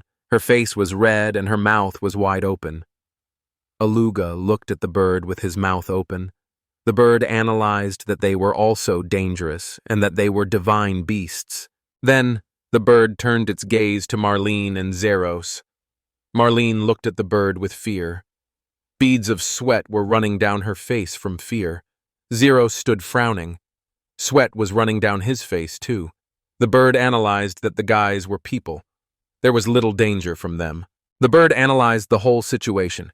Its eyes lit up, and it rushed to attack the boys. Marlin and Zeros and their water monster were very scared when they saw the bird rushing towards them. The rest of the boys stood silently and watched what was happening. Marlene's face was covered with sweat. She was very scared.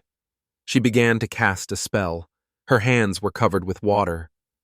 Marlene began to shout that she was ranked 5th in the 7 Archmages' star. Her magic power should not be underestimated. Zeros' face was covered in sweat from fear. He raised his hand up, on which a fire lit up. He began to shout loudly that he ranked 6th in the star of the 7 Archmages. The deadly flame of Zeros' grinder. He can easily burn the monster. Arata looked at the boys sadly. He closed his eyes and thought that Reina was the same. Is it really so important for Archmages to always say their name? Merlin and Zeros were standing near the river. They were trying to cast a spell and shouting something. Arata noticed a bird monster rushing towards the boys. He thought that this could end badly. Arata couldn't stand it any longer. He ran forward. Sweat appeared on his face. As soon as he started running, he shouted that he simply couldn't stand and watch the situation that was happening now. Arata clenched his fists and ran towards where the boys were standing. Marlin and Zeros were standing on the ground, casting spells. A bird monster was rushing towards them. The lush crowns of trees were visible not far from the boys. Arata slowed down. His hand was in front of him. He saw how to the side of him, someone very fast appeared in the air. It was Luna. She clenched her teeth and screamed the word meat. The moon was in the air. Then it was above the bird. It landed on the bird's back. The moon's arms were spread out. Without reviving the attack, the bird let out a shrill scream. After the attack, clouds of dust and dirt rose into the air. Arata stood with his arms down and looked at the sky. In the sky was the moon riding a bird, a monster. Riding the bird, the moon looked at Arata and waved her hand. Arata thought that he did not see anything, but he was sure that the moon would eventually defeat this bird. After a while, a monster bird in the moon fallen in front of Arata. After the fall, dust rose into the air. Arata looked ahead and wondered if they had really fallen. Luna stood up. She spread her arms out to the sides, then she smiled widely and said that this was her meat now. Behind her, trees with lush crowns were visible, and in front of her stood Marlin and Zeros, who were looking at her. Beads of sweat appeared on Zoros's face. He looked at Luna in surprise. Marlene also looked at Luna. They were both very surprised and at the same time said that they could not believe that Luna helped them. Marlin and Zeros fell to the ground. They put their hands on the ground to avoid falling completely to the ground. Then they made a loud, strange sound. Behind the boys there was a wide river, and behind it, a forest. Arata stood not far from them and watched what was happening. Arata turned to Aluga and said with a smile on his face that the boys were right. Luna helped them. They were lucky that everything ended well. Aluga stood and looked at Arata. He had doubts when he heard Arata's statements. Arata walked towards the guys. He put one hand to the side and asked if everything was okay.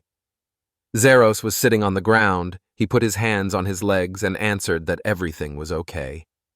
Marlene was sitting next to him, and without looking at Arata, she thanked the guys for saving her. Zeros was sitting on the ground, sweat running down his face, breathing heavily and trying to calm down. Marlene was sitting next to him. She had her hand on her face and was also trying to calm down.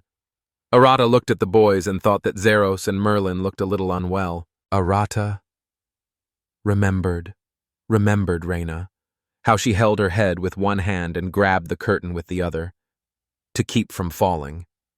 Arata thought that the symptoms of the boys were similar to those of Reyna.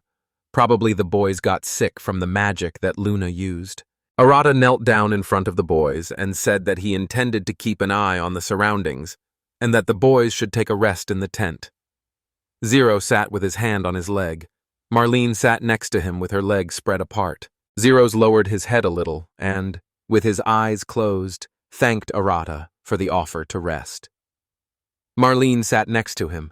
She put her hand on her head. Beads of sweat were running down her face. She also thanked Arata for his concern for their condition. Zeros headed towards the dark tent, and Marlene headed towards the light tent. Arata and the other boys watched Zeros and Marlene's actions carefully. Zeros's tent was closer to the forest, and smooth mountains were visible beyond the treetops. Aluga looked at Arata calmly and asked him that everything would definitely be okay with the guys. Arata was standing next to Aluga. He looked away. Arata looked at Aluga and replied that he thought that Reyna had already gotten used to the magical saddle they were using, which meant that Zeros and Marlene would also get used to it and be completely fine. Aluga pointed his thumb towards the tent Zeros was in and said that he and Luna would try to be careful, but if the boys were that weak, maybe Arata and the others should think about protecting the boys. Arata put his hands together. He looked at the Aluga and replied that Aluga was right. He would discuss this matter with Rehina a little later. Aluga put his hand on his belt and looked at Arata. Then he said that Arata's idea. Aluga was wearing fur-lined boots. He stood on the ground and began to say that he really didn't care what happened to these guys. Aluga pointed at himself. Then he smiled broadly and cheerfully said that if Arata and Reyna decided to take responsibility for the boys, then he and Luna would definitely help them. Aluga had a headband with a pattern on his head that held his hair. Arata looked at Aluga and replied that he agreed with him and was very grateful to Aluga for his words. Arata's shirt collar was slightly raised, and under the collar was a bandage that looked like a scarf. The water in the river was noisy and flowed around the rocks on its way. On one side of the river was a forest, and in front of the river were mountains. Arata asked if the boys would like to work while they were at the river. Aluga answered that Arata's idea was a good one. Luna also agreed to help. The fishing line with the float ended up in the water and splashes of water flew in all directions. Arata was sitting on a large boulder, his legs dangling down. Arata was holding a fishing rod in his hands, and next to him on a nearby rock was a wooden bucket. Arata closed his eyes and laughed. Arata leaned back a little, his face flushed with pleasure. He closed his eyes and smiled. Then he said that the trees swaying in the wind, the sound of the river, how good it was to be in nature now. Arata sat on a large boulder with his legs down. He held his fishing rod with both hands. The float was visible on the surface of the water. Arata's wooden bucket stood nearby on a smaller stone. Arata said that he had reached the highest pleasure. Aluga opened his mouth wide, so much so that his white and sharp fangs could be clearly seen. Then he yawned loudly. Not far from Arata sat Aluga. His hands lay on his legs and the fishing rod was next to him. It stood between the stones. Next to Aluga sat Luna. She held the fishing rod with both hands. The boys were sadly reasoning that they could not catch any fish. Hearing the boys' conversation, Arata lowered his head and closed his eyes. Then he thought sadly about something. Arata held his fishing rod with both hands. Arata thought for a bit, turned to the guys, then he smiled and said that the point of fishing is not only to catch fish, you just need to relax and enjoy yourself. Aluga and Luna, having listened to Arata, sighed heavily. Luna hugged her legs, then she started wagging her tail. Luna closed her eyes and said discontentedly that she thought this game was too boring. After listening to Luna, Arata lowered his head and sighed heavily. Arata put the fishing rod aside. He began to get up on his feet. Arata was still on the big rock. Then Arata said that it seemed that nothing could really be done. Behind Arata was a forest with thick tree trunks and lush crowns. Arata closed his eyes and sank into the water. He thought he needed to sharpen his senses. Air bubbles appeared in front of Arata. Then he saw the bottom of the river with schools of fish swimming unpredictably in the water and various underwater plants. Then, after a while, Arata noticed some large fish swimming near a large rock and various seaweeds. He thought that he had finally found them. Arata stood on a large rock. He put one hand on his belt and with the other began to point at something in front of him. Then Arata said that a fish was swimming in the place where he was pointing. Luna stood next to Arata and looked away with interest. Arata closed his eyes and started waving his hand. Then he wished the boys good luck. Luna said with a smile on her face that she would catch that fish now. Aluga also said with a smile on his face that he also intended to go to that place to catch the fish. Arata sat down on the rock again, his legs down. Arata held his fishing rod with both hands and said that he intended to stay here and just wait while the boys fished. The float floated motionless on the surface of the water. After some time, unexpectedly for Arata, the float completely disappeared into the water. This greatly surprised Arata. Arata stood up abruptly. He started shouting that he had a fish bite. Arata held his fishing rod with both hands and raised it up to pull out the fish that had bitten the bait. Behind Arata, the lush crowns of the trees spread out. Above was the sky. Arata held his fishing rod tightly with both hands. Excitement gripped him.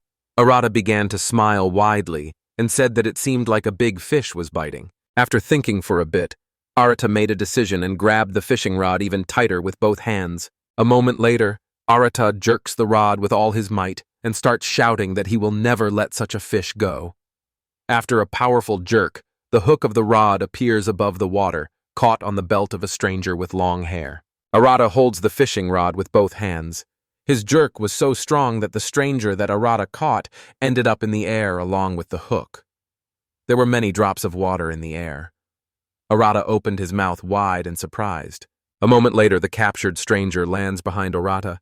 He landed next to a large tree trunk and rocks, and a loud bang was heard throughout the area as the stranger landed. Arata's eyes widened in surprise. Sweat was running down Arata's face. He turned around in hopes of seeing his caught catch.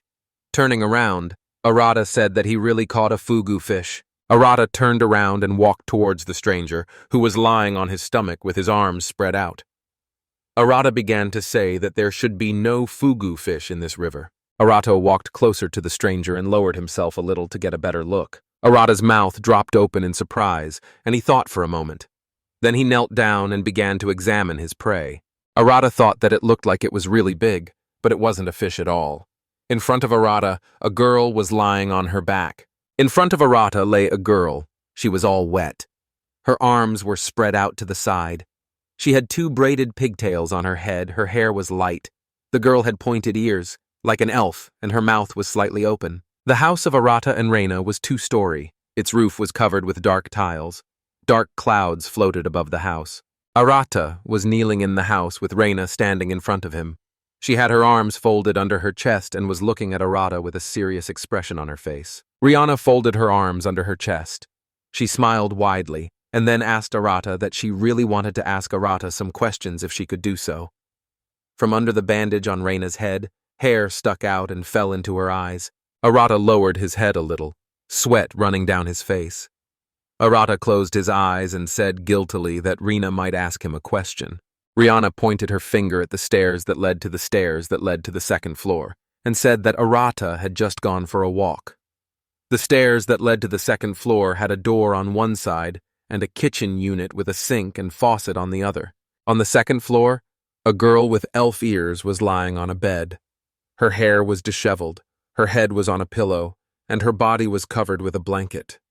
Reina continued to say that she did not understand how they could have problems again. The Aluga stood in the room on the 2nd floor.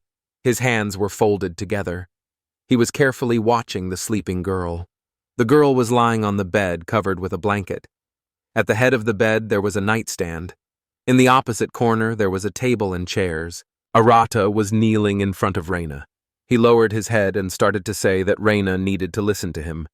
He was resting and leisurely fishing when suddenly it happened. Reina was standing in front of Arata. Her arms were folded. There was a ladder by her side. Sweat was running down Arata's face. He said guiltily, without raising his head, that he had suddenly caught this girl on his fishing rod.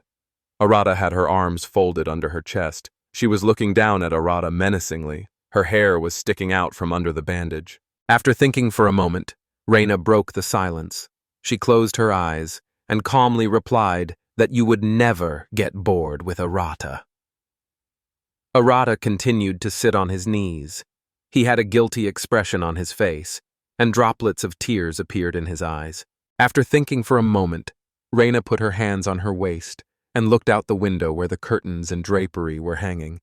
She opened her mouth to say something. Rihanna, without removing her hands from her waist, looked at Arata and said that she would think about her later. But now it was time to prepare dinner. Arata put his hands between his legs, then he raised his head and cheerfully said that Rihanna was right.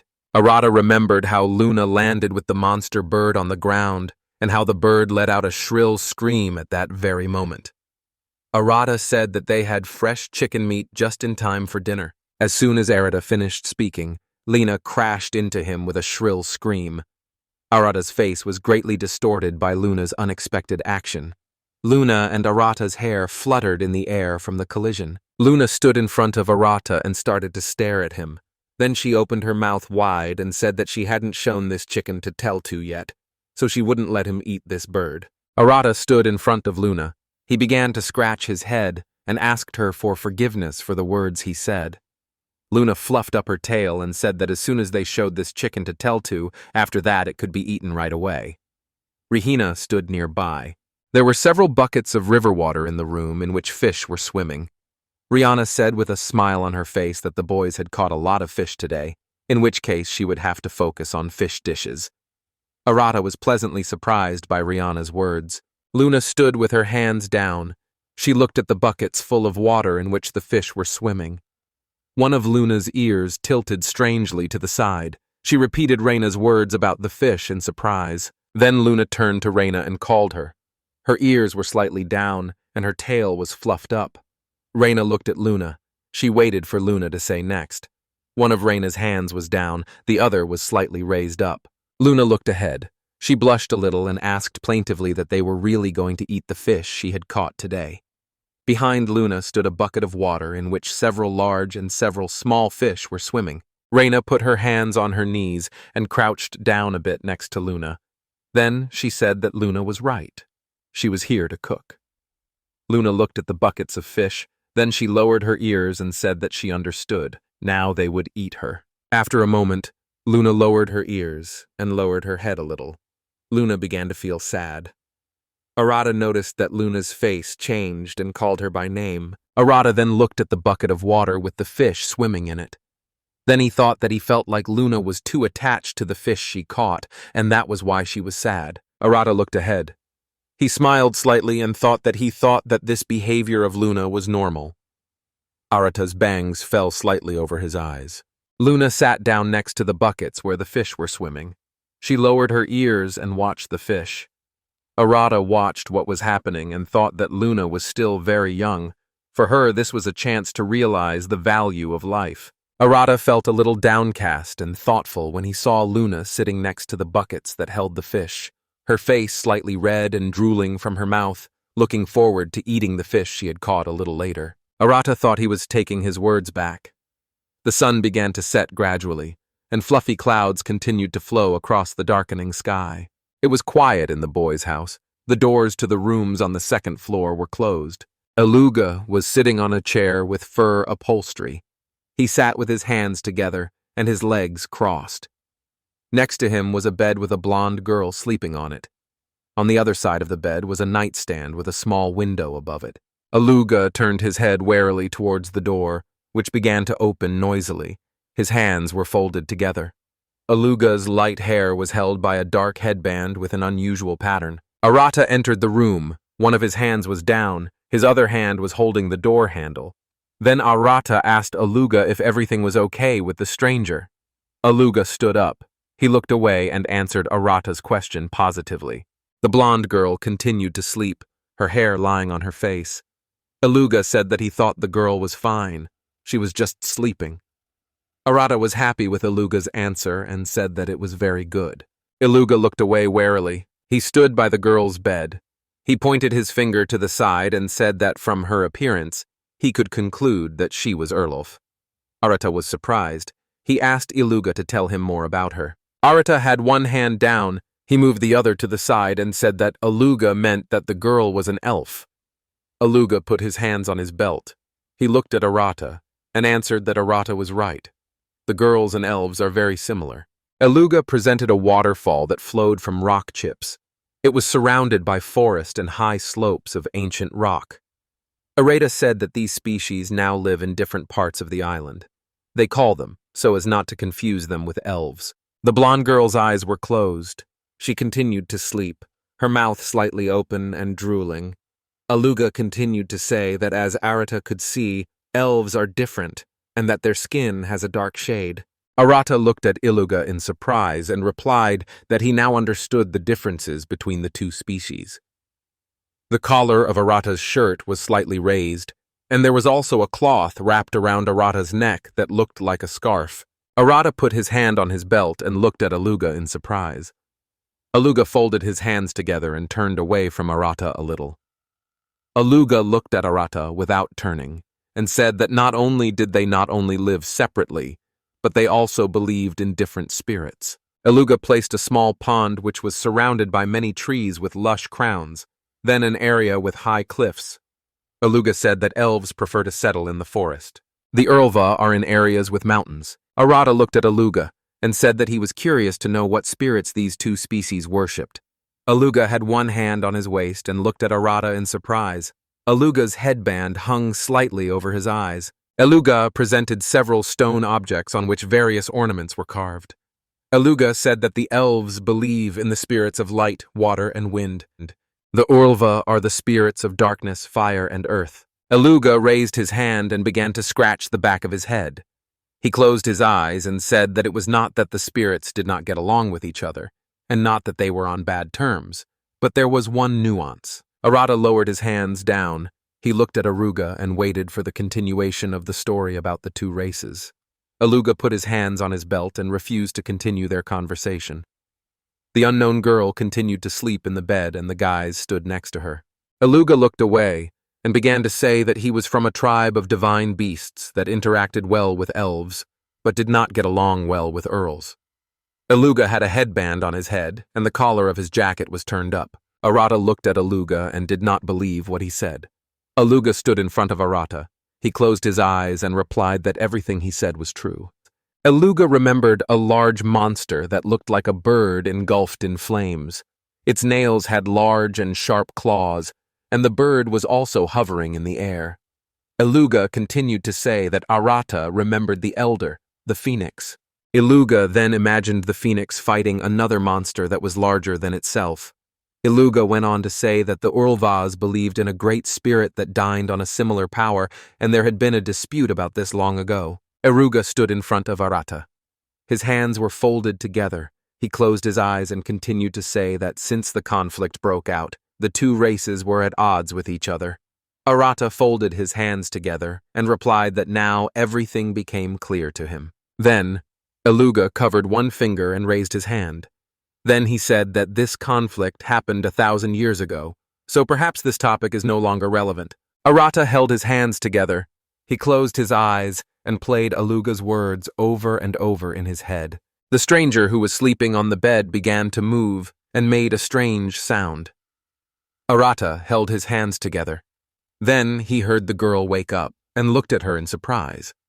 Aluga also looked at the stranger in surprise.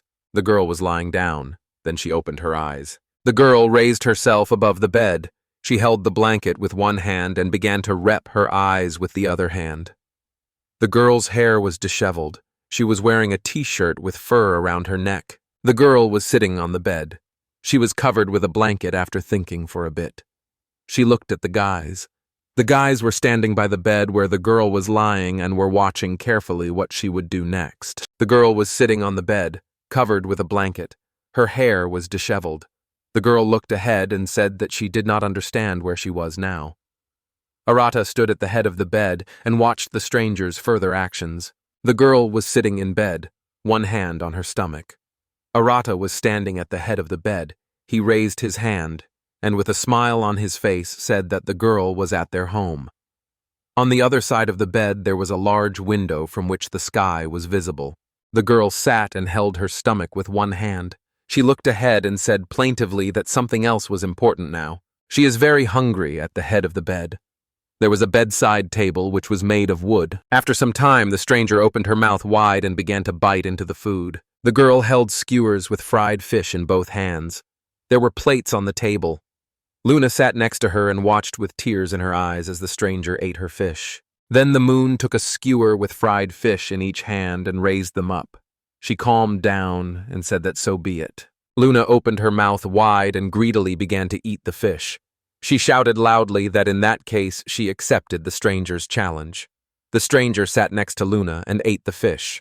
Her face was dirty and her hair was tied in ponytails. The dining table was outside Luna, and the stranger continued to eat fried fish. Reina stood aside from the table. She looked at the girls and wished them bon appetit. Reina stood by the lit fire and cooked the fish. Aluga stood nearby, his hands folded together. He looked at the girls who were sitting at the table and said that they had managed to eat their share. Arata stood nearby, one hand on his belt, and then he laughed a little at Aluga's words. Reina approached the boys and said that this girl's name was Katima. Aluga kept his hands folded and put them in front of him to look. Arata heard Reina's question. He looked at her and answered her question positively. Arata looked at the girl and said that she was from the Urlv tribe, who lived in the mountains of the northern territories. Katima held a skewer with a stung fish in each hand and ate it greedily. Katima's face was covered in crumbs from the food, and her hair was pulled back. Reina stood next to Arata. She folded her arms under her chest and said that he didn't know how the girl who lived in the mountains ended up in the river. Sweat was running down Arata's face. He thought for a while and wanted to start talking. Arata imagined Katima floating in the river, with many air bubbles forming around her. Arata fell ill and said with a smile that Katima was hungry, so she dove into the water to catch a fish, but her leg cramped. Rihanna stood in front of Arata, holding her hands under her chest, and said with displeasure that Katima was really that clumsy. Arata nervously replied that that was why you always had to warm up a little before you started swimming. Katima finished eating. There were many crumbs from the food on her face. After thinking for a bit, she sighed heavily from the saturation of the food. Katima was lying on the ground covered with grass. She spread her arms out to the side and with a happy expression on her face said that she felt very good. Luna was lying next to her. She also spread her arms out to the side and said that Katima was right. It really was very good. Sometime later, Rena approached the girls. She put her hands on her waist and said menacingly that girls should not lie around after eating, as it was considered bat manners. The girls rose from the ground. They lowered their heads and moaned sadly. Katima leaned her hands on the ground. She sat with her eyes closed. Then she sadly said that she had eaten her fill, and now she wanted to sleep. Wuna sat next to her. She lowered her head and ears down and sadly agreed with Katima's words. Arata came up to the girls. He put his hands on his knees and sang a little. Then he smiled and said that in any case it was already late, so Katima could stay with them for the night. Katima, sitting on the ground, looked at Arata and cheerfully agreed with him. Luna sat on the ground, her head and ears down. She started rubbing her eyes with her hand and said plaintively that she would also like to stay the night with the boys. Arata smiled broadly and agreed to let Luna stay at his house as well as Katima. Then, Arata turned to Aluga and asked him what Aruga thought about it. Aluga smiled, he closed one eye and raised one hand. Then he said that it didn't matter to him. The guys could do whatever they wanted. Arata held the girls by the back, who could barely move their legs, as they were very sleepy. Arata said that now was the time to go to their rooms. Behind Arata, there was a table with the remains of food and several chairs. Reina appeared in front of Arata. She covered her mouth with her hand and began to laugh quietly. Arata looked at her in surprise as he did not understand why Reina was laughing. Arata looked ahead in surprise. Luna and Katima stood next to him. Luna, without opening her eyes, held Arata by the jacket, and Katima leaned on Arata. Rena, watching all this, said that Arata now looks very much like the father of these two. Arata looked at Reina. He smiled and laughed quietly. The girls continued to stand next to Arata. Then he said that in that case, then Reina is their mother. Reina stood with her hands on her waist. She blushed and repeated Arata's words. Rena imagined herself smiling widely, and Luna sitting on her back. Katima standing next to her and touching her face with her finger. Arata looked away with a smile on his face and held little Teltu on his shoulders. Rihanna stood silently in front of Arata for a while. She lowered her hands down. Rihanna's face was red from embarrassment. Arata stood in front of her and was also silent. Luna and Katima stood sleepily and leaned on Arata. Arata started scratching his face. It was red from embarrassment. Then he thought that he was just continuing Rena's joke. The boys' conversation was interrupted by Eluk's voice. He looked ahead warily and began calling the boys. The bandage that held Eluk's hair was pulled down over his eyes. Arata was holding Luna and Katima in both hands. They were falling over from sleep. Rehina was standing in front of Arata. Her face was red, and her hands were slightly raised. Aluga said that he was happy for the boys, of course, but Luna and Katima were about to fall to the ground. Arata turned red with embarrassment. He picked up the girls and shouted that Aluga was right. He would immediately take the sleepy girls into the house. Rihanna's face was red with embarrassment.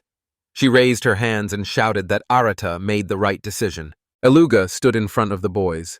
He put his hands on his waist and was touched by the boys' reactions. Rihanna stood still. She raised her hands and put one of them to her face. Arata took the sleepy girls in his arms and quickly walked. There was a pile of stones on the ground.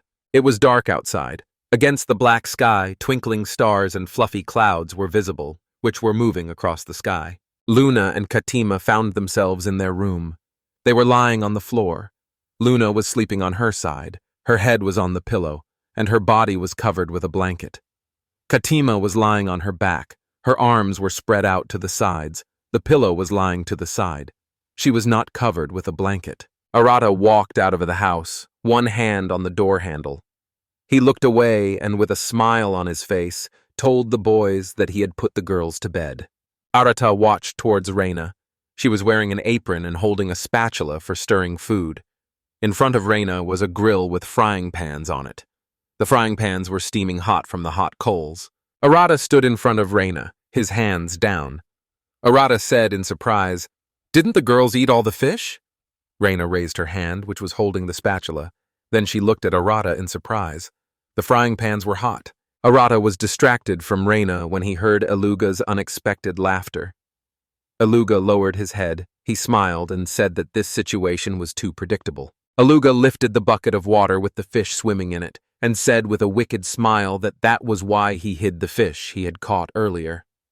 Arata smiled and said that Aluga had done a very clever thing. Arata sat down at this table, which had a tablecloth on it. Rihina then came up to him and placed a plate of hot food in front of Arata. She then said with a smile on her face that she had prepared a more adult dish for them. On the table in front of Arata was a plate of fish and vegetables, with cutlery on the sides of the plate. Reina continued to say that she had prepared the fish fried in oil and a side dish for it. Reina stood in front of the table. She was wearing an apron. She hid her hands behind her back and asked the boys what they could say about the food. Arata had 2 plates of food in front of him. He was surprised and couldn't take his eyes off the food. Aluga did the same. Reina said that she hoped Aluga wouldn't scream with delight, otherwise he would wake the girls. Aluga's face turned red. His mouth was open and drooling. He couldn't take his eyes off his plate and agreed with everything Reina said. The boys were sitting at the table. Arata put his hand to his face and thoughtfully said that he would like some kind of drink with the fish. Aluga looked at Arata and agreed with his words.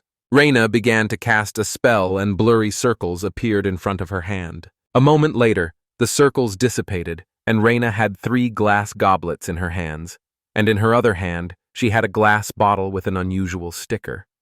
Reina said with a smile on her face that she could easily make Arata's words come true. At Rihanna, with his mouth open in surprise, Aluga's face also blushed. He was pleasantly surprised by Rihanna's abilities.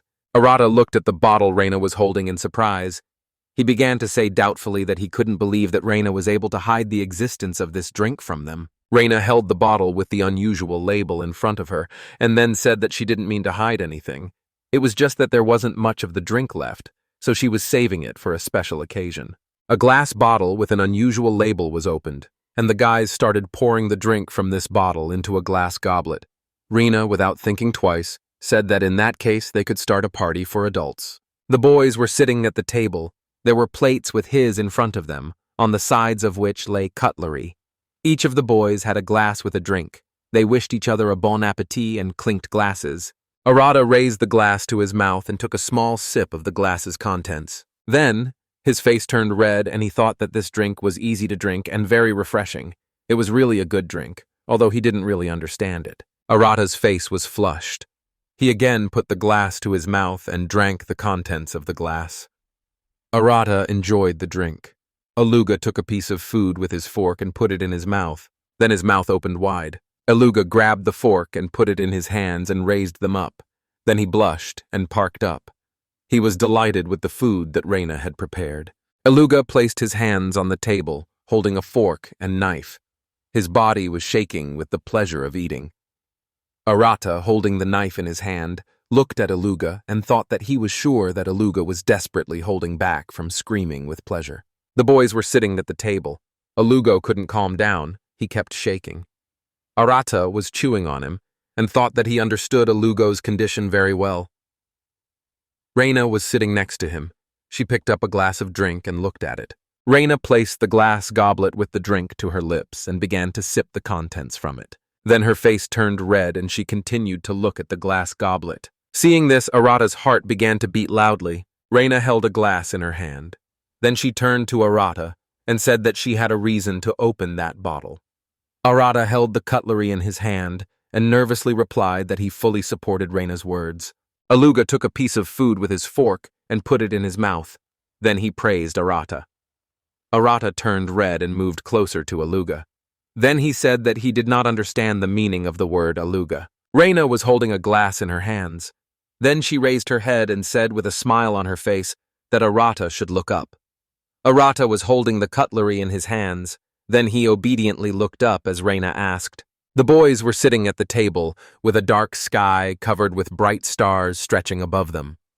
Reina was holding a glass in her hands and admiring the beauty of the stars. Arata blushed and supported Rihanna's words. Aluga held a glass in his hands and looked up. Arata's face was slightly flushed, but imagining the girls lying in their beds and already asleep for a long time, Arata said that he liked noisy feasts. The boys sat at the table and looked at the sky above them, which was strewn with bright stars. Arata said that sometimes he wanted to do something like this. Rihanna agreed with Arata's words. The next day came. Clouds floated over the forest and mountains. Arata went outside. He raised his arms up to stretch his muscles after the night. He stretched and said that he liked the morning air. It was very nice.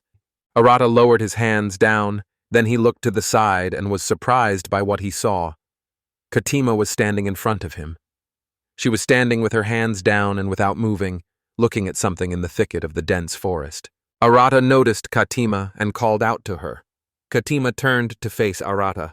Her long blonde hair was tied into two high ponytails. She was wearing a top with fur at the neck and had an unusual bandage on one arm that ended just above her elbow. Katima turned to the call and said Arata's name. Arata walked towards where Katima was standing. He raised his hand and waved to her. Then he said that he wished her a good morning, and he was also curious about why she woke up so early. Katima raised her head and looked at the sunbeams that were breaking through the high crowns of the trees. Then she smiled and said that she was pleased to watch the rays of the morning sun breaking through the leaves of the trees. The sun was shining brightly in the sky. There were few clouds around it. Katima smiled and said that she really liked to sunbathe in the morning. Arata smiled and replied that now he understood everything. Then Katima's expression changed. It became serious and sad. Her hair was fluttering in the gusty wind. After thinking for a moment, Katima said that she apologized for yesterday. Arata put his hand on his waist and looked at Kaima. Arata remembered how he had been fishing yesterday and had caught Katima from the river. He wondered if Katima was apologizing for Arata saving her. Arata stood in front of Katima. He put one hand on his waist, the other one moved to the side and said that she had nothing to worry about. Katima stood between the trees and answered Arata negatively. Behind Arata, his house was visible, which was surrounded by a fence. Katima looked at Arata, then she smiled slightly and said that the URLBS do not forget such things. Katima's bangs covered her eyes a little. Then Katima lowered her hands and sank forward. She closed her eyes and said tiredly that she had eaten so much yesterday, although it was the guy's fish. Sweat appeared on Arata's face. Then he smiled silently and continued to look at Katima. Arata put one hand on his belt. The other one moved to the side. Then he smiled and said that in that case, Katima should bring something to Luna next time, because it was she who caught most of these fish. Then Katima raised her hands with enthusiasm, clenched into fists, and said that Arata was right. She would definitely repay the guys in kind. Katima had a glove on her hand. Arata listened to Katima's inspired speech and smiled. Katima, without dropping her hands, approached Arata and calmly said that Arata had saved her from the water. Arata was very surprised by Katima's words. He raised his hand in surprise and pointed at himself. Katima continued to say with displeasure that there was anything she could do to help Arata as a thank you. Arata folded his arms together on his chest. He closed his eyes and thoughtfully said that he would need time to think about her offer. Then Arata realized. Arata's face had an unusual expression. His mouth opened slightly. Arata hit his fist on his hand. Arata raised his finger and said enthusiastically that Katima needed to listen to him. Was it true that the URLs lived in the mountains? Katima held her hands up in the air, clenched into fists, and answered Arata's question affirmatively. Katima imagined the mountainous area where she lives and continued to say that many spirits of fire, earth, and darkness live in the mountains. Katima put her hands on her waist, and with a smile on her face, began to say that this is why she and the other Earl Bees live so comfortably in the mountains. Katima's lush and light hair stuck out in all directions. Arata put his hand on his waist, and the other one he moved to the side. Then Arata said that he thought there was a lot of delicious food to be found in the mountains. Katima stood in front of Arata. She kept her hands on her waist and listened to Arata silently. Behind her was a thicket of forest. Katima listened to Arata. She kept her hands on her waist. Katima closed her eyes. Then she smiled and said that Arata was right. There was a lot of food in the mountains, and in general the mountains were the source of life. Arata stood with his hands down and with a smile on his face listening to Katima's story. Then Arata raised his index finger up and with a smile on his face said that in that case, when they decide to go to the mountains, Katima and her people will not mind if they take some food from there. Katima started to smile widely. As soon as Arata finished speaking, she replied that she didn't mind and she would warn about taking the guys, the elders. Katima's hair was sticking out in all directions, and her bangs slightly covered her eyes. Above the rocks, forest, and mountains, a blue sky stretched out, with fluffy clouds floating across it. Katima continued to say that Arata had saved her, and for that, the Urals were indebted to him. Katima spread her arms out to the sides and said with a smile on her face that she was sure that the Great Spirit would definitely accept Arata. Arata began to smile. Then he put his hand aside and said that in that case they intended to visit the Earls. Arata raised his hand and told Katima something. She listened to him attentively. Behind Arata, the gate was open from which one could see the entrance to the house well. Rihanna began to come out of the house, and she exclaimed in surprise. Rina was standing on the porch of the house. She started waving her hand and with a smile on her face said that she wishes good morning to the guys. Behind Rina stood Luna. She smiled widely and started saying that she was interested in what the guys were talking about early in the morning. Rihanna and Luna approached Arata. Arata put his hand on his belt, raised his other hand in the air, and with a smile on his face, said that he wished good morning to the girls, and now he would tell them everything. Behind Arata grew wide tree trunks. Sometime later, Arata looked at the girls and finished talking about the topic of conversation with Katima. Reyna kept one hand on her stomach, the other she put on her face and said, now she understood everything. Reyna began to move her legs. Reyna started to smile and continued to say that she still had a little bit of ingredients left, but she was already thinking that the boys could use some more vegetables. The stripes from Reyna's headband stuck up. Katima put her hands on her waist. Then she began to smile broadly and said that in the mountains where the Earl live, there are many gifts of nature. Some plants she and her people grow themselves. Reyna listened to Katima's story with admiration. Reyna stood next to Katima. Then she raised her finger and said that it meant Katima and her people had something like that. Katima kept her hands on her hips and said that if Reyna had any questions, she could ask them. Arata and Luna stood next to her. Arata thought that the girls' conversation might drag on. Then he raised his hand and pointed to the side. Arata began to say that he would go to the river to wash himself, and if Luna wanted to join him, Luna put her finger to her face, and together with Arata, they watched as Reyna and Katima communicated. Reyna raised her finger up and asked Katima many questions that interested her. Katima stood there confused and did not understand how to answer her. After a while, Luna thought. Then she looked at Arata, and with a cheerful expression on her face, she answered Arata that she wanted to keep him company. The crooked trunks of the trees with lush crowns grew close to each other, and at the roots of the trees lay many large stones. Arata and Luna were walking through this forest. Luna was waving her hands and asking what they would have for breakfast. Arata then turned sharply towards the direction from which the loud noise came. Arata stood and watched as Zeros practiced with the fire sword. Zeros stood in a fighting stance and held the sword in one hand, which was engulfed in flames. Arata started walking towards Zeros.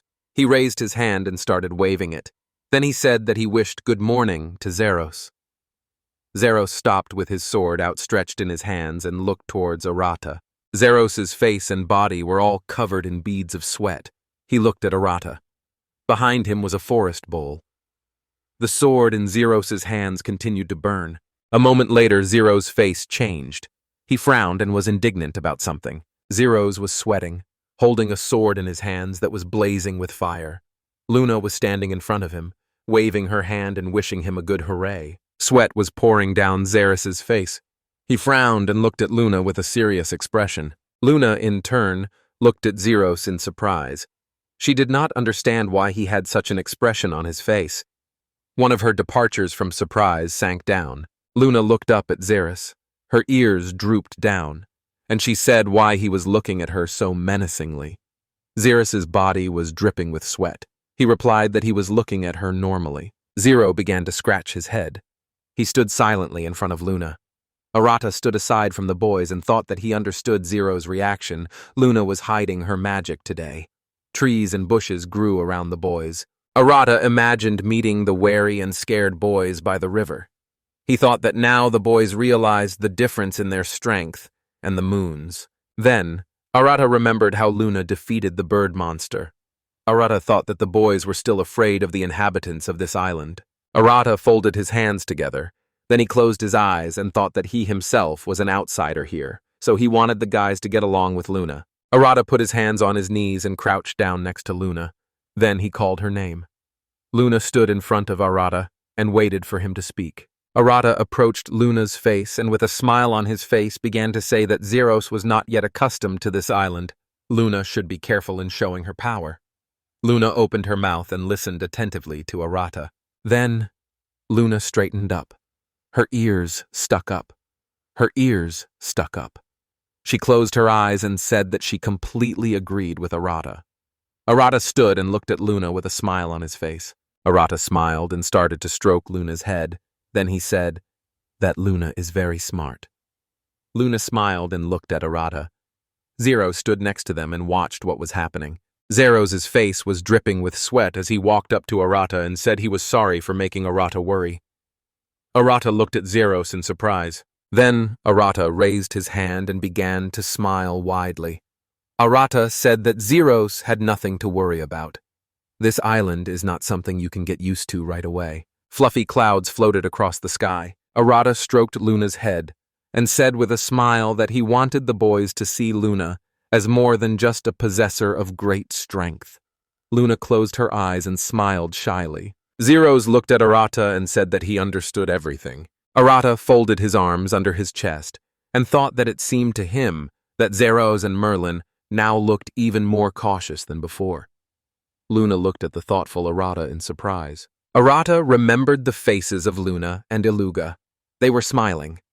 Arata thought that he wanted the boys to stop being afraid of Luna and Aluga. Arata stood in front of Zeros, who placed his hands on his waist. Arata thought that if a situation like yesterday were to happen again and again, Zeros and Merlin might get a mental breakdown. Arata made a serious expression and thought that even though he and the guys had just met recently, he didn't want things to end this way. Arata looked at Zeros. Then he raised his hand and said that he and Merlin were not very busy today. Zeros had beads of sweat running down his face.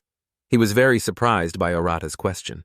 Zeros folded his hands together, then replied that he and Merlin were not busy today. Arata put his hand on his waist and wanted to say something. Arata kept one hand on his waist, the other one he raised, and with a smile on his face said that in that case, why don't the guys join him and the others for breakfast?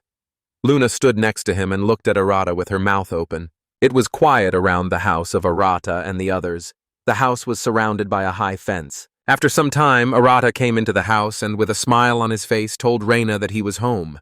Luna was with him, and she, with a smile on her face, said that they had returned from a walk. Rihanna was sitting on the sofa. She had glasses on her face, and in her hands she was holding a book with an unusual carved cover.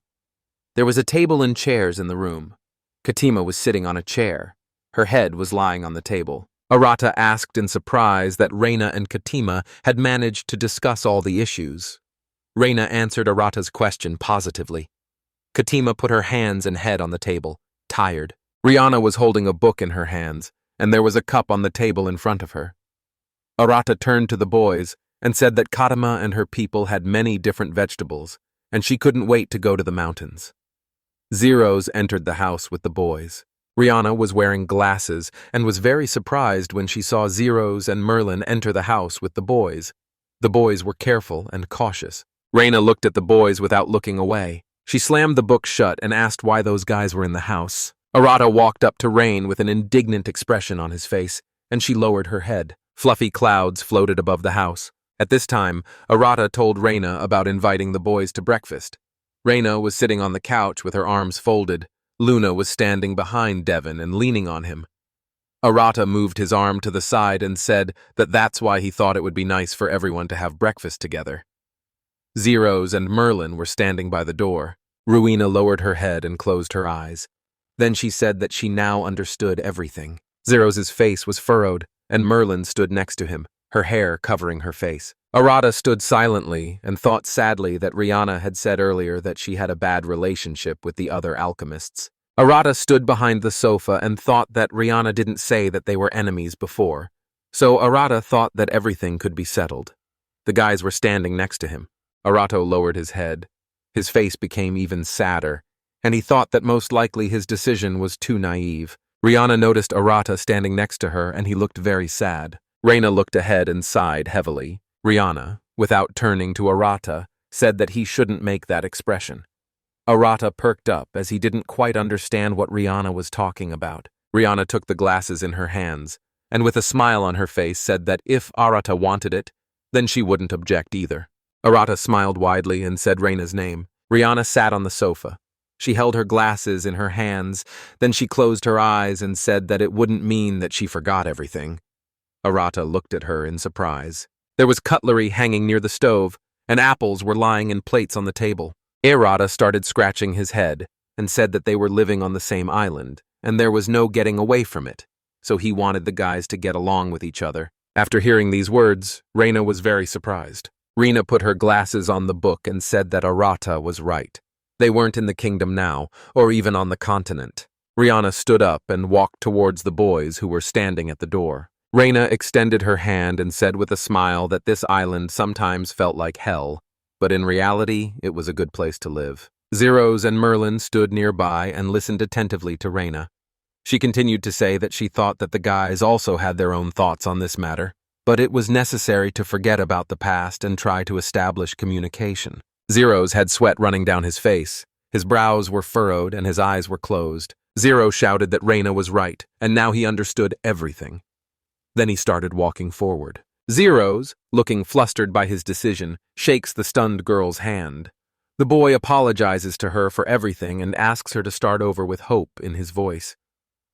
Rihanna is a little surprised, but shakes the boy's hand back. Within a second, her expression becomes sweet and friendly, and she happily agrees with her new friend.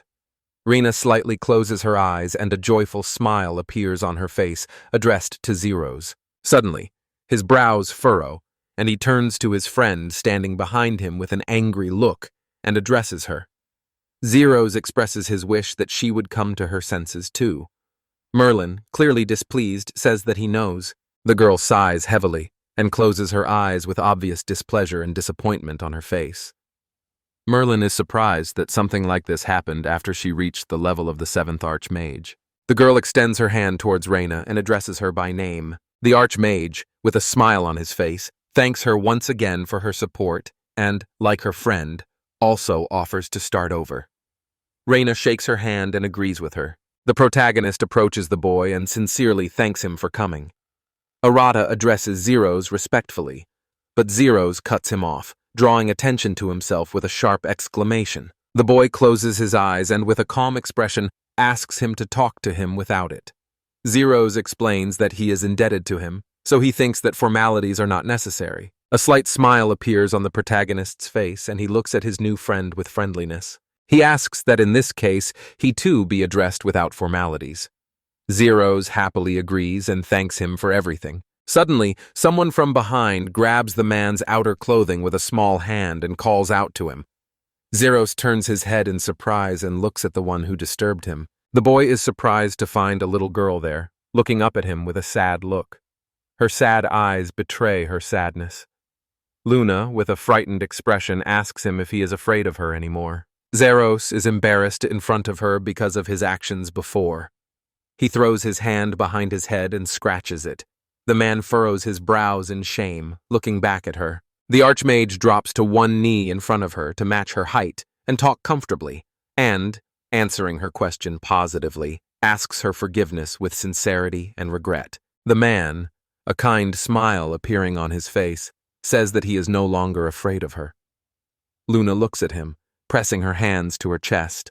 Her face shows her surprise at his words. He also says that he forgot to say how grateful he was to her for saving their lives yesterday. The girl opens her mouth in amazement and widens her eyes, which are filled with surprise. Luna clenches her little fists, pressing them to her chest, and closes her eyes. The girl agrees with him with joy in her voice. She offers him friendship with a kind smile on her face and calls him Uncle Zeros. The man opens his mouth wide in surprise and repeats the little girl's words about him being an uncle, not wanting to believe her words about his adulthood. Zeros's whole body trembles from the negative emotions that overwhelm him.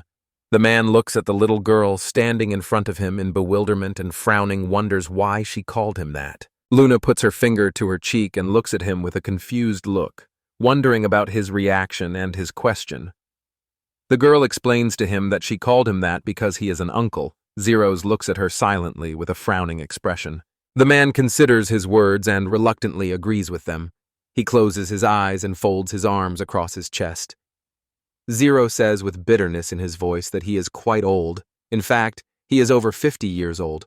Merlin, who is standing next to a smiling Reina, covers her mouth with her hand in an attempt to hide her laughter and repeats Luna's words about being Zeros's uncle. The man looks at his friend in anger and angrily yells at her not to laugh. Suddenly, a new idea comes to his mind, causing an evil grin to appear on his face. Zeros, with an echidna expression on his face, turns to the moon and, pointing his finger at his friend, asks the little girl what she will call Merlin. She turns her gaze to the girl standing not far from her and briefly thinks about Zeros's question. Suddenly, she calls her Aunt Merlin. The woman opens her eyes in fear and asks her again in bewilderment. Zeros laughs very loudly, causing even a small tear to form in his eye. Merlin, who wants to express her dissatisfaction with Zero's actions, says with fury in her voice that he knew she would say that. The protagonist and Rena happily watch Zeros, who continues to laugh, Merlin, who is angry at him, and little Luna, who looks at her new friends in bewilderment, not understanding what she said wrong. Arata turns to the girl and asks her if this means that they have now made up. She also looks at him in response, and with a smile on her face says that it is possible, and she does not deny such a possibility. Suddenly, Katima calls out to the protagonist. Arata turns towards the girl and looks at her questioningly. She runs her hand over her stomach and says that she is hungry. The protagonist exclaims loudly in surprise. Arata turns back to his friend and reminds her with a confused look that they haven't had breakfast yet. Rihanna smiles back at him and puts one of her hands on her hip. The girl, closing her eyes, agrees with the main character's words. She smiles kindly and then suggests sitting down at the table. Luna exclaims loudly and with joy in her voice. Katima, with a slight smile on her face, says that she is looking forward to it. The boy watches as Reina and the girls walk forward. She looks at the moon and asks it what it would like to eat. It enthusiastically replies that it would like to eat meat. Katima smiles happily, thinking about food, smiling reservedly. The protagonist turns to Zeros and Merlin. Arata extends his hand and, with a smile that is directed at the boy's new friends, says that it is nice to meet them again. The man standing opposite him agrees with him and also raises his hand. The girl on his right side, with a smile on her face, says that it is mutual. After a while, Reina prepares a delicious breakfast, the aroma of which spreads throughout the kitchen. Katima sits at the table, waiting for the dish. Arata helps her friend set the table. Zeros and Merlin are still arguing, and Luna watches this with surprise. The protagonist looks at Zeros and Merlin with a slight smile on his face. Kay, who continued to discuss something heatedly, pointing at themselves with their fingers. He thinks that from now on, these two are their neighbors, and he does not know how they are going to live on this island. Arata makes a mental note that they might try to escape from here, and assumes that they might have some kind of plan. Memories of what the island looks like pop into his head. He smiles and thinks that everything is fine for now, and he is ready to help them if they want it. The main character remembers that this is an island of freedom, and here you can do whatever you want. He thinks that they can live the way they want in constant fun. Arata understands that there are many new meetings ahead, and assumes that all sorts of madness awaits them. The protagonist recalls the landscapes of the island. The boy grabs the chair to move it and sit down. Arata remembers that this is part of their life. The main character thinks that living on this island and enjoying it as long as possible is all he wants. All the guys sit down at the table and start eating. Arata has made new friends.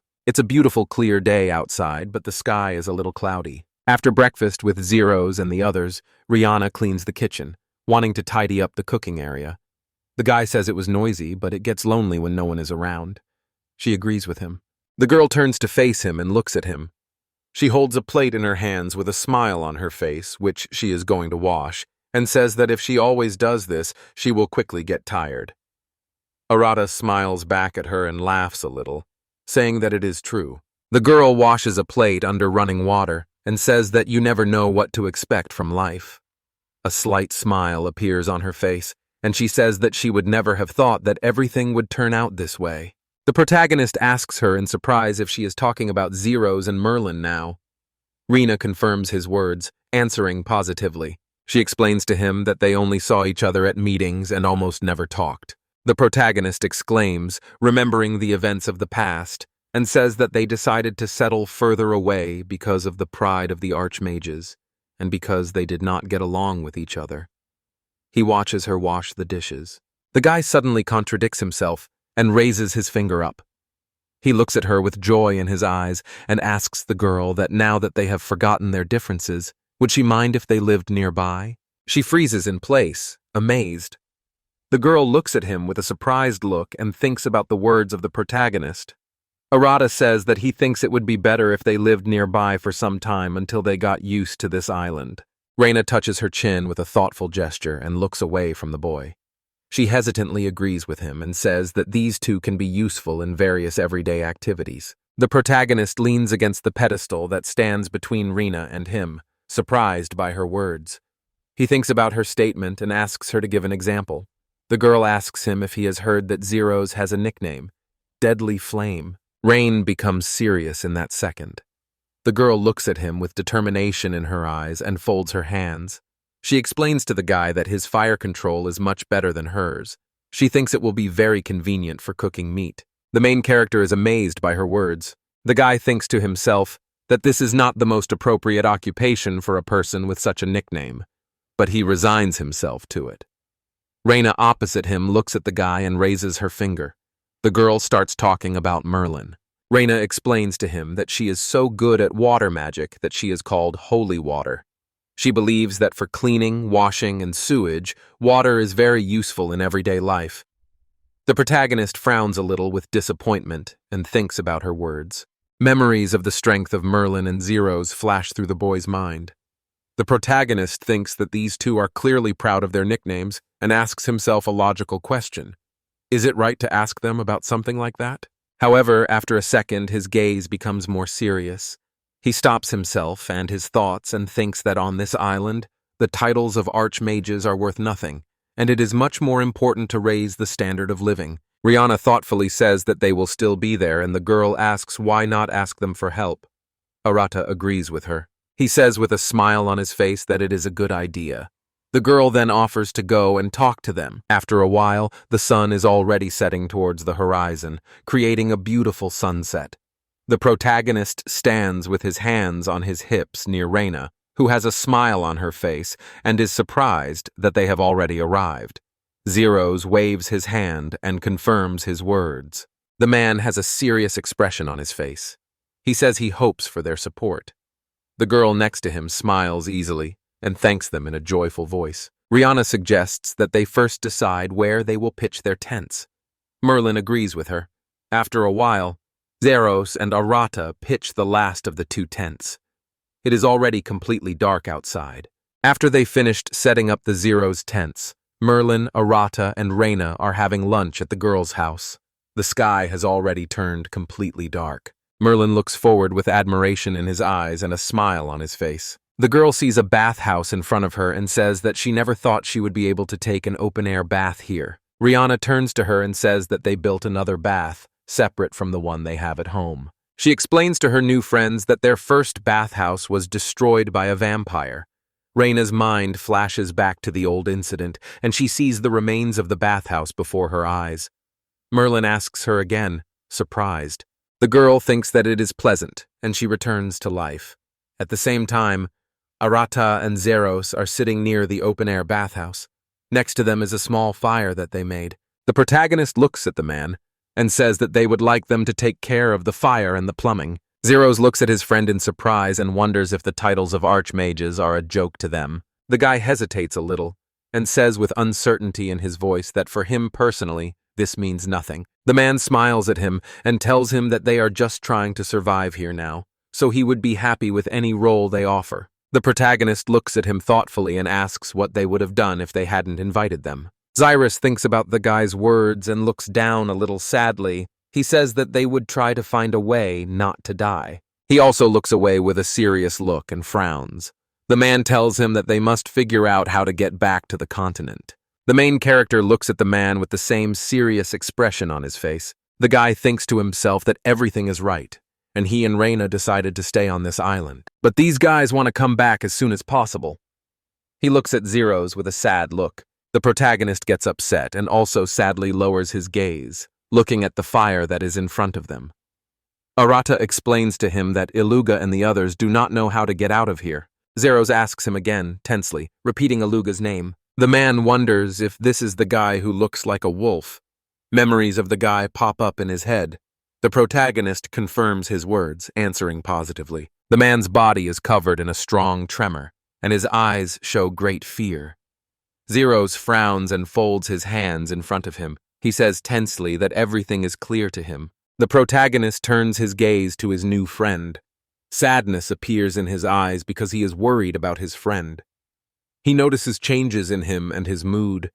Arata thinks to himself that he has become completely despondent. A kind smile appears on the protagonist's face.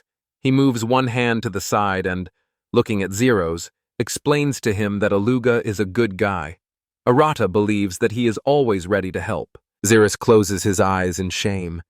Beads of sweat roll down his forehead from the tension. He opens his eyes and looks at the protagonist. The man says that normal people are afraid of dangerous creatures. The protagonist looks at him in surprise. Zeros indignantly asks the guy if this is strange for him. The protagonist folds his arms across his chest. He squints his eyes and frowns in indignation. Arata disagrees with him and says that he does not understand. The protagonist turns his gaze to the dark sky where many bright stars are visible, and says that if he thinks about it, he has never been afraid on this island. However, he still does not rule out this possibility, and he says that maybe he felt something similar to Suzaku and Will. Memories of old acquaintances pop up in the protagonist's head. Zeros looks at him sadly and frowns again. He asks the protagonist if this means that none of them scared him. Arata can't answer his question right away, and so he hesitates a little, thinking about it. Finally, after thinking about his words and formulating an answer, he turns towards Zeros and looks at him with a slightly thoughtful look. The guy explains to him that he does not think they are scary, and thinks that they each have their own quirks. Zeros looks at him in surprise and is convinced that he is serious. The protagonist explains to him that they do not seem like bad guys and he believes that they just like to make fun of people. Suddenly, a third person appears next to them. The hair of the girl who appeared a moment ago is fluttering very beautifully in the wind. She says that she is very interested. In front of Zeros and Arata appears a young and beautiful girl, Will. The girl is floating above the ground, holding her arms crossed over her chest. She is surprised that this is exactly what he thinks about her. A cruel smile appears on Will's beautiful face. The girl frowns and says that only someone beyond the monsters could say such a thing. She believes that she should not be underestimated. Zeres's face shows genuine horror. He opens his mouth in shock and exclaims in surprise, looking at the girl hovering in front of him. Arata, who is sitting next to him, closes his eyes in resignation and remembers that Zeres does not know who she is. The protagonist points his finger at Will and explains to Zeros that this is Miss Will. The man next to him exclaims again in great surprise and even falls backwards, unable to maintain his balance. The guy slowly approaches the bathhouse and blocks the girl's path, resolutely taking a pose. Zeres turns around at him in surprise and looks at this with surprise. Will looks at this with surprise and turns to the guy. The girl wonders why he stood between her and the bathhouse. The protagonist furrows his brows decisively and explains to her that he did this because she will destroy her again. The girl turns her head away from him with disdain and clicks her tongue in displeasure. The protagonist says in an angry tone that he already told her to stop attacking Reina when she washes. The girl looks at him with slight surprise and says that it is impossible. The main character is upset and remains silent in resignation. The girl stands on the ground and asks him if he would like to see Reina's embarrassed, bright red face. Will walks slowly towards him. The girl says that all that is required of him is a trifle. A predatory grin appears on her face and she demands that he simply get out of the way. Will, with a creepy smile on his face, tells him that then he can blame everything on her. She thinks that this is a very tempting offer. Arata angrily puts his hands on his hips and says he won't buy it. The girl turns away in displeasure and says he's a bore. Will doesn't lose his spirit and says that it's nothing to worry about.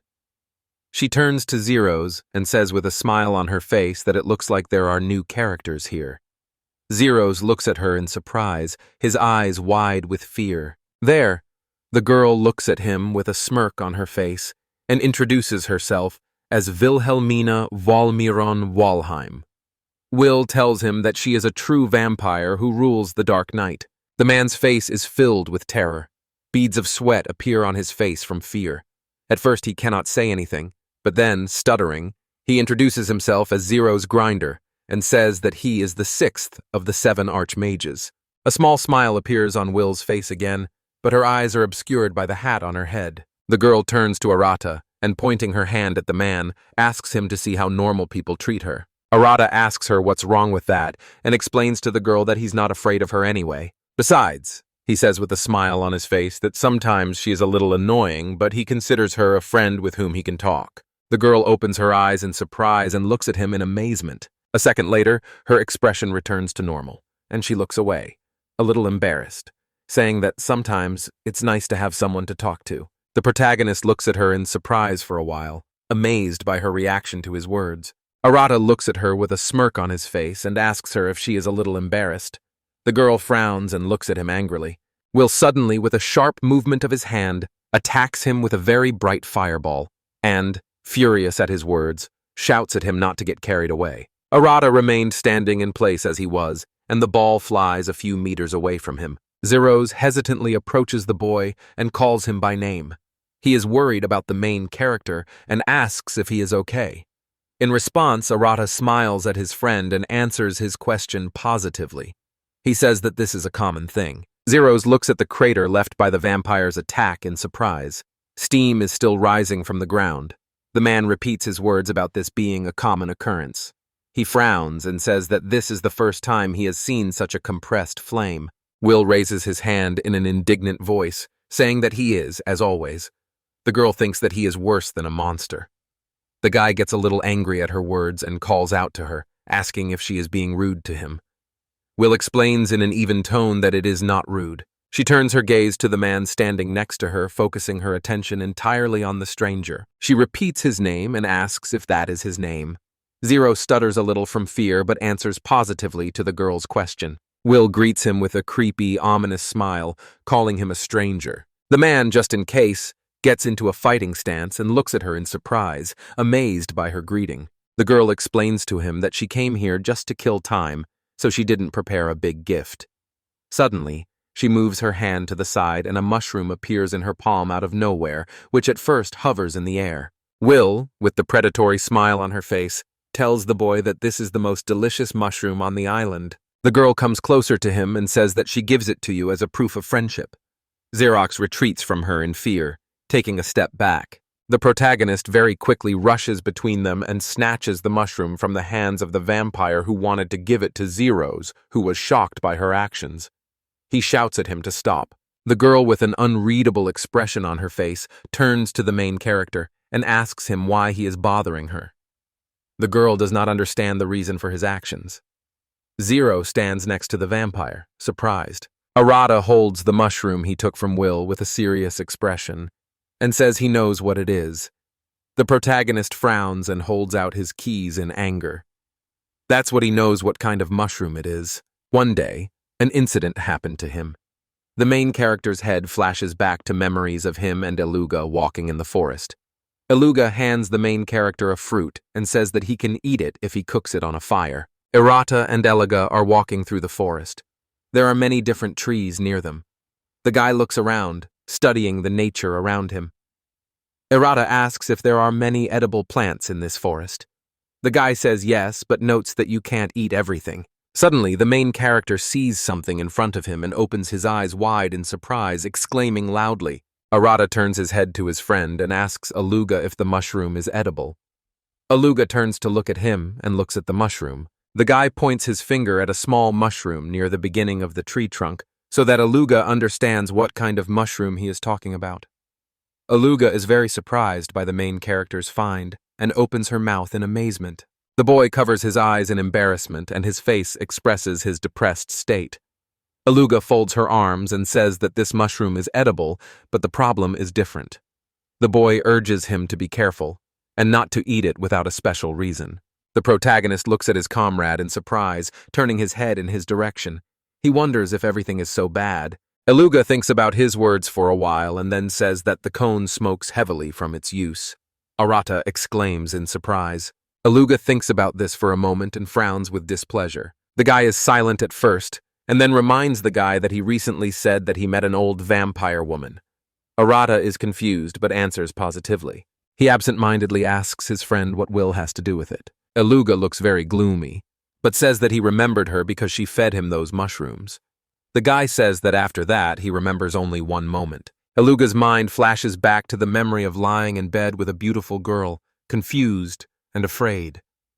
The boy remembers how it will all end.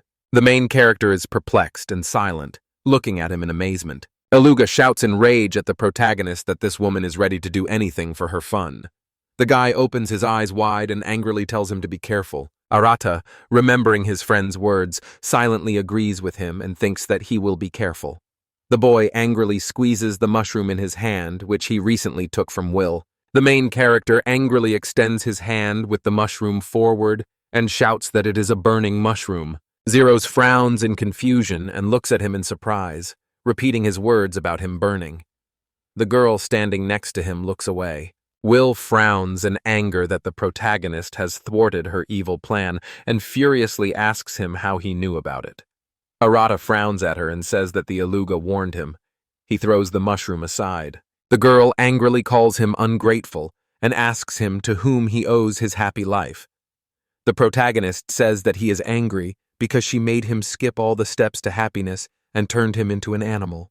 Errata touches his chin with his fingers in a thoughtful gesture and thinks about it with a serious expression. He says that Aluga couldn't understand for a long time that Livio was in love with him, so he can't say that he didn't have problems. The vampire looks at him with a gloomy expression, expressing her dissatisfaction with his words in her gaze. The girl says that he shouldn't talk about it. The protagonist looks at her in bewilderment and asks what she's talking about. Will calmly explains to the protagonist that she means him and Reina. She doesn't even have time to finish the word win with a sharp movement, and one attack, her head is cut off. Surprise freezes on her face. Zeros exclaims in surprise and looks at the girl in amazement, not believing his eyes.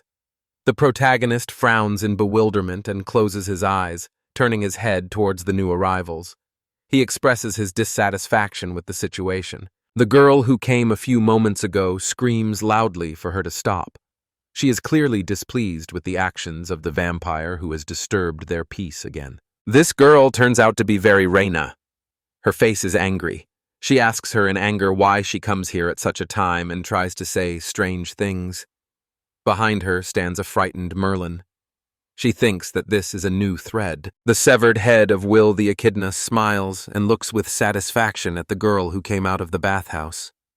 The vampire says that she does this because watching her embarrassed is the highest pleasure. Reina is very angry because of her words. The girl frowns and points her finger at her. She angrily shouts that she will cook her something really tasty, but in return they ask her to stop doing this already. Will says that her food certainly looks very appetizing, but the girl thinks that this looks much better. The vampire smiles evilly and says that she simply cannot stop.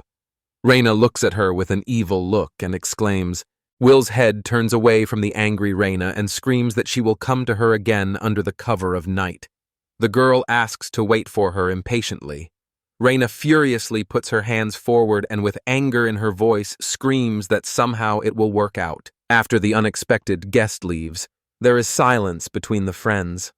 Arata sadly watches the girl's gull. Zeros, who is standing next to him, is perplexed. Rina is very angry, and Merlin is trembling with fear behind them.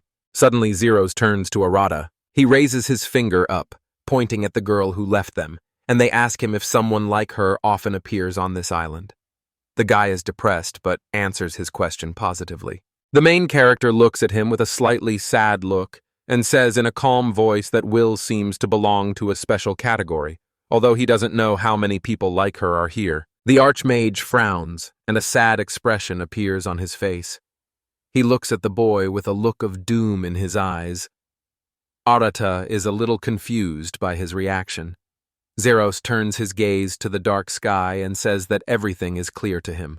The man, with a slight smile on his face, says that he is not sure that he will be able to survive if he leaves them. The main character looks ahead with the same smile. Arata is taken aback by his words and thinks to himself that this is not very pleasant to hear from a grown man. A very frightened Merlin kneels behind them. Rihanna is about to leave. A week has passed since Zeros and Merlin moved in to live nearby.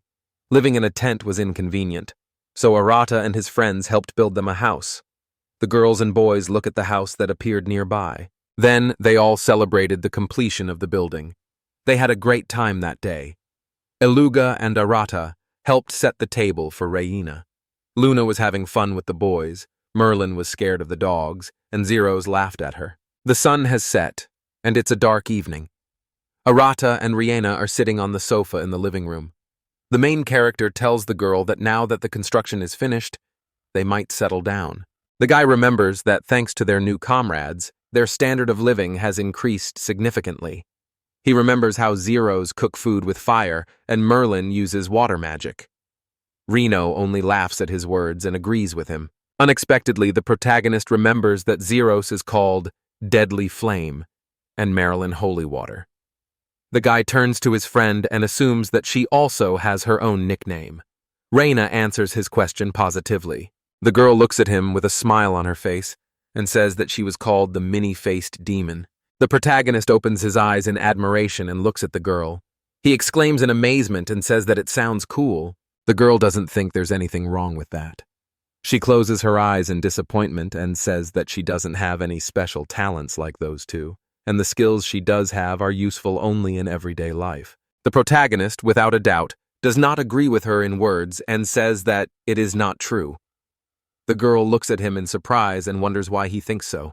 The guy raises his finger up and explains his point of view to her with a smile on his face. That on this island you can defeat the enemy not only by force, but magic, which enriches life, is more important. He says the Zeros told him that they can't use storage magic, and she has different types of magic. That's why she is called Many-Faced Demon. The guy's mind flashes back to the girl using magic. The protagonist looks at his girlfriend with admiration. A kind smile appears on his face and he says that she is amazing. Reina exclaims in surprise and looks at him in shock at his words, a slight blush playing on her face. Reina looks away in embarrassment and starts playing with her hair with her fingers. She thanks him with sincerity in her voice. The protagonist smiles at her reaction and chuckles a little to himself. Arata thinks that without her, he wouldn't be living this life because thanks to Reina, they have a good time. Memories of great times with their mutual friends come to mind. Suddenly, the protagonist exclaims and remembers something important. He asks the girl how long it has been since she saw Delta. Arata explains the motivation for his question and says that today she did not come again. The girl touches her chin with her index finger in a thoughtful gesture and ponders his words. She looks up and says that it is very strange. Suddenly, she remembers that Wilhelmina also stopped flying to them every evening, and she has not seen her since that day. Memories of the vampire's last visit when she cut off her head in anger flashed through her mind. The protagonist crosses his arms over his chest and thinks that these two used to come almost every day, but now they have stopped. He looks down thoughtfully and thinks the Teltu is probably okay. He closes his eyes, thinking about it. The protagonist thinks that Will's absence looks suspicious. The guy and the girl both arrive in a thoughtful state and try to figure out what the vampire has planned this time. Reina looks at the guy a little uncertainly and assumes that they are planning something strange together. The main character closes his eyes and seriously thinks about her words. Suddenly, he lifts his head up and looks at the girl. The protagonist asks her in surprise if she thinks Teltu has teamed up with Will. He wonders if they know each other. The protagonist makes the assumption that perhaps they are winding themselves up. Reina agrees with her friend, and with a smile on her face, says that this could also be true. However, the very next day, there is a knock on their door. Will appears on the threshold. The girl with a smile on her face waves and greets them. She says that today is a very beautiful day. The main character frowns at the sight of the unexpected guest and looks at her in bewilderment. He still holds the door of their house open. The girl standing next to him completely shares his mood. Rihanna turns to her friend and, pointing her finger at the vampire, angrily asks him if he could turn her away somewhere. The protagonist closes her eyes in disappointment. He tells her that he could do it, but she will return as if nothing had happened. Will looks at them with feigned anger and says that, in fact, she hears everything. The girl says that it's rude, feigning disappointment in her voice. She mentions that they came all this way to play with them. The protagonist crosses his arms over his chest and looks at her with skepticism in his eyes and tells her with displeasure that this already sounds suspicious. He also wonders why she speaks in the plural. Suddenly, the main character remembers that she rarely appears during the daytime. The girl turns her head slightly to the side and agrees with the guy. Suddenly, she asks the protagonist where Luna and the others are. Arata explains to her that they haven't arrived yet. A strange grin appears on her face, half of which is hidden behind her hat. The vampire says that it is even better this way. The main character looks at her angrily and asks her with displeasure what she is talking about.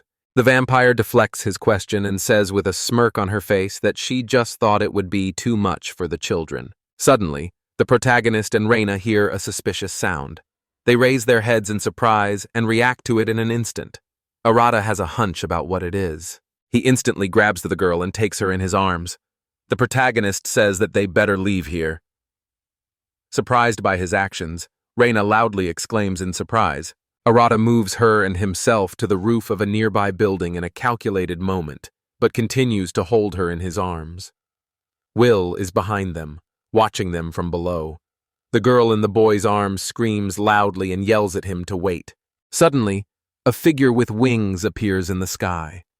The heroes see that the dragon is rapidly approaching them with a clear desire to attack. Reina hugs the guy's head with her hands to keep from falling and says that it does not look like a delta. The protagonist frowns at the situation and agrees with his friend with a serious expression. His face shows dissatisfaction with the situation, and he assumes that she is a little crazy. The girl assumes that Wilhelmina has done something again. The protagonist is perplexed, but does not reject her option. The dragon continues to rush at them at full speed. Arata uses his leg to lower himself to the ground and brakes. He holds Reina's hand and asks her to step aside for now so he can stop her. She agrees with him. The dragon is already very close and will soon catch up with them. Before running away, Reina turns her head towards the boy and holds the strands of hair out of her way with her hand. She says that she knows nothing will happen to him, but still asks him to try to avoid getting hurt. The protagonist looks at her with confidence in his eyes. A slight smile plays on his face, and his eyebrows are slightly furrowed. Arata agrees with her, reassuring her. The girl runs deeper into the forest, and the main character looks at Telsa. A large dragon is rushing towards the guy at full speed. It opens its mouth fiercely, clearly preparing to attack the main character. Arata frowned slightly, but with a determined expression on his face. He looked at the enemy without fear. Suddenly, his face breaks into a good-natured smile, and he spreads his arms out to the sides, opening himself up for a hug. The protagonist asks Tilda to stop and say that he doesn't know what's going on, but he thinks she needs to calm down. The dragon continues to rush at him with the same fury. However, when there is less than a meter between the main character and the monster, the dragon turns into a little girl who lets out a joyful cry and jumps into Arata's arms. The boy looks at the girl with kindness in his eyes and gently strokes her head. Delta, in turn, continues to hug him around the body. A joyful smile plays on her face, and she makes a joyful cry. The boy agrees with her. He looks at how many trees that used to stand near the girl and the boy were destroyed. He thinks about how she didn't have any killing intent, and he knew she just wanted to play. He's glad they left the house. Delta continues to growl happily and rubs her head against the boy's stomach. Arata looks at the girl in bewilderment, his hands still on her head, and once again agrees with her. The main character scratches the girl's chin, which makes her close her eyes and smile in pleasure. The guy thinks that he doesn't know what's wrong with her, but in principle he thinks that she's behaving as usual. Suddenly, an agitated Reina emerges from the forest. The girl clasps one hand to herself and asks Arata with concern in her voice if everything is okay. The guy also looks at her and answers positively. The protagonist tells her that Teltu is simply acting a little strange. He also suggests that Will probably knows the reason and suggests asking her. The joyful girl hugs the guy with all her might. After some time, they finally reach their home. The boy is holding the girl who attacked them earlier. As soon as they cross the gate, he tells her to get off because they have already arrived home. Will notices them and exclaims. The girl sits on a chair at a table located near their home. She crosses her legs with a smile on her face and waves at them in greeting. Will is surprised that they got through this faster than she thought. Arata looks at her silently. The main character asks the girl what she is doing here. The vampire laughs slyly and points to the cauldron on the table. She explains that they constantly entertain her, so she decided to thank them. A sly grin blossoms on her face. She says that this is her signature dish. The vampire asks them not to worry and claims that there is nothing harmful to their body in it. Rihanna, Iraqi, and Little Will look at the intruder with suspicion in their eyes. 1. The vampire is confused and frowns and asks what's wrong with them. She hopes that they won't refuse to eat what she cooked herself. The protagonist looks at her sullenly and first asks her to tell him what she did with Teltu.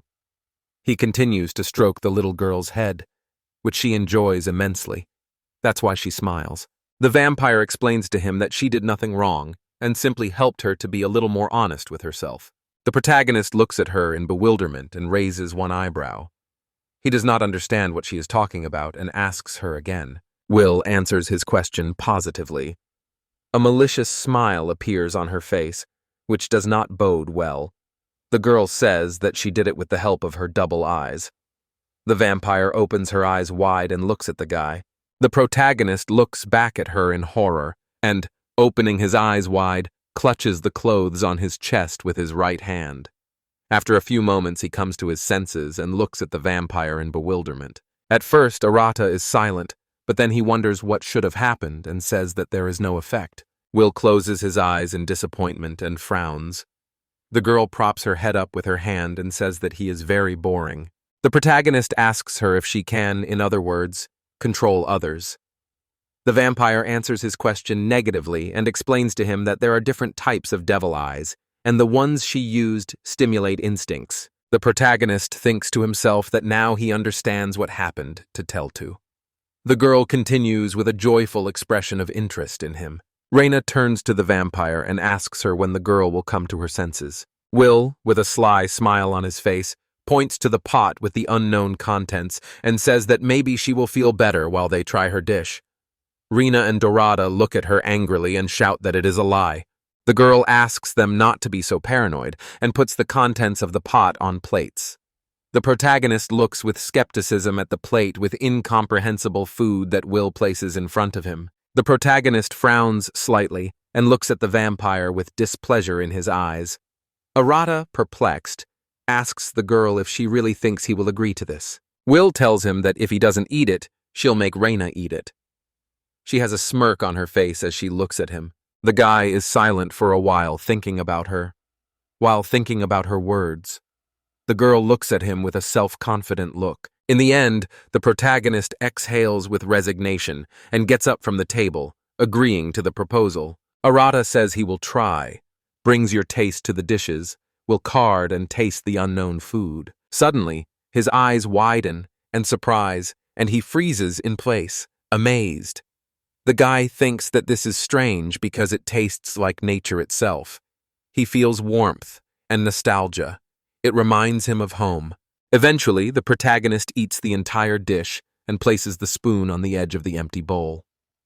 Arata closes his eyes and silently enjoys the taste of the dish that Will prepared for them. The girl looks at him sarcastically and says that Judging by his facial expression, he was pleased. The main character frowns a little and looks at his girlfriend with skepticism. You can see a sad expression on the guy's face. The protagonist admits defeat and says that it was very tasty. He also notes that this dish is not like anything else. Will says with joy in his voice that she said so. The boy turns to Rain and Delta, who is standing next to her, and asks about them. The girl looks at Will in amazement and wonders what she prepared for them. Raina softens a little and says that if Wilhelmina says that she didn't add anything strange, then she will believe her this time.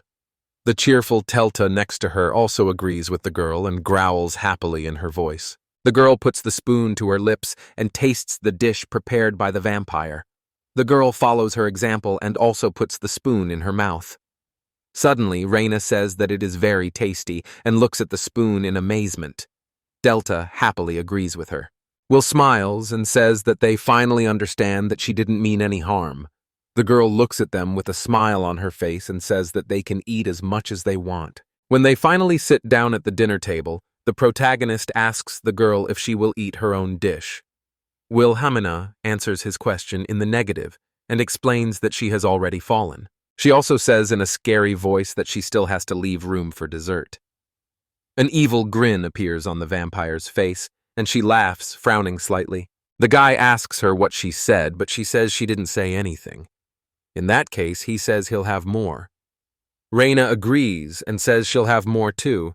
Kelta happily agrees with them. After some time, the boys spend their leisure time separately.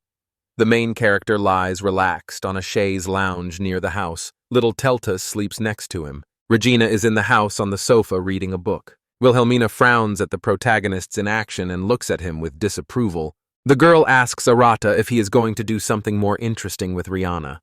He looks at her in surprise. The protagonist frowns after her words, and, perplexed, answers negatively, saying that he doesn't think about it. The girl looks at him with displeasure and says that a young guy and girl live together. She says that there must be something more. A sly expression appears on her face, and she covers her mouth with her hand, trying to make sure that only Arata hears her. The girl says that he needs to let off steam somehow, and offers him adult games. He refuses. After his negative answer, the girl turns away from him with a disappointed look on her face. Wilhelmina is clearly dissatisfied with his answer. The protagonist looks back at her with a gloomy expression on his face. Suddenly, the girl's face transforms. She says with a sly grin on her face that she will see what he will do next.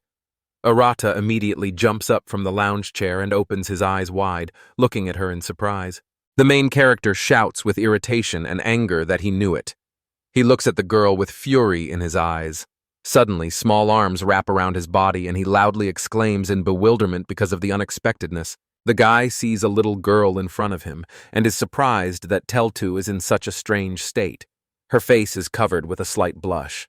The girl growls contentedly and presses her whole body against Arata. The protagonist looks at her in surprise and lifts her by the waist to get a better look at her face. Arata asks her in confusion what happened and notices that her voice has changed. The young man sees her flushed face before him. The girl's eyes look at him clouded. The main character frowns in confusion and realizes that she has only gotten worse. He immediately turns his head towards the vampire and asks her with an angry expression, "What she did will?" Amina, who is standing next to them, smiles. The girl turns half-turned towards him and with feigned surprise asks him if he is talking about her dish. She pretends not to understand him. The protagonist looks at her angrily and frowns. He asks the girl what she put in them, but another girl interrupts him and he does not have time to finish the sentence. Suddenly, Rina presses her forms against him. The girl leans against him with a flushed face and throws her head on his shoulder. She looks at him with a misty gaze and laughs a little, calling him by name. Arata opens his eyes in surprise and blushes too. Her arms wrap around his body and she hugs him just like Teltu, but from behind. The protagonist finds himself trapped between a girl and a girl. He blushes in surprise and loudly exclaims her name. Reina doesn't pay any attention to his surprise and moves closer to his ear. The girl whispers his name into his ear syllable by syllable, which makes him blush very much. The girl laughs a little and the protagonist freezes in surprise. He exclaims loudly and looks at his girlfriends in bewilderment. The guy is in a panic and asks them to wait. Suddenly his face becomes very angry. He frowns in anger, and with anger in his voice turns to Will.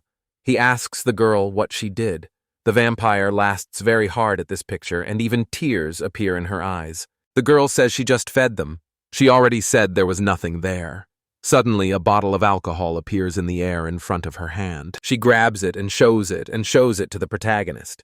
He looks at it in surprise and realizes that it is wine. Will spreads his arms out to the sides and with a sly smile on his face explains to the main character that she simply added alcohol to it, which is usually used in cooking. She looks at the bottle of wine in her hand with bewilderment and the disappointment in her voice. She realizes that it doesn't work on him either. The protagonist looks at her angrily, expressing his indignation. Arata, surrounded by girls from all sides, asks her if she wants to say that it is an ordinary drink. Will answers his question positively, and with a smile on his face says that it is blood wine infused with her magic. The protagonist points his finger at her with rage, and asks her with anger in his voice if she thinks this is normal. The vampire pretends not to notice him and looks away. The main character's face is flushed. He is a little embarrassed and tensely asks her what will happen if she drinks it. The vampire smiles and explains to him that with a good dose, the mind drops to the level of ancestral instincts. However, she also mentions that if you use a small amount to cook, most people just get drunk and feel better. Arata glares at her. He is clearly not happy. The girl are still hugging him. Reina closes her eyes and says with pleasure that his body is very warm. The girl smiles and sincerely asks him to stroke her head. The protagonist looks at this in bewilderment. Little Delta also looks at him with admiration and growls demandingly. Arata is surprised that she also asks for this. The protagonist blushes even more and gives in under the pressure of the girls. He touches Reina's head with his right hand, causing her to laugh with pleasure. And with his other hand, he strokes the head of a little girl who smiles and growls with joy in her voice. Arata thinks to himself that they are cute and closes his eyes in pleasure. Then he looks at Telta and remembers that she usually behaves in approximately the same way. However, he finds a difference between the normal Rihanna and this one. The protagonist thinks that she is more like a cold beauty type, but he thinks that this version of Rihanna is too cute. The girl touches his cheek with a finger with a smile on her face. Reina approaches his ear again and whispers his name syllable by syllable. Arata blushes very much because of her actions. He thinks that this has to stop, and that at this rate, something bad will happen. He clenches his fist very hard. The protagonist's face turns gloomy, and he turns to Will. The girl asks him what he wants. Arata furrows his brows and asks her to make sure that the two of them are not in danger. The main character suddenly runs away from the three girls, leaving them alone. The guy asks the vampire to just look after them. Tilda and Reina look after him with disappointment in their eyes. Arata jumps onto the fence built around their home, and Will is a little disappointed that he ran away. Reina reaches out after him and becomes upset, repeating his name. Tilda imitates her actions and growls sadly. An angry grin appears on the vampire's face, and she says that there is nothing to worry about since she has seen enough. The boy runs away, and Will watches as the girl tries to catch up with him and thanks them for the treat. A few minutes after Arata ran away from Reina and Teltu, who went crazy after drinking Will's soup, the protagonist stops when he reaches a river in a beautiful forest. Arata sits down on one of the rocks that are in the middle of the forest and sighs heavily, lowering his head down. There is a look of doom on his face, and he says that just a little bit more, and something bad will happen. The protagonist, who is sitting by the river, reflects on how he knew he shouldn't trust Will, and yet he lifts his head up and a slight blush appears on his face. Memories of recent events that happened because of the vampire flash in his mind.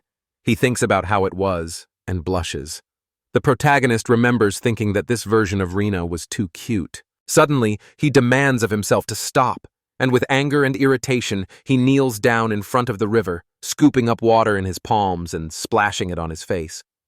The guy says that he needs to think about something else. Drops of river water run down his face, and he looks ahead thoughtfully. He has a beautiful view in front of him, and he looks at the many trees located around him. Arata remembers with surprise that he hasn't been alone with himself for a long time. The protagonist thinks about how he and Reina live in the same house like a family. The guy remembers the face of the girl who smiles at him. Memories of happy girls also flash through his mind. Arata thinks about Luna and Teltu coming to visit every day.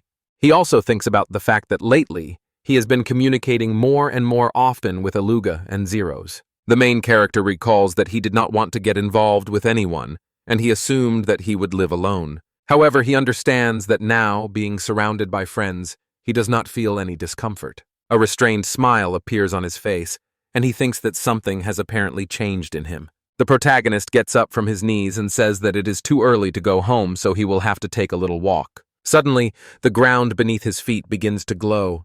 He looks down at the symbols beneath him in surprise. Suddenly, it lights up brighter and transforms into some kind of pattern.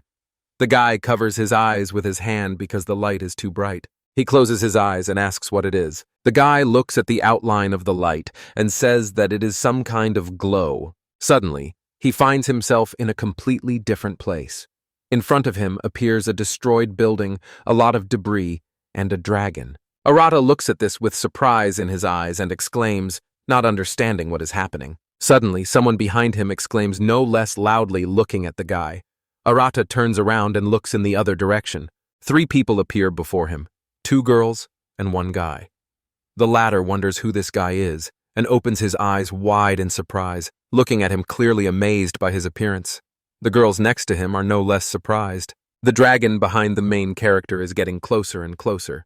The guy doesn't even look in its direction, but continues to watch the guy and the girls. He is perplexed, so he remains silent at first, and then asks why this happened. Somewhere far away, Teltu and Reina are trying to climb the wall that the protagonist jumped on some time ago.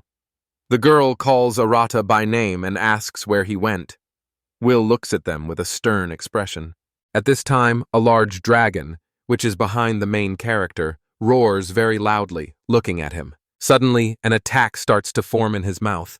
The stranger exclaims loudly as he watches this. The young man looks in horror at the dragon, who is preparing to attack, and urges the protagonist to run away quickly. He explains to Arata that the dragon is attacking. The main character looks at him in bewilderment. Arata turns his head towards the monster and exclaims with surprise in his voice. The dragon looks at his face and thinks that he is very strong. Arata thinks, with a concentrated face, that this is a red dragon and it looks quite strong. However, the protagonist realizes that he looks harmless compared to Suzaku or Will. Arata even suggests that he might even be a little weaker than the Emperor's Boar. The dragon looks at him in bewilderment. Suddenly, one of the girls who was standing next to the guy falls to her knees in front of him and asks him for forgiveness with excitement in her voice. The main character looks at her in bewilderment. Celis lowered her head down and cried bitterly. She sincerely admits her guilt and the fact that it was because of her that the guy ended up in this situation. Celis, with tears in her eyes, regrets that the divine sacrament, the magic that opens the door to the other world and summons the most powerful divine beast, failed. Ark approaches and addresses Celis and asks if a saint can behave like that. Celis immediately realizes her mistake and asks for forgiveness. She clearly understands that this was the only way to defeat the Doomsday Dragon, who was waiting for the right moment and glaring at the heroes with an open mouth full of sharp teeth. Walpurga. Ellie ran to Ark and Seals with great concern. She reminded the boys that now was not the time for such conversations. The boys turned their attention to her. But it seems that the girl herself also regrets something. She folds her hands in front of her and, looking down, wishes that she had more power than she has. Ellie turned away and closed her eyes. Now she felt that she was not worthy of the title of Witch of Doom. Sally's immediately approached Ellie to console her. The girl asked her not to talk about herself like that. Arado watched all this from the side. The boy sighed with some disappointment and understood everything. He looked at the hero Ark, the Saint Salis, and the Witch of Doom Ellie, who were looking at the enemy with determined looks. To Arata, the Doomsday Dragon seemed like just a lizard that growled at him. The dragon Walpurga opened his mouth. The guy looked at the Doomsday Dragon with some bewilderment. It seemed to him that the dragon, which had a rather creepy appearance at first glance, was very scared. Ark, gritting his teeth, said with annoyance that while Perda looked very scary, it seemed that the hero was seriously alarmed when he saw the dragon. Celis said with some apprehension and concern that the Doomsday Dragon was mentioned in the scriptures as the personification of great evil that would lead the world to inevitable destruction. Ellie realized that after this, she definitely won't be able to call herself a witch of doom. She, holding her weapon in her hands, thinks that she and the guys have only one thing left to do: sacrifice their lives. The boy didn't quite understand the confrontation between the boys and the Doomsday Dragon. He stood between the two warring parties. After those words spoken by the boys, an awkward silence hung. The guy exhales heavily and immediately guesses that he was called as a trump card in the last battle, hoping for an unimaginable miracle. However, despite everything, he looks like an ordinary person. The guy thought for a while, almost in the middle of the situation. He wonders if it is possible to return from this place back to the divine island of Arcadia. Ark proudly announced that he, Celis, and Ellie would cover the boy, and he would have to run as fast as he could and not look back even if he heard screams. Celis closed her eyes and with all sincerity turned to the Almighty with a request to help a stranger, meaning Arata, who ended up in all this through what she believed to be her fault. Ellie, of course, doesn't know who the guy is, but she told him to live while she and the guys buy at least a little time so that he can escape. The guy, listening to these words, smiled. He clearly understands that he cannot abandon this trio because they are quite good people. The three guys look like heroes from one party. The guy promised himself to think about it all later. He took a couple of steps and headed straight towards the Doomsday Dragon, which surprised the three heroes. The Doomsday Dragon was also in complete shock that they were getting so close to him. Ark began to anxiously shout at the boy that he shouldn't be so dangerously close to the dragon. The Doomsday Dragon looked closely at the boy. He opened his huge mouth full of teeth. Much to the dragon's disappointment, Arata was not at all impressed. The boy looked at him calmly. The Doomsday Dragon snapped its mouth shut in an instant, and its face took on a serious and displeased look. A moment later, the dragon opened its mouth again to defeat the guy, and flames poured out of it, burning everything in the area. The heroes barely held on to not fly away from such a powerful wave of ash and hot air. Ark, Silas, and Ellie could not say a word because they did not understand at all what was happening. Silas clutched her staff even tighter in her hands, taking all the blame on herself again. Ark decided it was because of him, since he, in his opinion, had failed to help again. They both hung their heads down. Ellie certainly wasn't going to praise the boys. She didn't appreciate them taking all the blame on themselves again. She says that they need to focus on the enemy now and heads towards the enemy. The boy stood and looked at the dragon, waiting for the last of the flames to leave his clothes. The Doomsday Dragon was in complete shock that his opponent was able to withstand his powerful attack and remained unharmed. The heroes were also surprised and could not comment on it. Ellie and Celes even opened their mouths in surprise. Ark did not quite clearly understand what was happening. The boy cracked his fingers and said that it was his turn. He raised his hand, clenched into a fist, and showed the dragon his readiness to attack. The magical creature didn't understand anything. The dragon shook its head from side to side as if refusing the boy's upcoming attack. The boy swung his sword and came very close to the dragon. It seemed to Arata that the dragon did not want to take the blow. After all, the dragon could not understand him. As soon as the guy's fist reached the magical creature, it immediately flew high up. The heroes were completely shocked by what they saw and lost the power of speech, and the dragon, which flew up into the sky after the blow, began to rapidly fall back down. The Doomsday Dragon fell with such great force that its landing caused a shockwave that was more like an explosion. Now, no longer able to lift his body from the ground, his heavy tongue was hanging out of his open mouth. The guy said with a sincere smile that he had finished his work. The heroes' mouths dropped open in surprise. They certainly didn't expect to see this. The boy asks Silas if she could bring him home since he was able to defeat the Doomsday Dragon. The girl started talking about it. Suddenly, the familiar glow that had appeared before appears around Arata, and he notices it. Silas gasped in surprise when she noticed the glow. Silas thought and was surprised to assume that the guy is the Lord God. The guy answers with a sincere smile and carefully says that he is a simple man. He waves goodbye to the boys and clearly understands that right now he will return home. Celis asks the guy to wait a little. Celis runs a little closer to the guy and asks him to at least say his name. Arata thinks and says that there is nothing wrong with that and says his name. Celes, with some embarrassment, pronounces the guy's name again after hearing it and, squeezing her staff even tighter in her hands, says that she will definitely remember him. The girl happily and proudly asks the guy to be sure that she will definitely tell the church about this situation. Salis believes that future generations simply must know about Arata's feat. However, despite everything, Arata himself does not consider his act a feat at all, and, raising his palm, asks the girl to stop praising him because he simply provided help. But Silas doesn't calm down and asks to leave this matter to her. She is definitely going to tell about Lord Arata, the avatar of God. Ark stood behind him, smiling proudly, his eyes closed. Celis bows to the boy and says that she and the boys are immensely grateful to him. Meanwhile, Arata asks Celis to wait, but the glow, which was becoming brighter, did not allow her to finish, and the dialogue was interrupted. Now, Arata finds himself in a different place, in the middle of the forest. He remains in the same position when he tried to say goodbye to the guys. He clearly understands that he has been here before, and now he has simply returned back. Arata is very curious about what happened to him. The guy looks at the starry sky and thinks, and says that he could just be dreaming all of this. He clearly understands that it is time to go back, because Reina and Teltu should have come to their senses by now. Arata opened the door to the room, entered the house, and told Reina, who was sitting on the couch. The girl stood up and said Arata's name as soon as he entered the room. It seemed that Reina wanted to say something to Arata, but she couldn't bring herself to do it. The guy assumed that the girl, who suddenly blushed from embarrassment, remembered everything. Will laughed slyly and congratulated Arata on her return. The guy noticed that she was having quite a good time.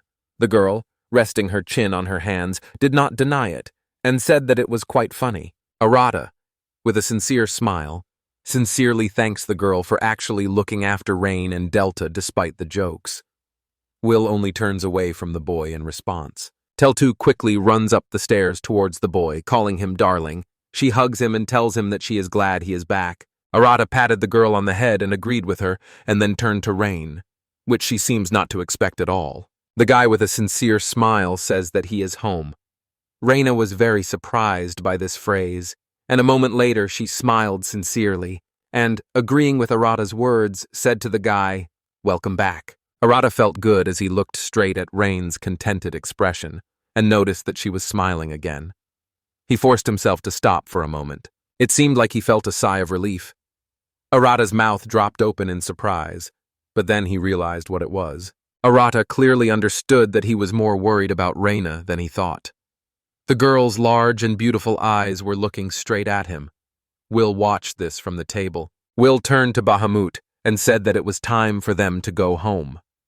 However, despite everything, Teltu clearly did not appreciate this idea and looked at Will with displeasure. The girl rushed to the guy again, and hugging him tightly around the waist, said that today she was going to sleep only with her husband. Then, Will decided to do something and waved her fingers.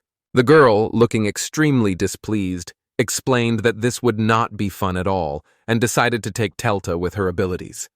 Arata looked at the girl's servant in surprise. An unknown creature appeared in space and covered Teltu's face and mouth with its hands, which prevented her from finishing what she wanted to do with her husband.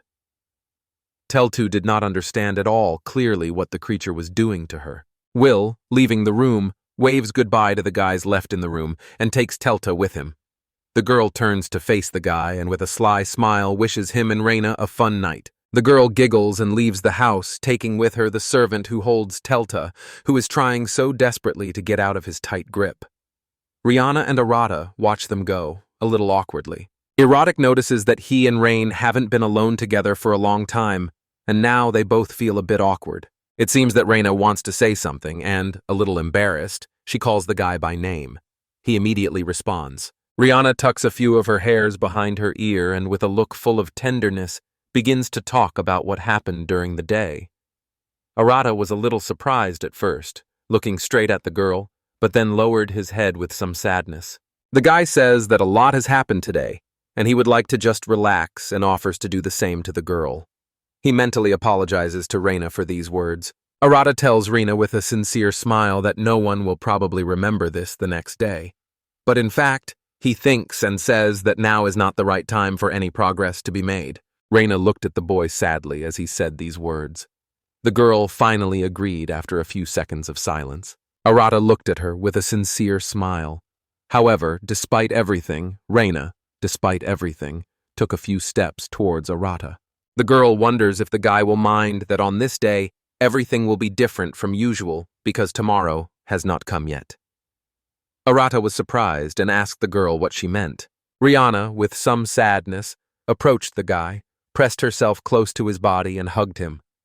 The girl explains that she behaves this way not only because of the drinks at lunch. Arata calls the girl by name with embarrassment.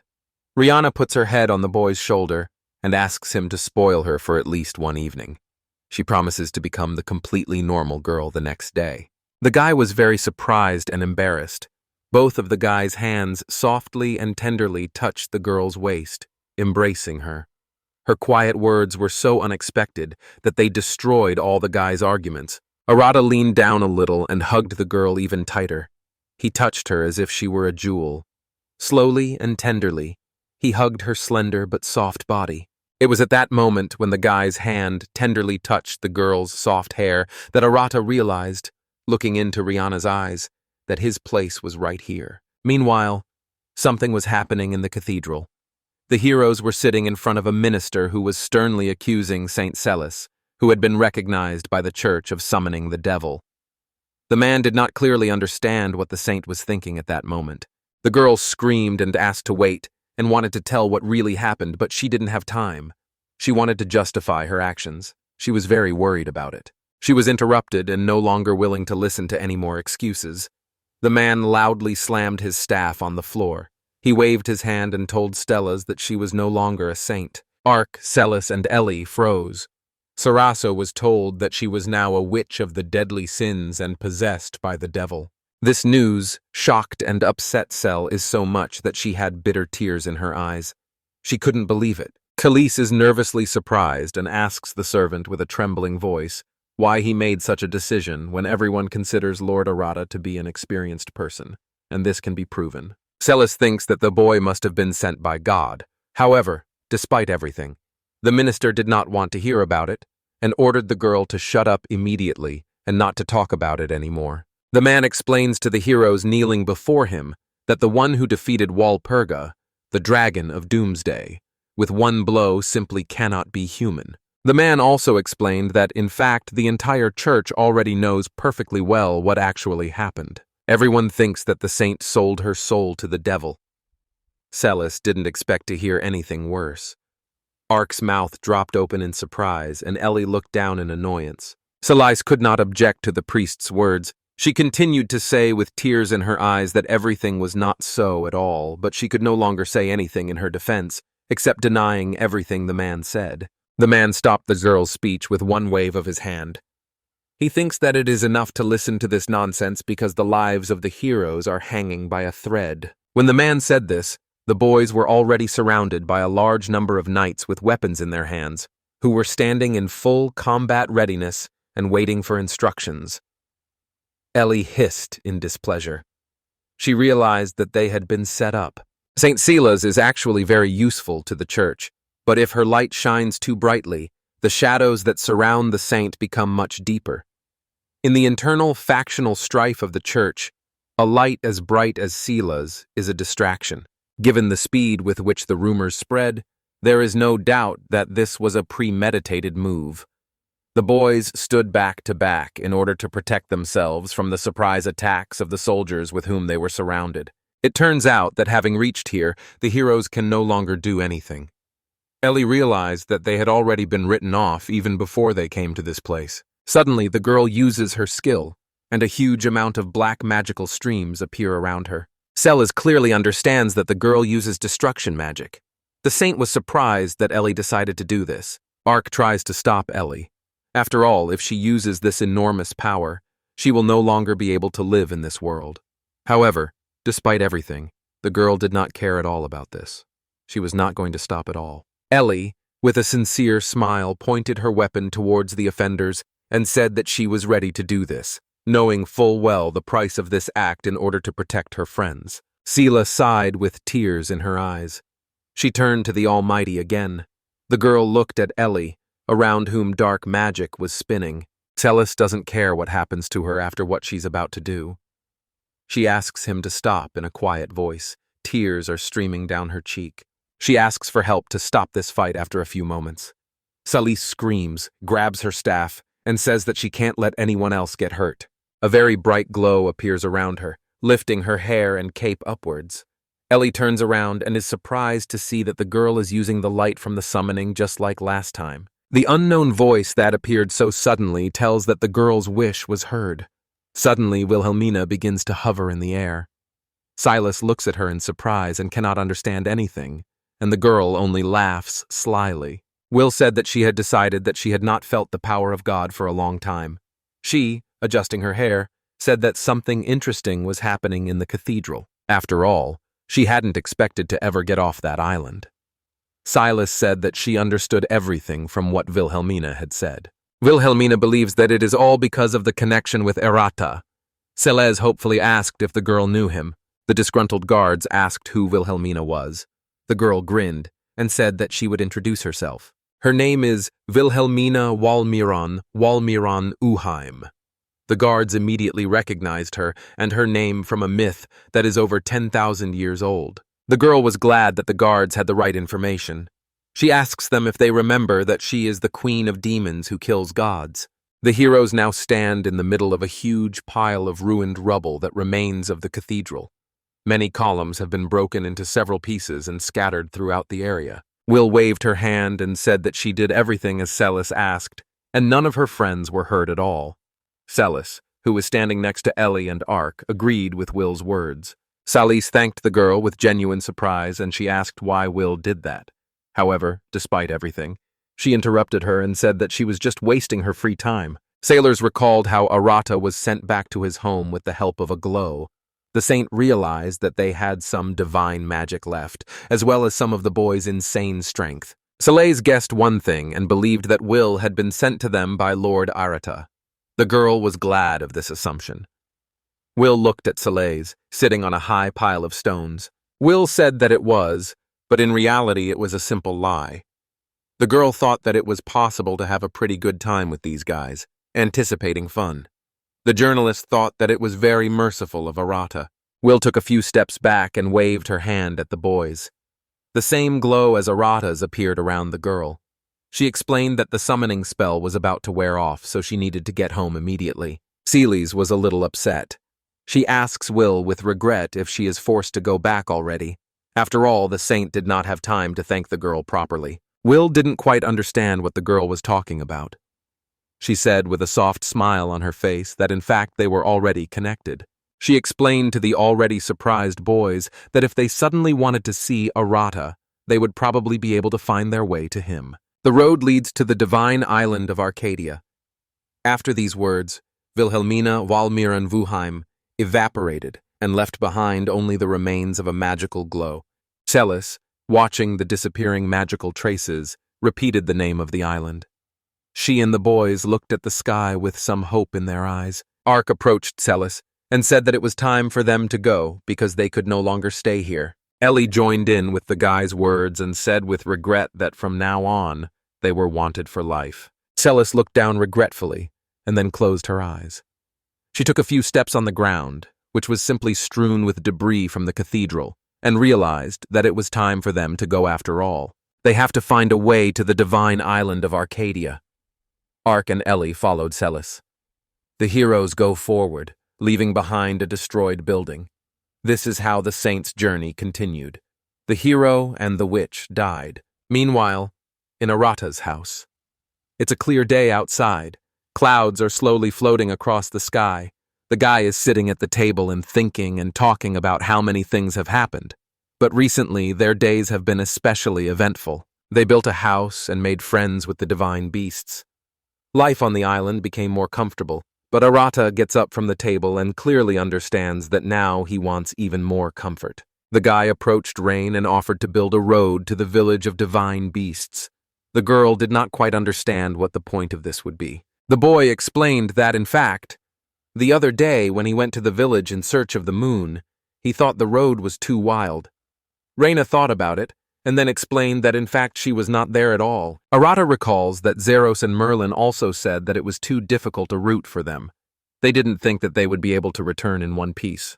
They still haven't greeted anyone except Luna and Aluga. The guy continues to insist on his own, and says that in this case, it is necessary to make the route easier. He thinks with a sincere smile and says that this will improve their interaction quite well. Rihanna accepts the idea and folds her arms in front of her. She reminisces and says that their territory belonged to the divine beast race from the beginning, and it was simply lent to them, Reyna thought, touching her cheek with her index finger. She thinks that it is far from certain that the divine beasts will be delighted with the boys clearing the road at their own will. Arata and Rihanna decided to meet the divine beast representative near their home after all. Arata told them the idea and what he and Rihanna had planned. Aluga said that he was not against this idea at all.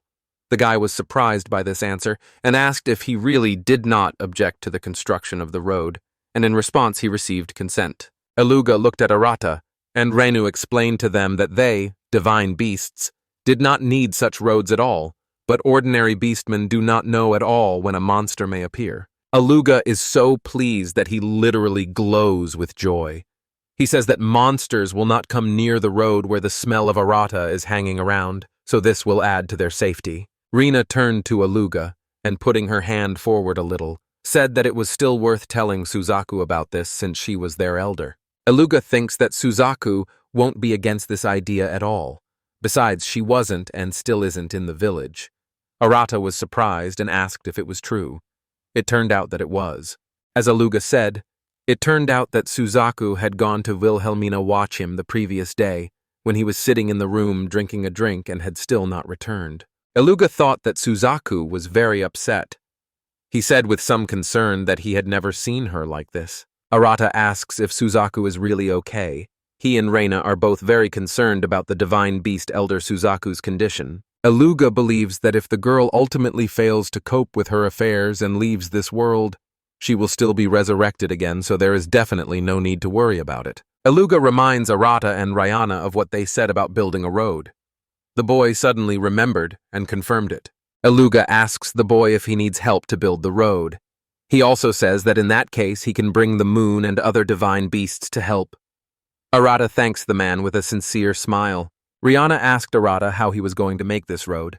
Arata thought for a moment. As it turns out, the guy thinks that you first need to cut down all the trees with magic and then level the surface with earth magic. Rihanna sighs tirelessly and covers her eyes with her hand. She asks the boy to wait with his thoughts. The girl explains that Mana is not infinite and hopes that the boy understands this clearly. She points her index finger upwards and also reminds that the village of divine beasts is quite far away. The girl asked if Arata had ever run out of mana. The guy looked at the girl in surprise and listened to her attentively. Arata said that he did not remember such a thing at all. Reyna was surprised because she did not expect such an answer. Reyna said that in that case, he might not worry about magic, but they had another problem. The girl asked him not to make a face like he was suffering from something. Rihanna asks what Arata is going to do with the trees that will be cut down. At this point, the boy actually thought about it. After all, absolutely all the trees are in good condition, and it would be very bad to leave them here to rot. Then, Aluga suggested taking these trees. The beastmen would definitely find a use for this wood. Arata thought it was a very good idea. Now that everyone had agreed, Arata suggested that they get to work. Rihanna, Arata, and Aluga happily raised their fists and agreed with the guy's words. With one wave of his hand, Arata used magic to cut down a large number of trees that occupied almost an entire clearing. Reyna deftly used magic from both hands to strip the bark from the tree trunks, turning them into smooth logs. Aluga expertly carries log after log without a hint of fatigue. As they work, she and Arata exchange glances. 3 days passed. All the guys were exhausted and were resting on the stumps that remained on the ground after the trees were cut down. But they had only made about 1/10 of the road they had planned. It was already quite long, the road stretching out in the middle of the mountains and the remaining trees. Rihanna wipes the sweat from her forehead with her hand and says that they still have quite a lot of work ahead of them.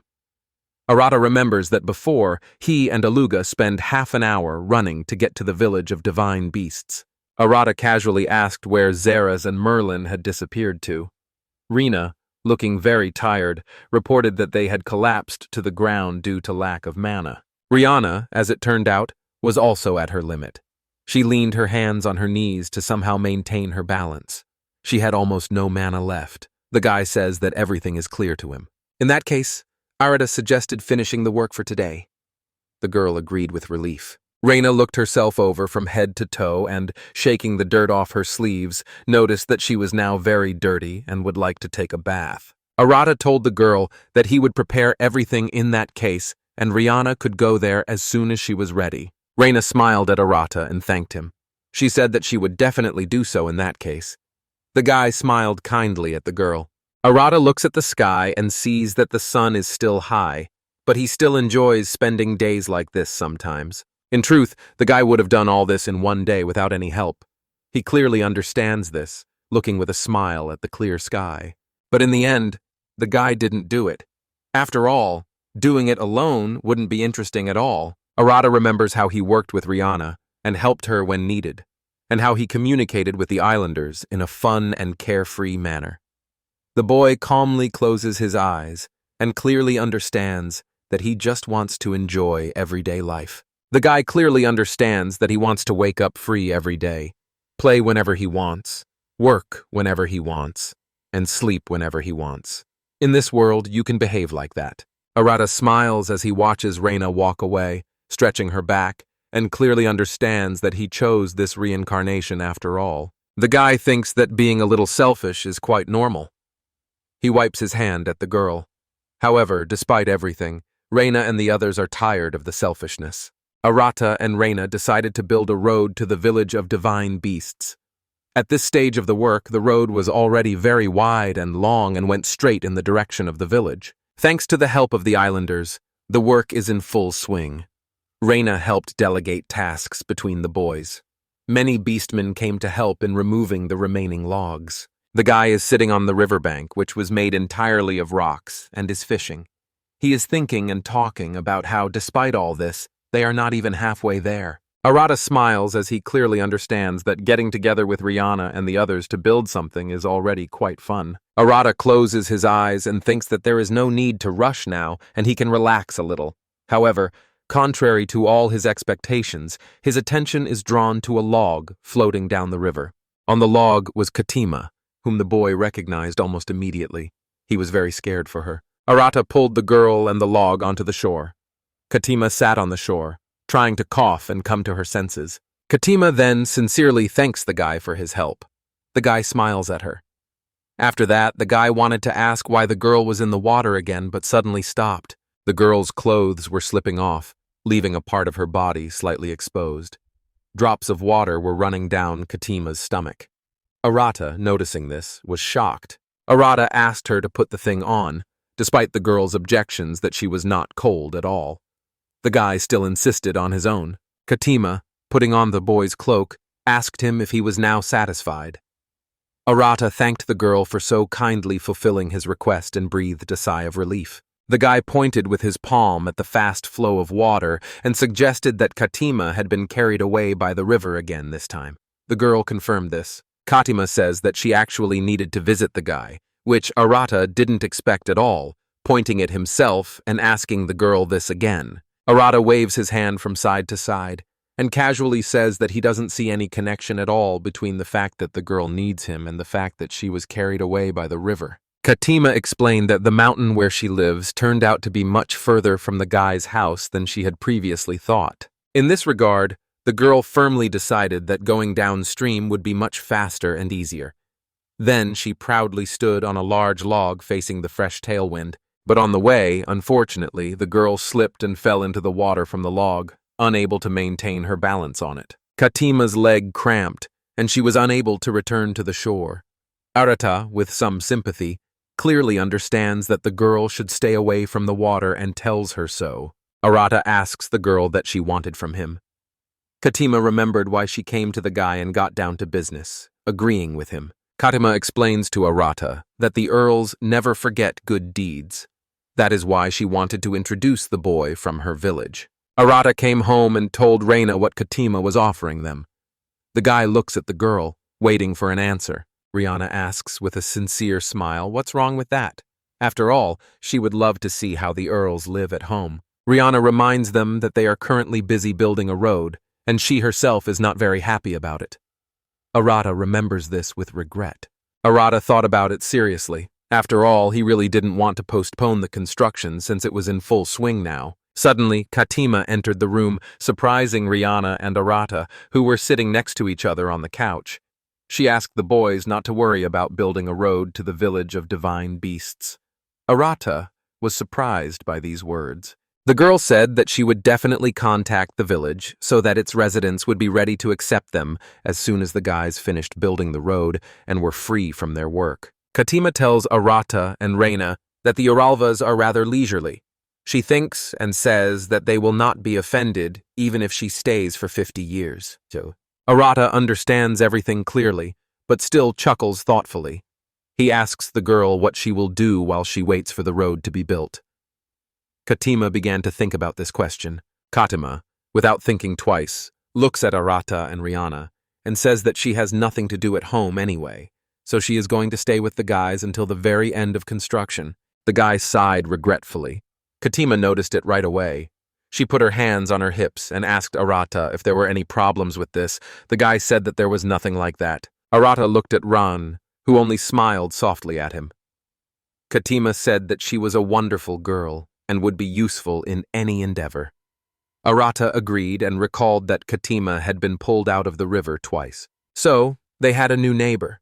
A week had already passed. Katima was demonstrating her skills to the fullest, helping with the construction of the road. The girl was able to cut down a huge number of trees with just one wave of her hand. Rihanna and Arata were completely shocked by how the girl could work without getting tired. Katima asks the boys if they are now convinced of her skills. Behind the girl lay a huge pile of felled trees. Rihanna agrees. Arata clearly understands and tells the girl that Katima is truly wonderful. Katima stands and smiles proudly, holding a large broken tree branch in her hands. Katima proudly adds that she can even hunt boars, emperors. Rihanna clearly understands that nothing else should be expected from the inhabitant of this island. Arata, looking at the fallen trees and the partially cleared road, noted that, thanks to Katima, everything was happening very quickly. Reina also noticed this and agreed with the guy's words. Arata told Reina that he was going to go lift some big trees and asked Reina to clear the way while he did this. The girl with a smile on her face agreed to do this job without any problems. Katima wondered what she should do in such a case and asked Arata about it. The guy closed his eyes and thought hard. Arata said with a smile that the girl could easily continue working in the same spirit. Katima said that she understood everything. The girl began to work with ease and amazing speed began to cut down trunk after trunk. Arata approached Reina. He turned to her and said that the girl should definitely say if she suddenly gets tired. Reina agreed. She raised her fist up and said that she, despite everything, wants to continue working. The girl is full of determination. She believes that she cannot relax in order not to tarnish the reputation of the 7 archmages.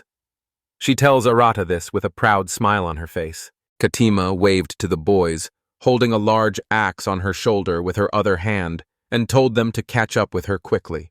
Reina told Katima that they were already on their way to her. Arata, with a smile on his face, urges Reina to at least not lose to Katima in that case.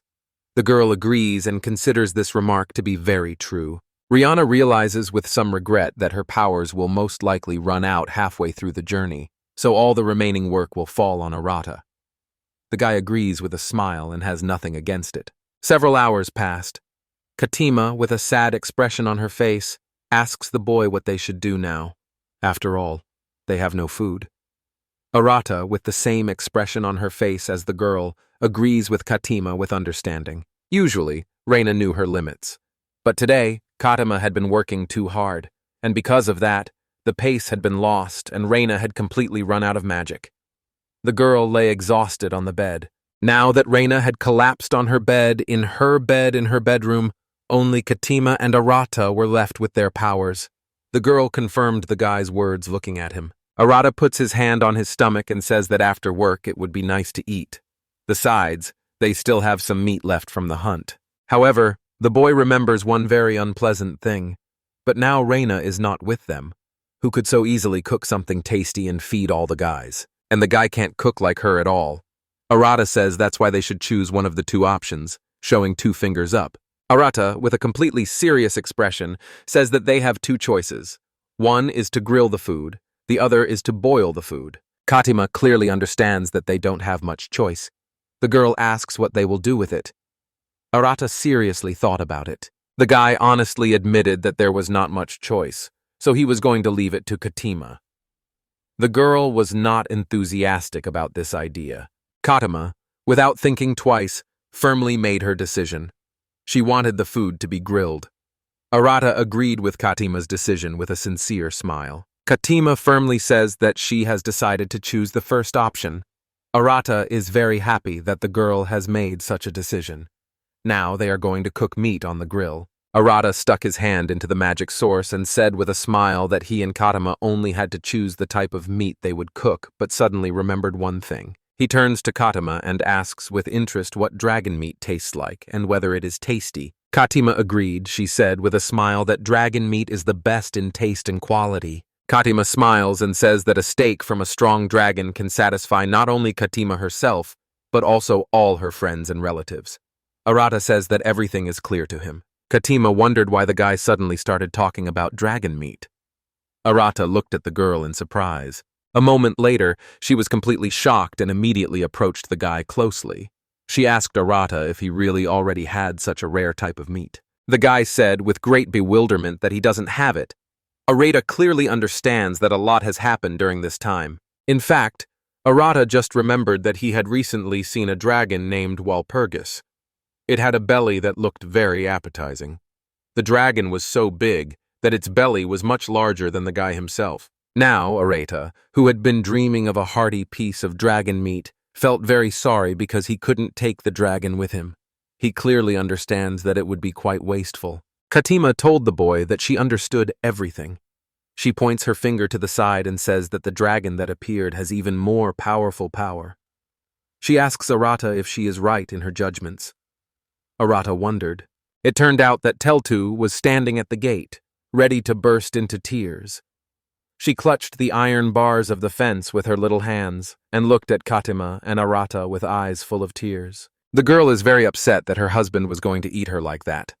Arata said that this was not the case at all. Teltu asked if Arata had really been planning to do this from the very beginning of their acquaintance. The guy said with regret that this was not the case at all, but he did not have time to utter words of justification.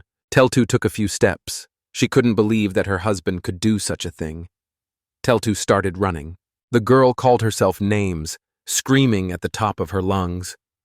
Arata tried to call the girl to explain everything, but he failed, and Teltu ran away from the house at high speed. Katima folded her arms across her chest and realized with a casual expression that she was witnessing a domestic dispute between a boy and a girl.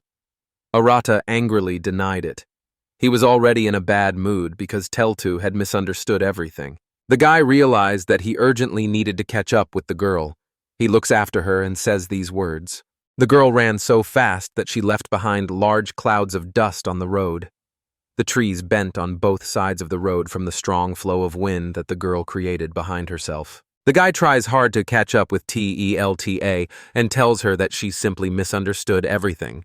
Teltu stands her ground and says that there can be no mistake because she heard everything with her own ears. She closes her eyes tightly, from which tears flow endlessly. Teltu is sure that the guy and Katima wanted to eat the dragon meat and pointed at her.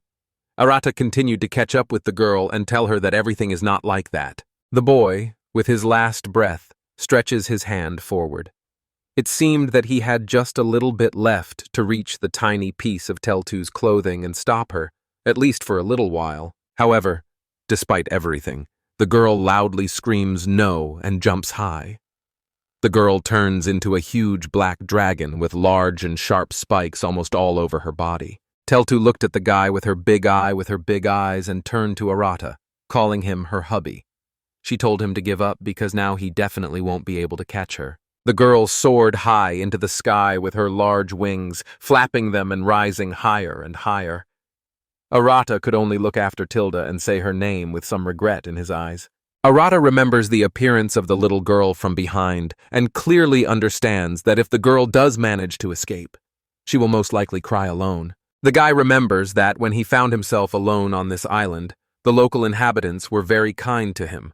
Among them was Teltu herself. That's why the boy can't leave her like this. He rushed through the air, hoping to catch up with the dragon. Arata soared into the air with great force using magic, stretching the fist of one hand forward. Teltu couldn't help but notice this and turned her head towards the guy. She wondered why her husband could fly so easily. The boy flies forward, meeting the wind currents with his face and body. His hair was disheveled because of this. Arata says that he watched how Will did it and tried to do the same. Teltu says that such a spell is quite difficult to remember. Now she clearly understands what the meaning of the phrase "as expected of Arata" that everyone says so often is. In fact, the guy doesn't want anyone to say that. Suddenly, the guy staggered in the air and lost his hard-won balance and almost fell head first. Arata is having a hard time controlling this magic. He can't fly properly with it. Now he's falling down and can't get his balance back. The boy shouts to Telt and reaches out one hand to her. The dragon notices that the boy has lost his balance and now can't catch him again. The girl had to slow down a bit to help the boy. She did so without further ado. Arata, grabbing Telta, notices that she is genuinely worried about him and asks her about it. The guy asks the girl if she has forgiven him. Teltu turns away, and with some embarrassment says that this is all real nonsense because she already knew that her husband would definitely not eat her. The guy clearly understands from the girl's voice that she is no longer angry. She is very happy that everything turned out this way, but he still can't keep up with her. In that case, Arata is going to try the wind magic that Reina used. The boy turns around in the air and stretches his arms forward. The boy turns his back to Telt and summons a tornado. The boy is thrown back towards the dragon by the sheer force of the winch tornado that was used as a means of transportation. Teltu was very surprised when Arata flew to the side with the help of a huge force of wind magic. The boy gasped when he accidentally, as it seemed, flew past the dragon. Teltu loudly shouts at the guy about where he flew to. However, despite everything, Arata explained that he had not yet figured out how to stop in the air and continued flying further. To do this, the guy is going to use the same magic, but in the opposite direction. Arata turns around and is in complete shock. He screams and wonders why a dragon suddenly appears with its mouth open and flies straight towards him, preparing to eat him. Teltu calls her husband and says that this dragon will make an absolutely amazing steak, and this opportunity cannot be so easily and shamelessly let go. The guy listened carefully to the girl, not expecting such an answer, and with a smile on his face, agreed with her words. He realized that he had to strike very carefully, and directed his hand towards the prey, beginning to summon streams of magic. Arata uses the wind scythe skill and defeats the dragon with one blow, separating its very long neck and powerful body. The dragon's head with its terrifying open mouth immediately flew straight down. He is very happy that everything turned out this way. Arata thought it was a great catch. Suddenly, Teltu calls her husband and distracts him. She grabbed Arata by the shoulders with her hands. Being in human form again, was unhappy that the guy overtook her. Arata scratched his head, apologized sincerely, and said with a smile that he still wasn't that good at controlling his power. Teltu only sighed in understanding and response. The girl asks the boy if he is going to take the dragon and cook it at home. Meanwhile, the dragon, split into two parts, was already lying on the ground, knocking down several trees around it with its fall. Arata says that this is exactly what he is going to do. However, despite everything, the boy curiously asks if Teltu doesn't feel any disgust towards dragon meat. Teltu, with a puzzled expression, asked the guy why he decided that. Because dragon meat is very tasty. The guy says that everything is clear to him. The girl asked Arata what he was getting at, and thought that the guy considered her the same dragon as the one they were able to defeat on the fly for the sake of tasty meat. Arata explained that he didn't think so at all, and said that Teltu and their prey were definitely not the same dragons. The guy simply made an assumption that Teltu might know this dragon, since she herself is an ancient dragon. Teltu confirmed that the guy was not at all embarrassed by the fact that divine beasts eat ordinary animals. Arata said that everything was now completely clear to him. The guy also asked if this was not eating their own kind. Teltu was embarrassed when the guy said this. The girl did not respond to this, and then the guy decided to consider that this was indeed the case. In the end, Arata is very happy that he finally made peace with Teltu. He looks at the girl with a smile. The guy offered Teltu to fly home. The girl closed her eyes and, smiling, agreed. They took to the skies, taking their spoils with them. Teltu said that she wanted to have delicious yakiniku for dinner that night. But Arata disappointed her by saying that Rihina was resting today, and they would only be able to eat that dish tomorrow.